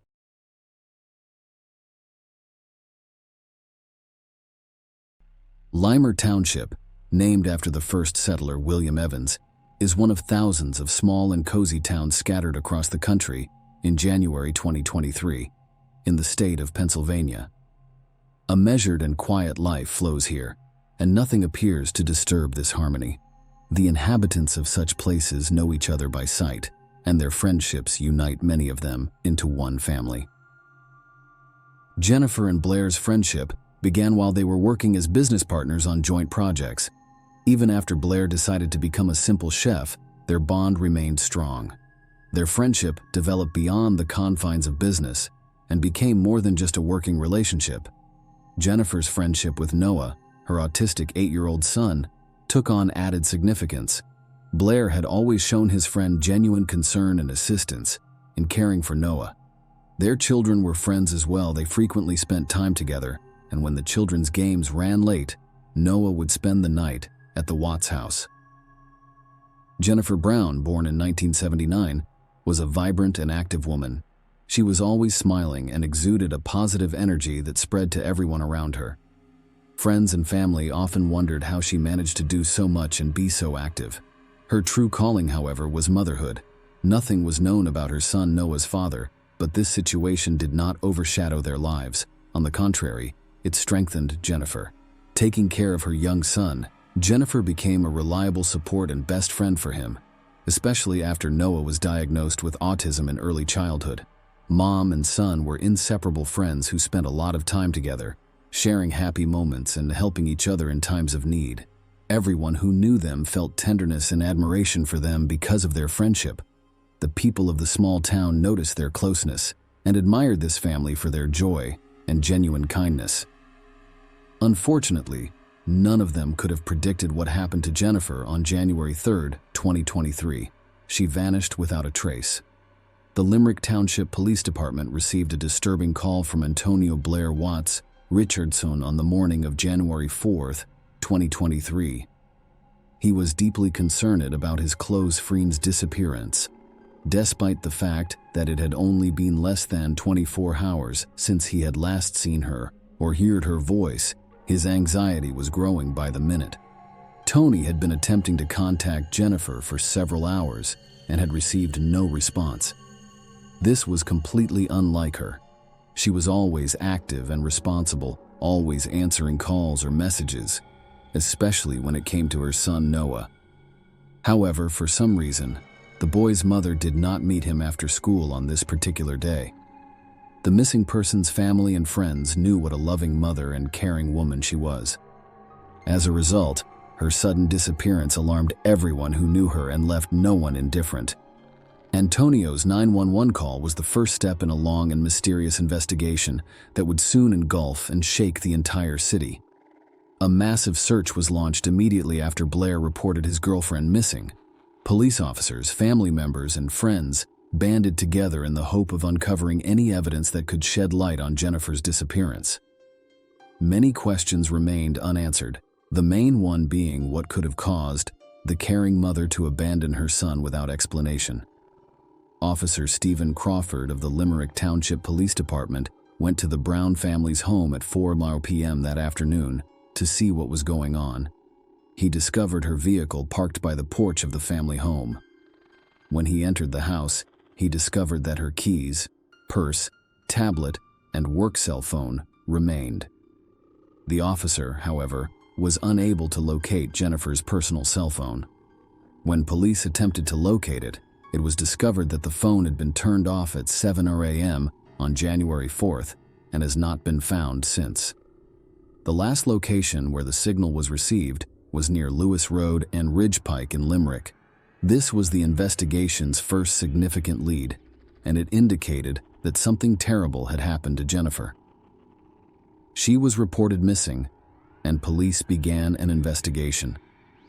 Investigators began questioning Jennifer's family, friends, and neighbors, hoping to learn if anyone saw or heard anything around the time she went missing. However, none of the young woman's loved ones or acquaintances could offer any useful information. Jennifer's Aunt Diane Brem, as well as her friends Tiffany Barron and Blair Watts, claimed that the young mother would never have left her son alone. This was a woman who was completely devoted to her child. All efforts by authorities and volunteers were futile. They couldn't find any traces or clues to Jennifer's whereabouts. Her family members appealed to the public via the media for any information on the young woman's possible whereabouts. A prize was set up, but it was also inconclusive. Jennifer Brown's mysterious disappearance was just getting started, leaving investigators and family members with questions and anxious expectations. The police investigation began with a thorough examination of all of the events of that day, and her close friend Blair Watts, who was the last person to see Jennifer alive that day, was brought to the forefront. Jennifer and Blair sat in their cozy living room on an ordinary January day, discussing life, future plans, and their children. Their children frequently played together, and Jennifer had asked a friend to pick up her son Noah from school so that they could spend the evening together. This was a common occurrence among friends. Blair, being the loyal friend that he was, agreed and immediately headed to the school to pick up Noah after they finished their conversation. But then something strange happened at school the next day. Noah's behavior was unusual, which worried his teachers. They discovered that the boy had missed 2 doses of his medication, which helped him manage his illness-related condition.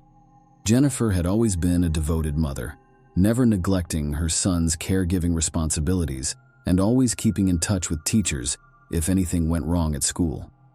The school staff attempted to locate his mother and were informed by Noah that she had gone to the grocery store and had not returned.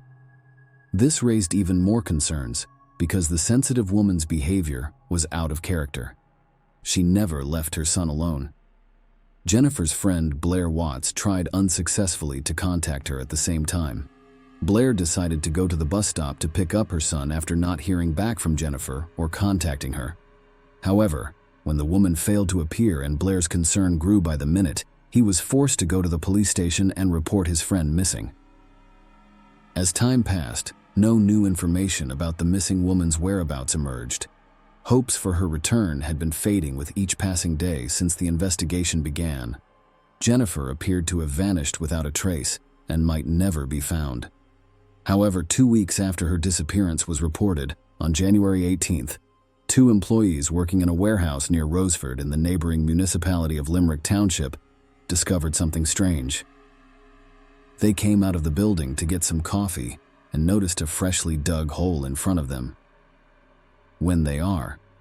They were horrified to discover the body of a woman buried in a shallow grave when they went closer to inspect it. The workers immediately called the cops, who arrived at the graveyard. After examining the body, police identified Jennifer Brown as the young woman they had been looking for the past 2 weeks. The sheriff called her family to inform them that the body of the missing woman had been discovered partially buried near a warehouse in Roseford. Jennifer's death was clearly violent, according to an autopsy. Her death was caused by asphyxiation, and she suffered from 3 broken ribs. This indicated that Jennifer had most likely fought her assailant, who had beaten her to subdue her. The investigation's focus has shifted. The missing person case was reclassified as a murder investigation, and police interviewed everyone who knew the murdered woman, including her family and friends. These interviews, however, provided no new information about the case, and the police had no suspects. The investigation appeared to be coming to an end, and the police had no one to follow up on. However, when the detectives least expected it, they received a tip from an unexpected source. After the news of Jennifer's disappearance and murder broke, police asked anyone with information that could help them solve this mysterious case to come forward. Noah's teacher stood up. She recalled a case that, at first glance, appeared unimportant to her, but raised serious suspicions after Jennifer's death was discovered. Noah, according to the teacher, told her an important detail about Jennifer's disappearance on January 4th. Little Noah told her that when Blair Watts picked him up from the bus stop on January 3rd, he noticed his mother's personal cell phone among Blair's belongings. Noah recognized it right away because the lock screen displayed his own childhood photograph. That moment proved crucial in the investigation into the young woman's murder. Investigators had previously assumed that Jennifer's killer had taken her cell phone. Blair Watts was thrust into the spotlight as the prime suspect. The police began to investigate Jennifer and Blair's relationship, and mysterious details began to emerge, shocking even experienced investigators. Jennifer and Tony's friendship appeared to be strong and long-lasting. They spent a lot of time together, got to know each other well, and their families interacted. However, once the business side of their relationship was revealed, it was revealed that there was a dark history lurking beneath the mask of friendship. Blair Watts was the owner of the Bird's Kitchen restaurant, which unfortunately fell into disrepair and closed in early 2022. Blair then turned to his friend and asked for her assistance. Jennifer decided to invest in her friend's business in August 2022 in order to help him reopen Bird's Kitchen in a new location. They agreed to a contract in which Jennifer agreed to make regular financial contributions to the restaurant every 6 weeks or so. Jennifer handed over approximately $36,000 to Blair between August and January to rebuild the business, according to Blair. They also agreed that she would give him an additional $99,000. Blair was to find a new location for the restaurant, deposit some of the money as rent, and enter into a contract to reopen Birdie's Kitchen in January 2023, according to their agreement. However, it was discovered that the funds allocated for the investment were spent on Blair's personal needs.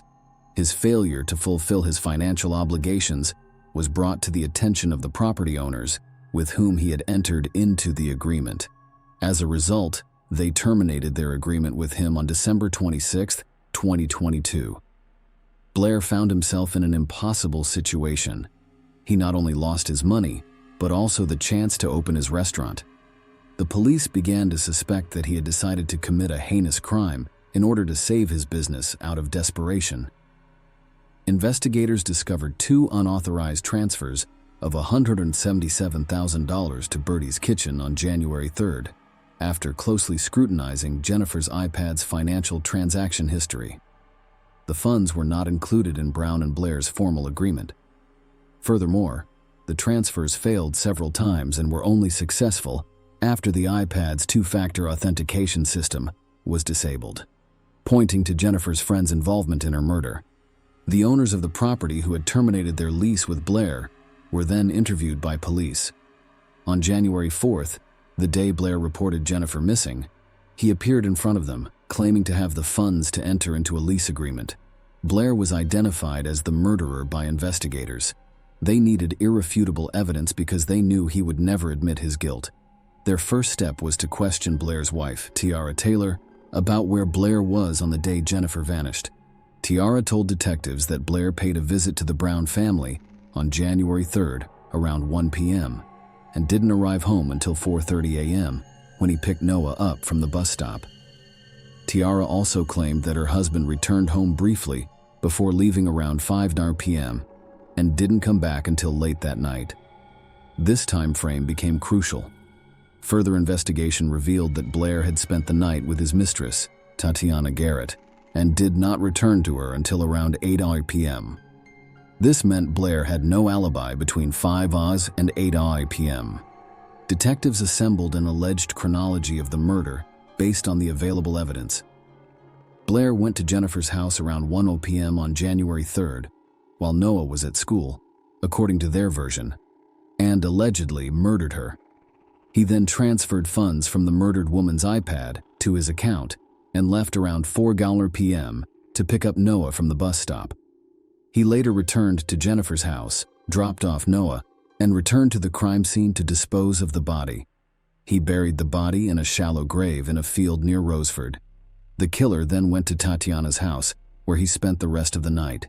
Everything was meticulously planned, and it appears that the murderer might have gone unnoticed if it hadn't been for one fatal mistake. That blunder was allowing Noah access to his mother's cell phone. That was the decisive moment that led the cops straight to Blair. Law enforcement now had enough evidence to convict Blair, but they decided to conduct additional investigations to determine his guilt. It required the participation of film experts, as well as a specially trained dog capable of detecting cadaveric odors indoors. First, the dog was brought to Jennifer's house to learn the scent of the woman.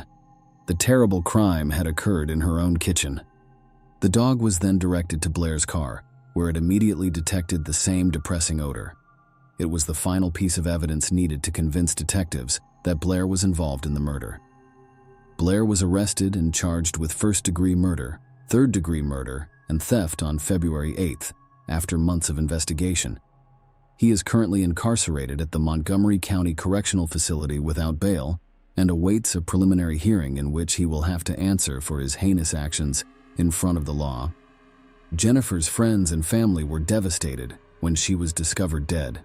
However, the pain and shock that the killer was someone they knew and trusted, someone who should have been a close friend to Jennifer and her son, continued to pierce their hearts.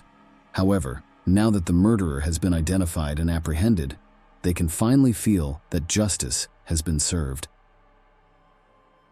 During the interview, Tiffany Barron, a friend of Jennifer's who spoke on her behalf, expressed her feelings.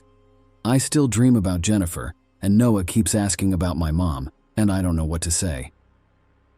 If Blair is found guilty at the end of the investigation and trial, he will be imprisoned for the rest of his life. Jennifer's 8-year-old son's keen observation helped solve the case. The boy noticed a mistake made by the murderer, which aided in the discovery of the truth and the punishment of the criminal. The Limmer Township tragedy serves as yet another reminder that even the most meticulously planned crimes will be solved sooner or later. Meanness and inhumanity will not go unpunished, and the perpetrators will be brought to justice before the law sooner or later. Share your opinion with us in the comments and subscribe to the channel for more.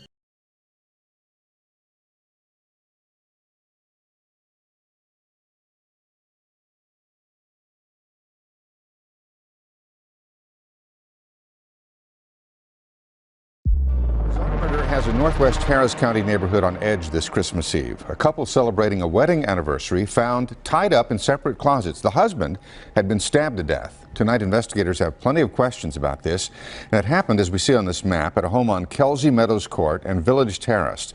And that's where Local 2's Andy Sirota is joining us live with the latest on this story.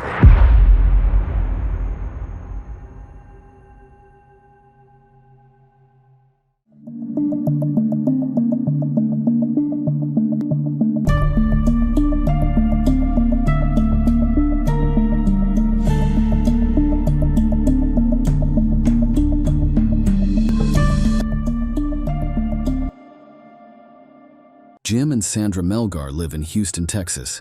They celebrated being married for more than 30 years while living in a quiet neighborhood on Kelsey Meadows Court. Jim Melgar was born in Guatemala and moved to the United States when he was 3 years old. His family made the choice to move to Houston, where Sandra and her family also lived. Sandra said that Jim was funny, charming, and liked to make bad jokes and be a goofball. They met at school. He kept asking Sandra to go ice skating with him for weeks, and she finally said yes. As they say, the rest is history. In 1980, they got married.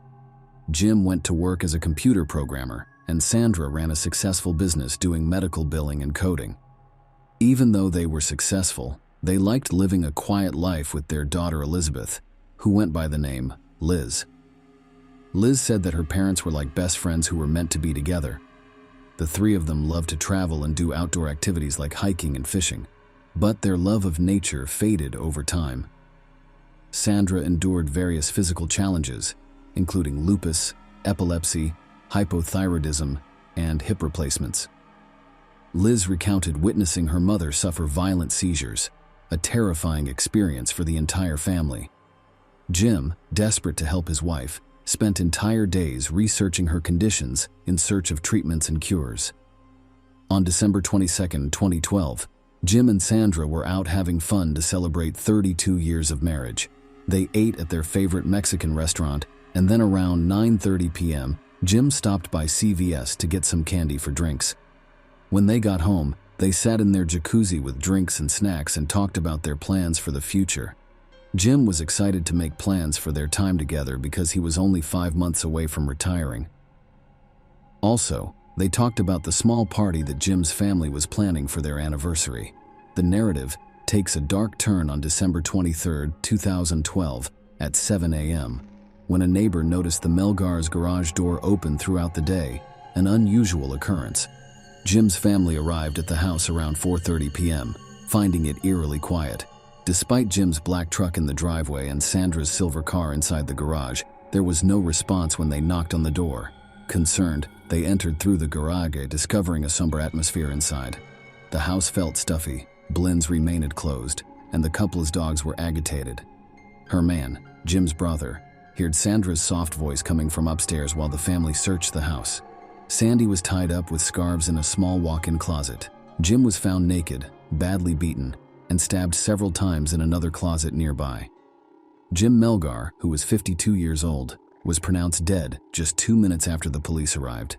He had over 50 injuries, including defensive wounds that showed he had been in a fierce fight. Sandra woke up to the horrifying truth, but she couldn't remember what had happened after 1 a.m. Open drawers, jewelry boxes that had been searched, and prescription pills that had been taken but not found were all signs of a crime scene. The police reports didn't say anything was missing or stolen, even though the house was in bad shape. They found a white blouse and a kitchen knife inside the jacuzzi, which they knew was the murder weapon. It was locked, but there was blood on the handle of Jim's loaded gun that was in the closet. When paramedics checked on Sandra, she showed signs of physical distress that reminded them of a seizure. However, there were no major cuts or scrapes on her hands or arms, which raises questions given how tightly she was tied up and for how long. Bizarre murder has a Northwest Harris County neighborhood on edge this Christmas Eve. A couple celebrating a wedding anniversary found tied up in separate closets. The husband had been stabbed to death. Tonight, investigators have plenty of questions about this. And it happened, as we see on this map, at a home on Kelsey Meadows Court and Village Terrace. And that's where Local 2's Andy Sirota is joining us live with the latest on this story. Andy? Bill, residents in this quiet community still baffled over a bizarre mystery involving two of their neighbors. Like police, they too have so many questions. We're just trying to get a statement. Sandra Melgar sought comfort today in the arms of a friend in the wake of her husband's bizarre murder. She was unable to speak from the back seat of this car where we saw her wrapped in a blanket laying down, still in shock after her 52-year-old husband was found dead and tied up in a closet. Relatives who arrived at the couple's home for Sunday dinner also found Sandra Melgar tied up in a separate closet. 32 years was the anniversary. They were celebrating it. Distraught family members tell Local 2 the couple had been happily married for 32 years and recently celebrated their anniversary. Deputies say Melgar told them she can't remember who tied her up or who may have hurt her husband. His brother told us he'd been stabbed to death. They were in the bathroom together, her and her husband, at approximately 1 a.m. this morning, and at some time she blacked out, and the next thing she remembers is waking up in the closet. Relatives told us off camera the Melgars are devout Jehovah's Witnesses, own some rental properties, and insist there was nothing going on in the couple's lives to indicate trouble was on the horizon. Now, tonight, we're still not sure what caused Sandra Melgar to black out, but relatives tell us she does have a medical condition, and they say it appears that she may have been hit over the head with something. Investigators haven't released information on any possible suspects. They took Sandra Melgar to homicide headquarters to interview her. Andy, thank you, sir. Relatives got to the Melgar house yesterday. They said they noticed that the garage door was open. Investigators haven't said anything yet about any possible signs of forced entry or about whether the couple's home had possibly been ransacked or if anything was missing. She was taken to the hospital for more tests, but was quickly sent home. They then took her to the Harris County Sheriff's Office to question her. The police thought Sandra's account of what happened was not quite right because of how strange the scene was. I need to do a statement from you, okay? That's why we're here. And I have a little recorder and do a little statement and get some questions from you. Answer. After getting out of the jacuzzi, she had no idea what had happened and couldn't remember anything. She made it very clear that she had no idea what had happened to Jim and had seen or heard nothing that could have killed him. And did you immediately get into the jacuzzi at that time when you got home? We made drinks and went straight to the jacuzzi. He got out once to go get ice and then came back. And then said he was going to move the dogs because they were barking too much. He got out and said he was moving the dogs to the office because when they're too loud, we don't want the neighbors to complain. It was taking a while, so I got out and was going to get dressed or change in my closet. And I went in there and I started to change. And that's all I remember until I woke up. And then I remember I woke up and I thought I had a seizure because my muscles hurt and my head was just hurting real bad. Several hours later I woke up and realized I was tied up. That's all I remember. That's it. I mean, I would tell you more if I remembered more, I just don't. So the turn it on. jacuzzi was making noise. It was pretty loud. Mm-hmm. You couldn't hear anything over that. I didn't hear any. Hear anybody scream? No. Hear the dogs? Well, you could hear the dogs bark. Yeah, because they were right outside our window. So did he have to go outside to get them? I don't think so. Usually he just calls them and they come. They come in the doggy door? Yeah. So you don't have to open the door? Sometimes, yeah. Because some of the little ones don't want to come in. They're not. Now, if you opened the door last night, you would have heard that, right? I don't think so. The front? No, you mean the back door. She told the police that she went into her closet, put on some lotion, and then lost consciousness. She thought it was because she hit her head or was hit by someone. After an unknown amount of time, she woke up and saw that she was tied. When she called for help, she must have passed out again because she thought she was having another seizure. Because her body always felt the same after having one, she said she felt this way. What she thought was the only strange thing about that day was that a car they didn't know had been following them home hours before. I think when we left CVS, there was a car following us because when we came in our neighborhood, it was still behind us. and he was really close. And my husband, I'd get upset with him because he would drive slower to when someone was tailgating him, and I'd tell him don't do that because, you know, it's dangerous. But the guy turned left, and we turned right, and so we thought it was just coincidence. And I keep trying to remember. But investigators were still dubious about her story. They couldn't understand how she hadn't seen or heard anything, especially given how violent the scene was and how loud Jim likely would have been while fighting off whoever the attacker or attackers were. Given his defensive wounds, the struggle must have lasted for a while, and it could not have been a quiet ordeal. They also couldn't fathom why someone would kill Jim, but leave her alive and virtually unscathed, with just a few bruises and small scratches. It was such a different scene in both closets. Y'all had no disagreements? No, At all? got along very well. You ever have any fights? Usually they were because of my daughter, but she's been gone for 5 years now, so no. Part of our job is what we do is we gather witness statements, okay? We also search for video cameras, okay? And a couple of your neighbors had video cameras and wanted to get your house pretty well, okay? Your front door was locked, your back door was locked. Nobody came in through the garage, okay? We work hundreds and hundreds of murders.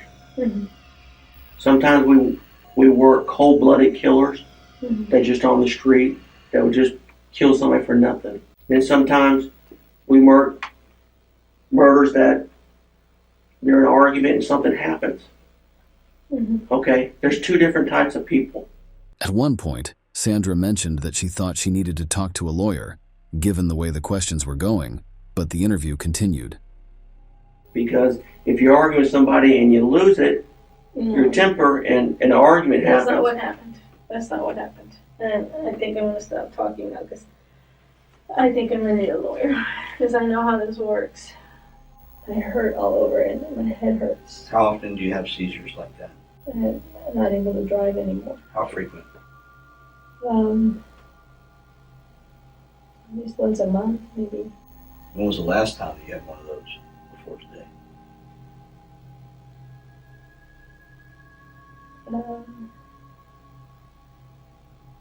About a month ago.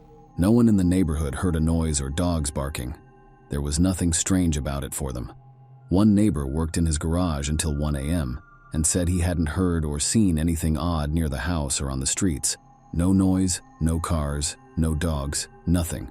He was shocked that someone had broken into his house right in front of him, since he thought he was the more likely target. As he worked on his things alone with the garage door wide open, he thought that if anyone was going to be robbed, it would probably be him. Officers said there were no signs of breaking in, and the drawers inside looked like they had been carefully taken out, emptied, and put back in their places, not like someone was searching quickly for valuables. They thought it was strange that the murder weapon, which came from the Melgar's kitchen, was left in the jacuzzi at the scene of the crime. Investigators also saw that Sandra could have easily used a bath mat or a pillowcase to push a chair against the door. It was interesting that neither Jim nor Sandra had any ligature marks, since that's what they would have seen if they had been tied down. This led them to believe that Jim had been tied up after he had died, not before he was killed. Even though Liz and Sandra said that things were missing, police and experts said that the evidence did not point to a home invasion and that Sandra had set up the scene. When Sandra was asked to take a voluntary polygraph test, she said no because she was scared that being cold and shaking might hurt her chances.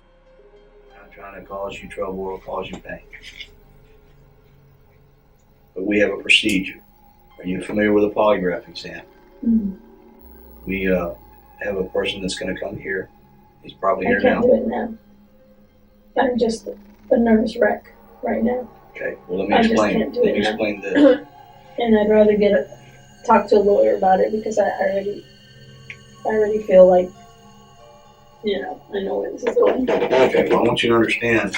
Now I understand that you're upset. Understand that you've been through a lot. This person that does this is a professional and is able to filter for that. And I want you to meet with him and talk to him, no matter if you take the exam or not. We're not trying to pin something on you. We're not trying to get you to say that you've done something that you haven't done. I'm asking you to also, try to dig deep. I understand that you said that you were struck and that you went unconscious. I understand that. But I'm asking you to really dig deep because, you were there. I don't think I went unconscious. Okay.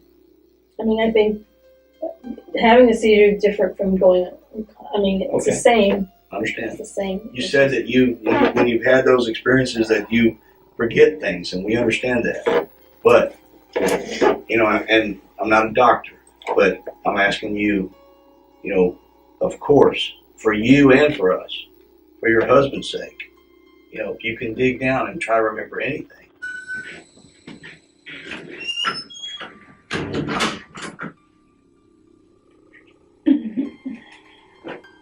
How you feeling? Freezing. How did the meeting go? Guess okay. Did you take the polygraph? No. How come? I told him I needed to wait because I'm just too shaky right now. Something I want you to understand is that we go to all extremes. We don't quit. You're going to see a lot of me. You're going to see a lot of my partner. We're going to learn everything. But I hope you're looking somewhere else too, because it's not me. We're processing this. You're seeing your house too. And we didn't just walk into this ball game yesterday. I did ask you to take a polygraph test. Yes. I did.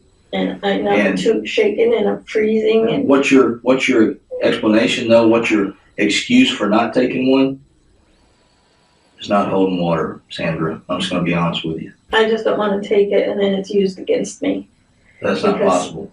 Yeah, it is. It is. Those are not even admissible in court.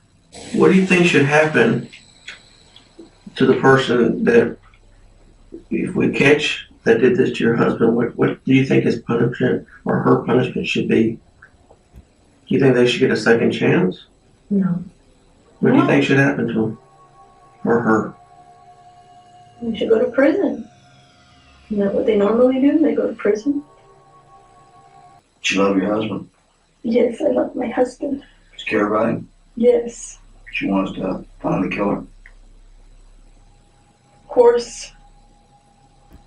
I don't think you do. Did you kill your husband? No, I didn't. Did you have anything to do with your husband's death? No.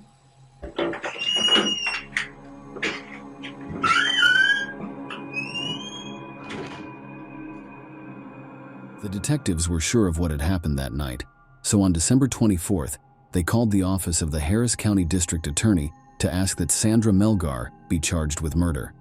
But the DA's office said no, because there wasn't enough proof. As tests from the scene started to come back, they showed that there was no blood other than Jim's, which was strange. An expert pointed out that someone might leave the house pretty clean. On some door handles, dresser drawer handles, the safe handle, and the scarves that were tied around Sandra. DNA profiles of men and women were found. These profiles didn't match any Melgar family members, but they weren't fully tested to find out where the DNA came from. Liz sent a message to the police saying she found a backpack in the garage with an Xbox inside. She thought someone had put it in a bag to steal it and then dropped or left it on their way out. This item also had the DNA profile of an unknown female. A tip came in a few days later about a man named Chad Sullivan who was acting strangely in the neighborhood that night. Sullivan, who was recently released from prison on assault charges after being convicted of theft, never answered when police tried to talk to him. Sandra later said that bits and pieces of her memory were starting to come back to her. She had a flashback of a young Hispanic woman talking to someone behind her in the closet. But investigators were still not sure. They kept building their case against Sandra over the next 18 months because they didn't think this was a failed robbery. Sandy Melgar was charged with first-degree murder in the summer of 2014. which was almost 2 years after Jim's death. What a development here. A woman who once claimed to be the victim of a home invasion that ended up killing her husband is now charged with his murder. You may remember this story. Christmas Eve of 2012, Sandra Melgar claims somebody broke into her Northwest Harris County home, tied her up in the closet, and murdered her husband. Well, now authorities say that was all an elaborate lie. Miss Melgar says that they were in the bathroom together, her and her husband, at approximately 1 a.m. this morning, and at some time she blacked out, and next thing she remembers is waking up in the closet tied up. It just seemed like something was really strange with how it all came down, with them being tied up and just one person being killed. A year and a half later, 54-year-old Sandra Melgar is charged with her husband's murder. We were wondering, I mean, it was so weird that what happened and how it happened, didn't seem like we heard anything like anything had been stolen or anything like that. Now curious neighbors want to know what information led investigators to charge Mrs. Melgar and why it took so long. They have, after all, been unnerved for over a year, thinking a home invasion on their street was the work of ruthless thieves. Her defense team said that there was no physical evidence against her and that everyone was missing a very important point. She had no reason to do what she did. According to them, there was no way that something could have made her go crazy and hurt him over 50 times with blunt and sharp force. They said that someone or more than one person broke into the house from the back, and unfortunately, Robert and Jim were killed in the process. If the attack had been as bad as they said it was, they wanted to know why Sandra was found without any of Jim's blood on her. They said there had to be some proof on her, but her hands and nails were clean and her nails weren't broken. They also pointed out that she was only slightly hurt, with some bruises on her upper arms. They thought the injuries would be worse given the nature of the crime. They also called attention to Sandra's many health problems, saying she could not have physically beaten him and gotten away. The defense said that the fact that unknown male and female DNA had been found in the house and hadn't been fully tested should be enough to make the jury doubt the accused. They said that Sandra couldn't be found guilty beyond a reasonable doubt if the jury had any reason to think that someone else might have done the crime. Lastly, they talked about how the lead investigator had to resign after changing the date on a search warrant for a murder case that had nothing to do with the current case. They said that the prosecution's case was poorly put together and based only on evidence that was already available. Defending Sandra, the prosecutor said her story didn't make any sense and gave 2 possible reasons for her murder. They told her that she wanted a divorce but was afraid of being shunned because they were both Jehovah's Witnesses. However, Sandra's family and friends said she had not said anything about wanting to leave her husband. Sandra would get money from Jim's $250,000 life insurance policy, which was the second reason. The prosecution said Sandra could have either tied Jim up before stabbing him, possibly to make it look like a sex game, or she could have stabbed and hit him with a rock before tying him up. So the knots might have been loose because they weren't needed to hold him down. They said Sandra set up the scene and then tied her hands and feet together at the end. Celestina Rossi, a researcher who looks at blood spatter and breaks down crime scenes, was called as a witness by the prosecution. She said in court that the crime scene did not look like a home invasion because there were no signs of forced entry and the dresser drawers were all over the place. Rossi also pointed out that the candle on Jim's nightstand was still lit, which would normally mean that there was a fight near the closet where Jim was killed.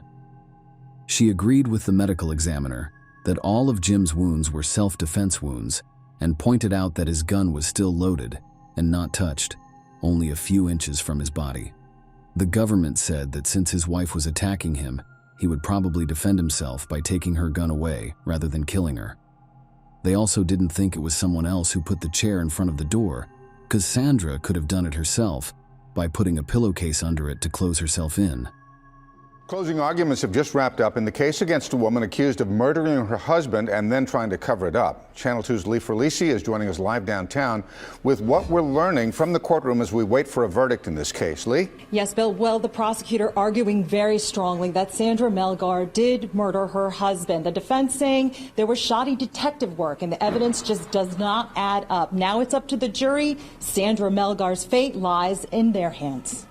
Thank you. Closing arguments began this afternoon. You guys saw the photos. You saw all the wounds that he had, the 13 stab wounds, all the other wounds that he had in his body and his head. Certainly that person intended to kill him, or that person certainly intended to cause serious bodily injury, which resulted in death.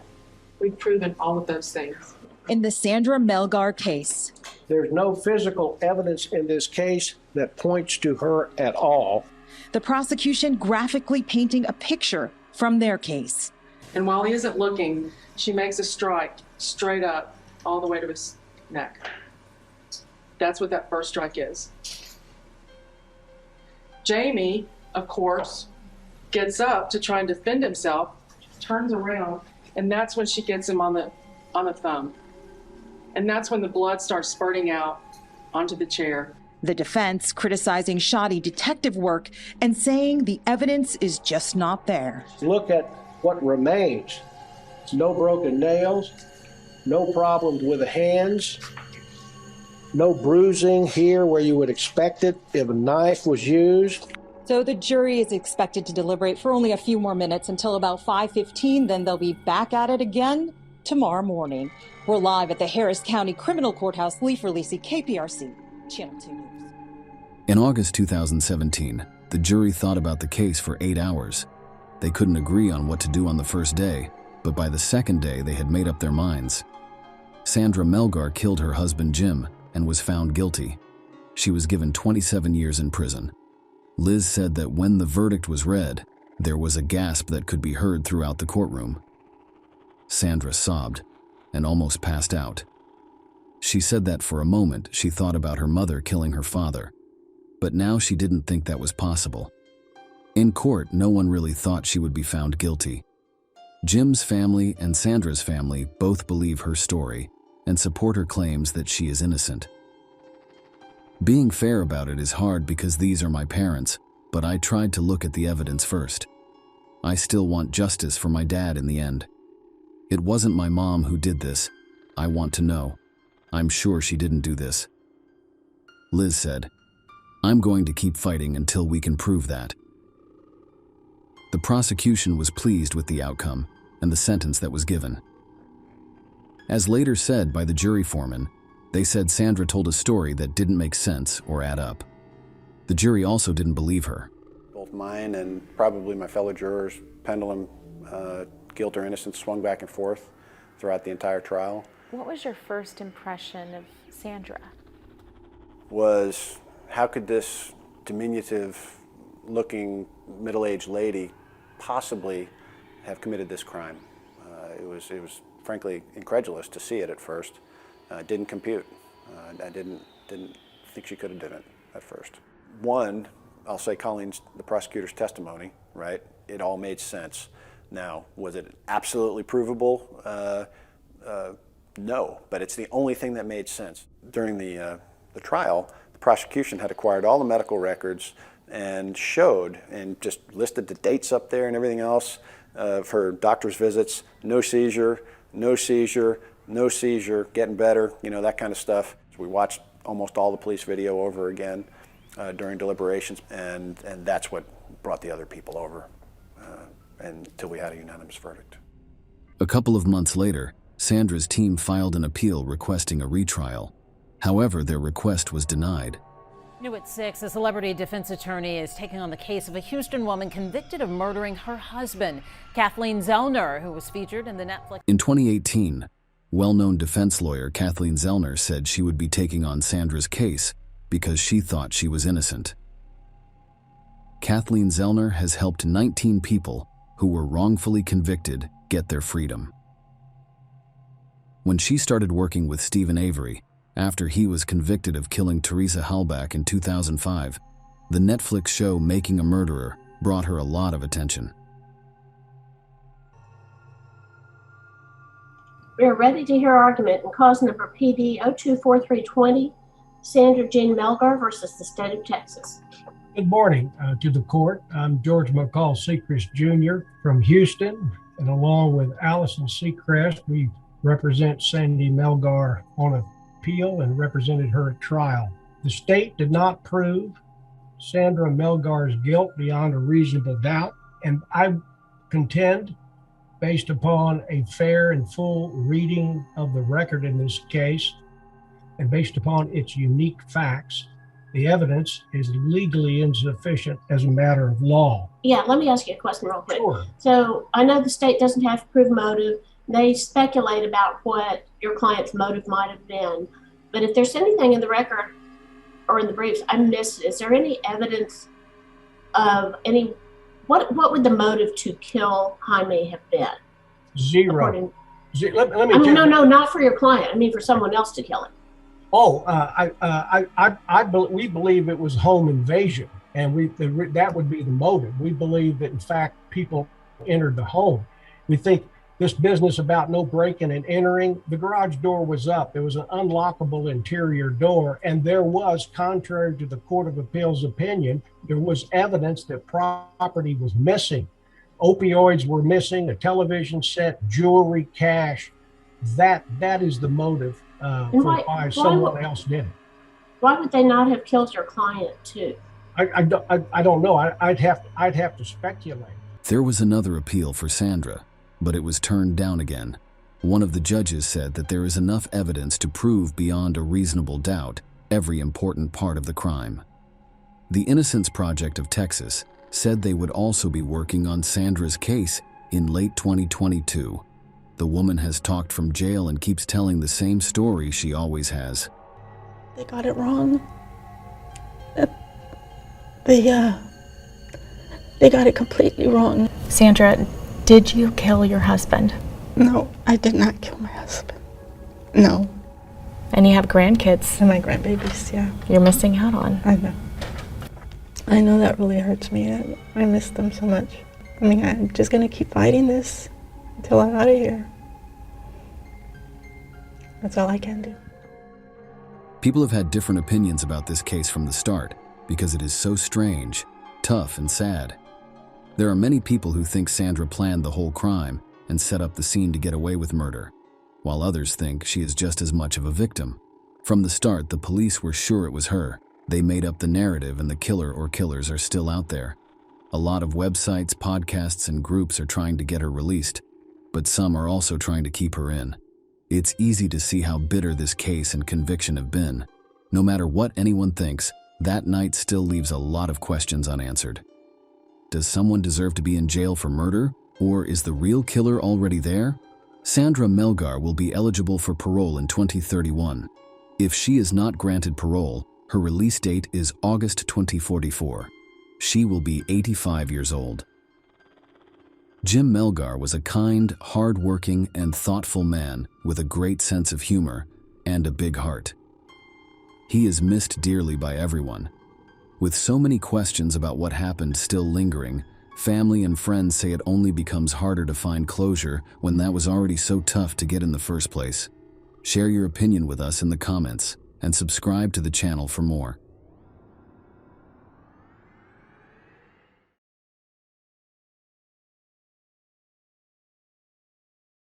The case of Nobuyuki, who abducted Fusako Sano, a schoolgirl, and kept her as a pet in his house, eventually realizing that the perpetrator was a maniac, is possible due to the nature of his actions. As a rule, maniacs abuse, torture, and then brutally take the lives of their victims. However, sometimes such abuse lasts for years or even decades. If the account of a maniac has more than 2 victims, criminalists call it a series, and the criminal himself is a serial maniac. The history of world criminalistics knows many cases when maniacs did not kill their victims, but held them captive in their own homes, basements, or specially created bunkers. It is enough to remember Natasha Kush, or Elizabeth Fritzl, who was kept by her own father in the basement of their house for 24 years. Alas, there are many such stories. And what is most curious is that in most cases, the hostages were, one might say, in full view of everyone. and the kidnappers had previously come to the attention of the police. Fusako Sano was held captive for nearly 10 years in an unlocked room, allegedly to serve as an inspiration to Natasha Kush's kidnapper. Although by the time this tragedy became publicized, Austrian schoolgirl Natasha had already spent over 1 year living under captivity. But let us explore this complicated case known as the Niigata girl captivity incident thoroughly from its inception. Fusako Sano was born in Nagata Prefecture's small Japanese town of Mitsuke on November 28, 1980, and quickly became one of the favorite children within her household, with average incomes and regular attendance at local schools, as well as cheering for local teams, such as baseball. Unfortunately, however, on December 7, 1986, she fell prey to her attackers while walking home alone from school on that fateful November day in 1980. Fusako was in 4th grade at the time and returning home after staying to watch her school's baseball game on November 13, 1990, 2 weeks before her 10th birthday. Due to this sporting event, her parents weren't too concerned when she took her regular route home that evening. As it got darker quickly, almost no passers-by were around, and passing cars quickly vanished from view. Unexpectedly, one car suddenly overtook Fusako and then abruptly braked and swerved to avoid her. A loud squeal of brakes split Fusako's life in two. Nobuyuki Sato was born on July 15, 1962, in Nagata Prefecture, Japan, into a wealthy family. His father ran his own successful passenger transportation business, and his mother was 37. At his birth, his parents were aged 62 and 37 respectively, and no ties between Nobuyuki and any of his 5 siblings from his father's previous marriage existed between them and Nobuyuki himself. The boy became a particularly capricious and spoilt child who displayed no restraints or inhibitions in his behavior. Yet, at times he could become very emotional or even aggressive if his demands weren't immediately fulfilled, sometimes throwing tantrums or even attacking his mother with fists during store visits when she refused to buy him the toys he demanded. At school, Nobuyuki had few friends due to his unique blend of complex personalities, strange habits, and sometimes inappropriate behavior. Furthermore, his height had caused embarrassment so much that he often slouched when embarrassed, leading him to acquire offensive nicknames. On one of the city's central streets was built a luxurious 2-story European-style house for Nobuyuki, where most of the second floor was dedicated to his children's room, which Nobuyuki frequently detested and said was too scary and did not like spending time alone in there alone. At first, his anxiety and unreasonable fears prompted a visit to a regular hospital, followed by a referral to a psychiatrist for evaluation. There he was diagnosed with several disorders such as nyctophobia, fear of darkness, misophobia, fear of germs and dirt, autophobia, fear of loneliness, and sociophobia, anxiety disorder related to social interaction, as he avoided both solitude and contact with others equally well. Nobuyuki had always been an outcast, neither with a girlfriend nor with friends. In high school, he became an outcast due to peer disdain. When his anger and displeasure with himself or others surfaced, he could only vent it on his elderly parents, who gave gifts or money in an attempt to placate their son. As an adult, Nobuyuki never held down any jobs for long. He frequently caused trouble and caused conflict among colleagues, while also neglecting direct duties that made others unwilling to work with him. At times he would leave midday just because it rained, or because it made him sad. Once, however, due to misguided sympathy, he intentionally injured a female coworker, which resulted in immediate termination from employment. Since then, he has lived off of parental funds alone. Gradually, Sato began leaving his room less frequently, leading him to increasingly become estranged from both parents. Following one particularly heated argument between himself and one parent, he set fire to his home, nearly destroying its inhabitants as well. Subsequently, Sato was ordered into compulsory treatment at a psychiatric clinic where they diagnosed him with manic depressive disorder, outbursts of uncontrolled aggression, and signs of misogyny, an intense dislike or hatred towards females. Nobuyuki spent approximately 1 month in the hospital before being released as a threat to others. For some time after his release from care, Nobuyuki appeared relatively calm even starting to rebuild the partially burned house by adding additional rooms. But soon afterwards, he simply gave up this endeavor, abandoning construction altogether. Sato was increasingly unsociable and sullen, spending most of his time watching television in his room. Soon thereafter, he refused to permit either his mother or father into either his room or upstairs at all. Any violation would lead to violent attacks against their elderly parents, with fists, shouts of abuse, and threats of death from Sato. Nobuyuki started taking walks near one of the local schools, where he would observe girls closely. At first, he behaved appropriately by not approaching or making contact with anyone nearby, until one day, when he grabbed one of the girls from right outside her school gate, threw her over his shoulder, ran to his car parked nearby, grabbed another girl at random from among those already inside, and ran back out again before getting into his own vehicle, before shouting for help and retrieving both girls and the suspect within minutes.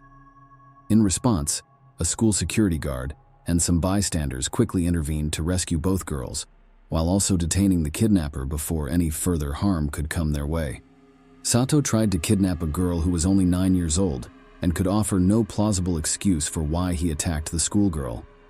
Therefore, police charged Sato with attempted unlawful acts of violence against minors.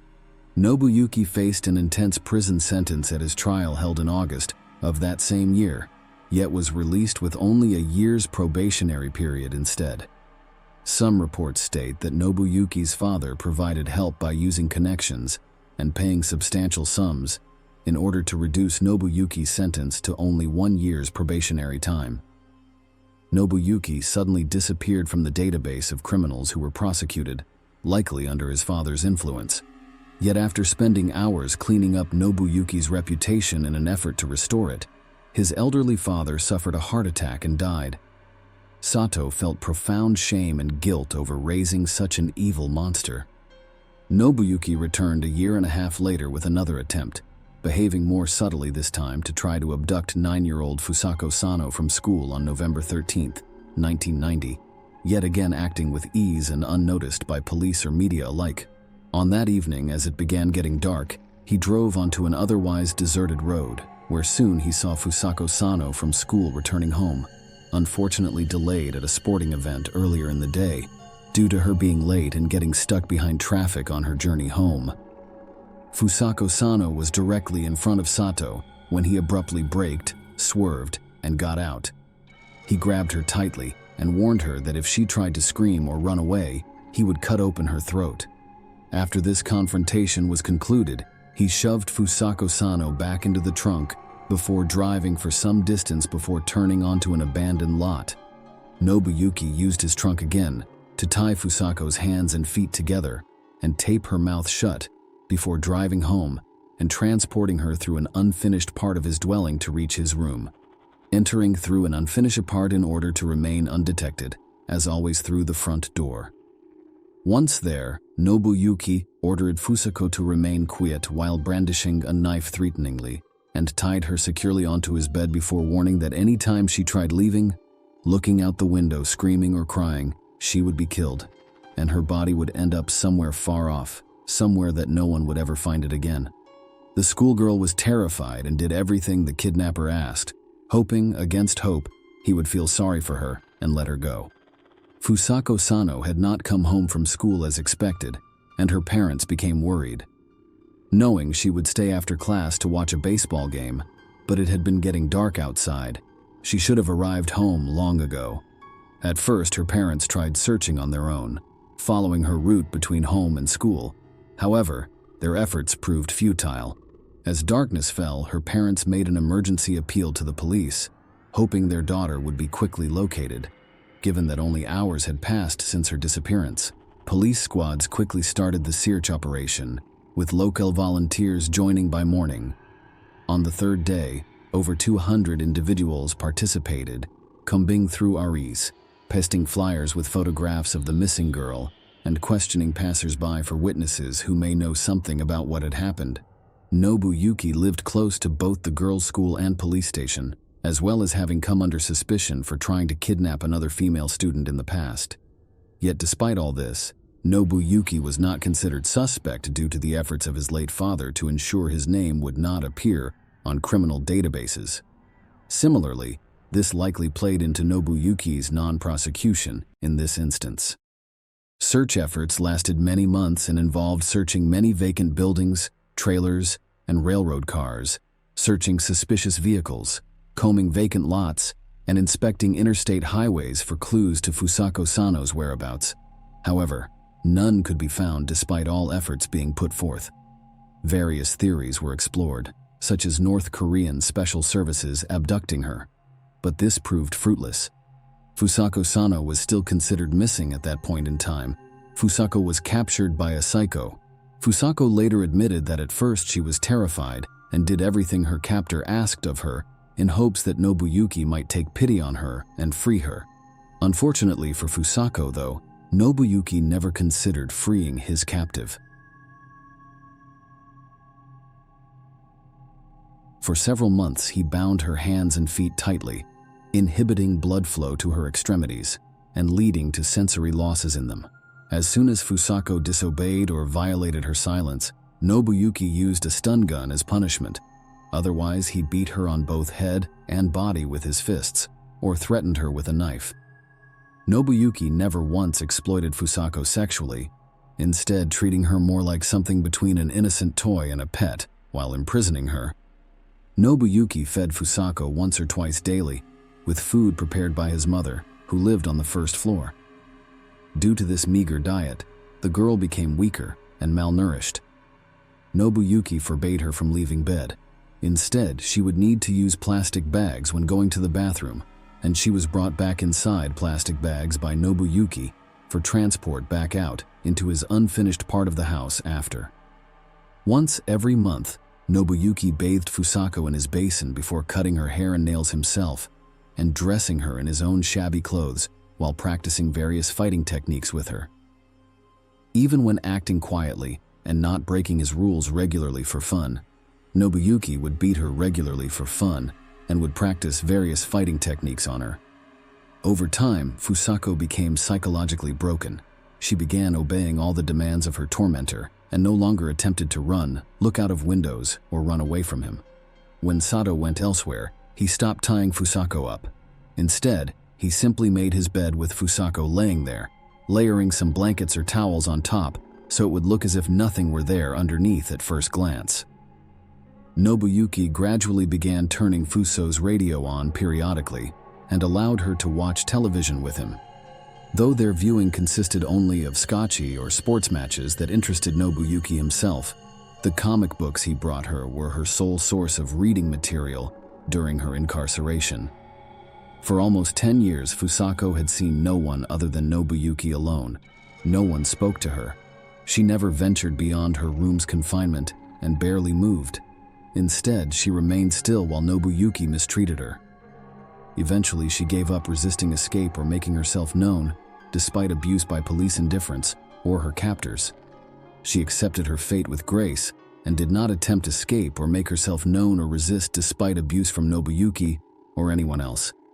Ultimately accepting her fate with resignation without resistance or effort on her part, or making herself known, or resist making herself known, accepting her fate without making herself known or resisting escape, or making herself known even after experiencing abuse or police indifference. Nobuyuki's mother lived on the first floor, and for years she had not entered his room due to threats from Nobuyuki of physical punishment if she intruded upon his personal space. Knowing Nobuyuki well, she followed his rules without question.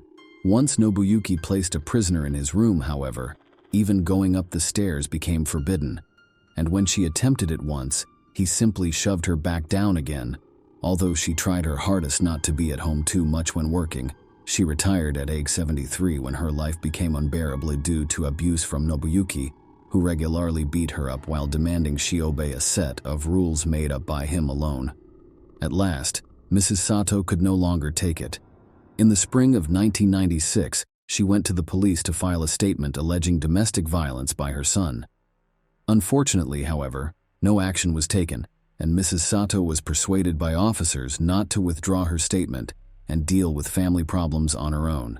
Additionally, twice she applied for consultation at a public health center, complaining of her son's inadequate and aggressive behavior, while seeking hospitalization at a psychiatric hospital. Both times this request was refused, considering that her plea was not serious enough. Instead, advice was given by staff that persuaded her son himself to seek help at said clinic, rather than trying to persuade his mother to seek treatment themselves. After another beating in January 2000, an exhausted elderly woman called the hospital and requested that a medical team and law enforcement officials visit her house, as her son Nobuyuki had tied her up and tasered her several times. These officials eventually responded to her requests and attended. When the ambulance and police car arrived at Nobuyuki's address, he immediately began acting aggressively toward them before resisting and trying to fight against them. Due to this inappropriate behavior, he had to be handcuffed by medics before receiving large doses of sedatives. The elderly woman admitted she was terrified of her son, whose behavior had grown increasingly aggressive and uncontrolled over the past several months. Additionally, he forbade her from visiting the second floor for years, with threats that he would kill her if she did so. Police officers decided to inspect Nobuyuki's room on the second floor. When they entered, they noticed a pile of blankets laid across Nobuyuki's bed, which suddenly moved slightly when touched. Police officers were stunned to see an extremely thin, pale, and exhausted girl lying underneath them. She reluctantly gave her name when they questioned her about who she was and how she ended up there, and said she had been a hostage for a long time on her way home from school. After discovering Nayuki had been captured, her mother was brought into the room.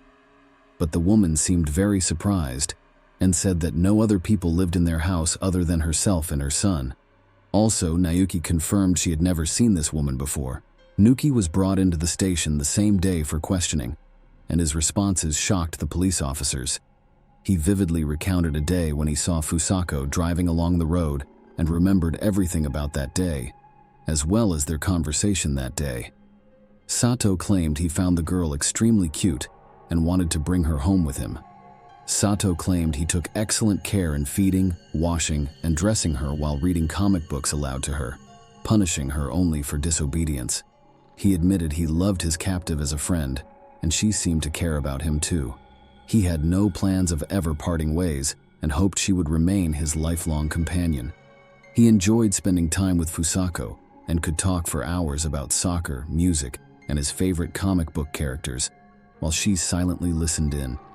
Additionally, he never locked his bedroom door, yet she never tried escaping, which led him to believe she liked living with him. Consequences, trial, and sentence. Following an exhaustive medical examination, doctors determined that Sato was capable of understanding his actions despite his mental disorder and could stand trial. His mother may be considered an accomplice since she regularly purchased feminine hygiene products from supermarkets at her son's request, yet her attempts at reaching police or medical institutions went ignored, as did her request to visit family home. Before trial commenced, this case received widespread coverage in media and public forums, and the city police came under heavy criticism due to Nobuki having previously been prosecuted for attempted kidnapping of a schoolgirl and then failing to follow through with his plan as planned. Upon the conclusion of his plan, however, he remained free of suspicion, thus leading them to remove both the local police chief and the head of the regional police department, who both made numerous mistakes along the way from their positions. Nobuyuki Sato was brought before trial for kidnapping in May 2000, and all his actions and offenses were studied carefully as the prosecution attempted to secure maximum punishment for him. Sato was found guilty and given 14 years imprisonment as punishment, this term being considered maximum at that time. Upon being released, he found his mother had long since passed away, leaving no living relatives for Nobuyuki. Eventually, Nobuyuki himself was found dead 1.5 years later in an undisclosed rented room with no apparent cause of his demise. How did Fusako fare? At the time of her discovery, Fusako was so weak that she could barely stand on her own. Doctors diagnosed her with exhaustion and dehydration. Her muscles had nearly atrophied. Additionally to stuttering, Fusako was afraid of sunlight and lost communication abilities completely. When her parents saw their daughter after 9 years apart for the first time, they didn't recognize her at first glance. Physical recovery took about 1 year, while mental well-being took much longer to repair itself. Fusako Sano suffered from post-traumatic stress disorder and avoided interaction with others. Her intelligence remained at that of an 8 or 9-year-old child. Fusako's parents took their daughter away from town. Sachiko Yamada changed her name and flatly refused any contact from journalists. Over time, however, she made friends, took up photography, and eventually passed her GED exams. She eventually passed her driver's license test, but tragically, in 2007, her life was forever altered when her father drowned while on a family outing to a pond.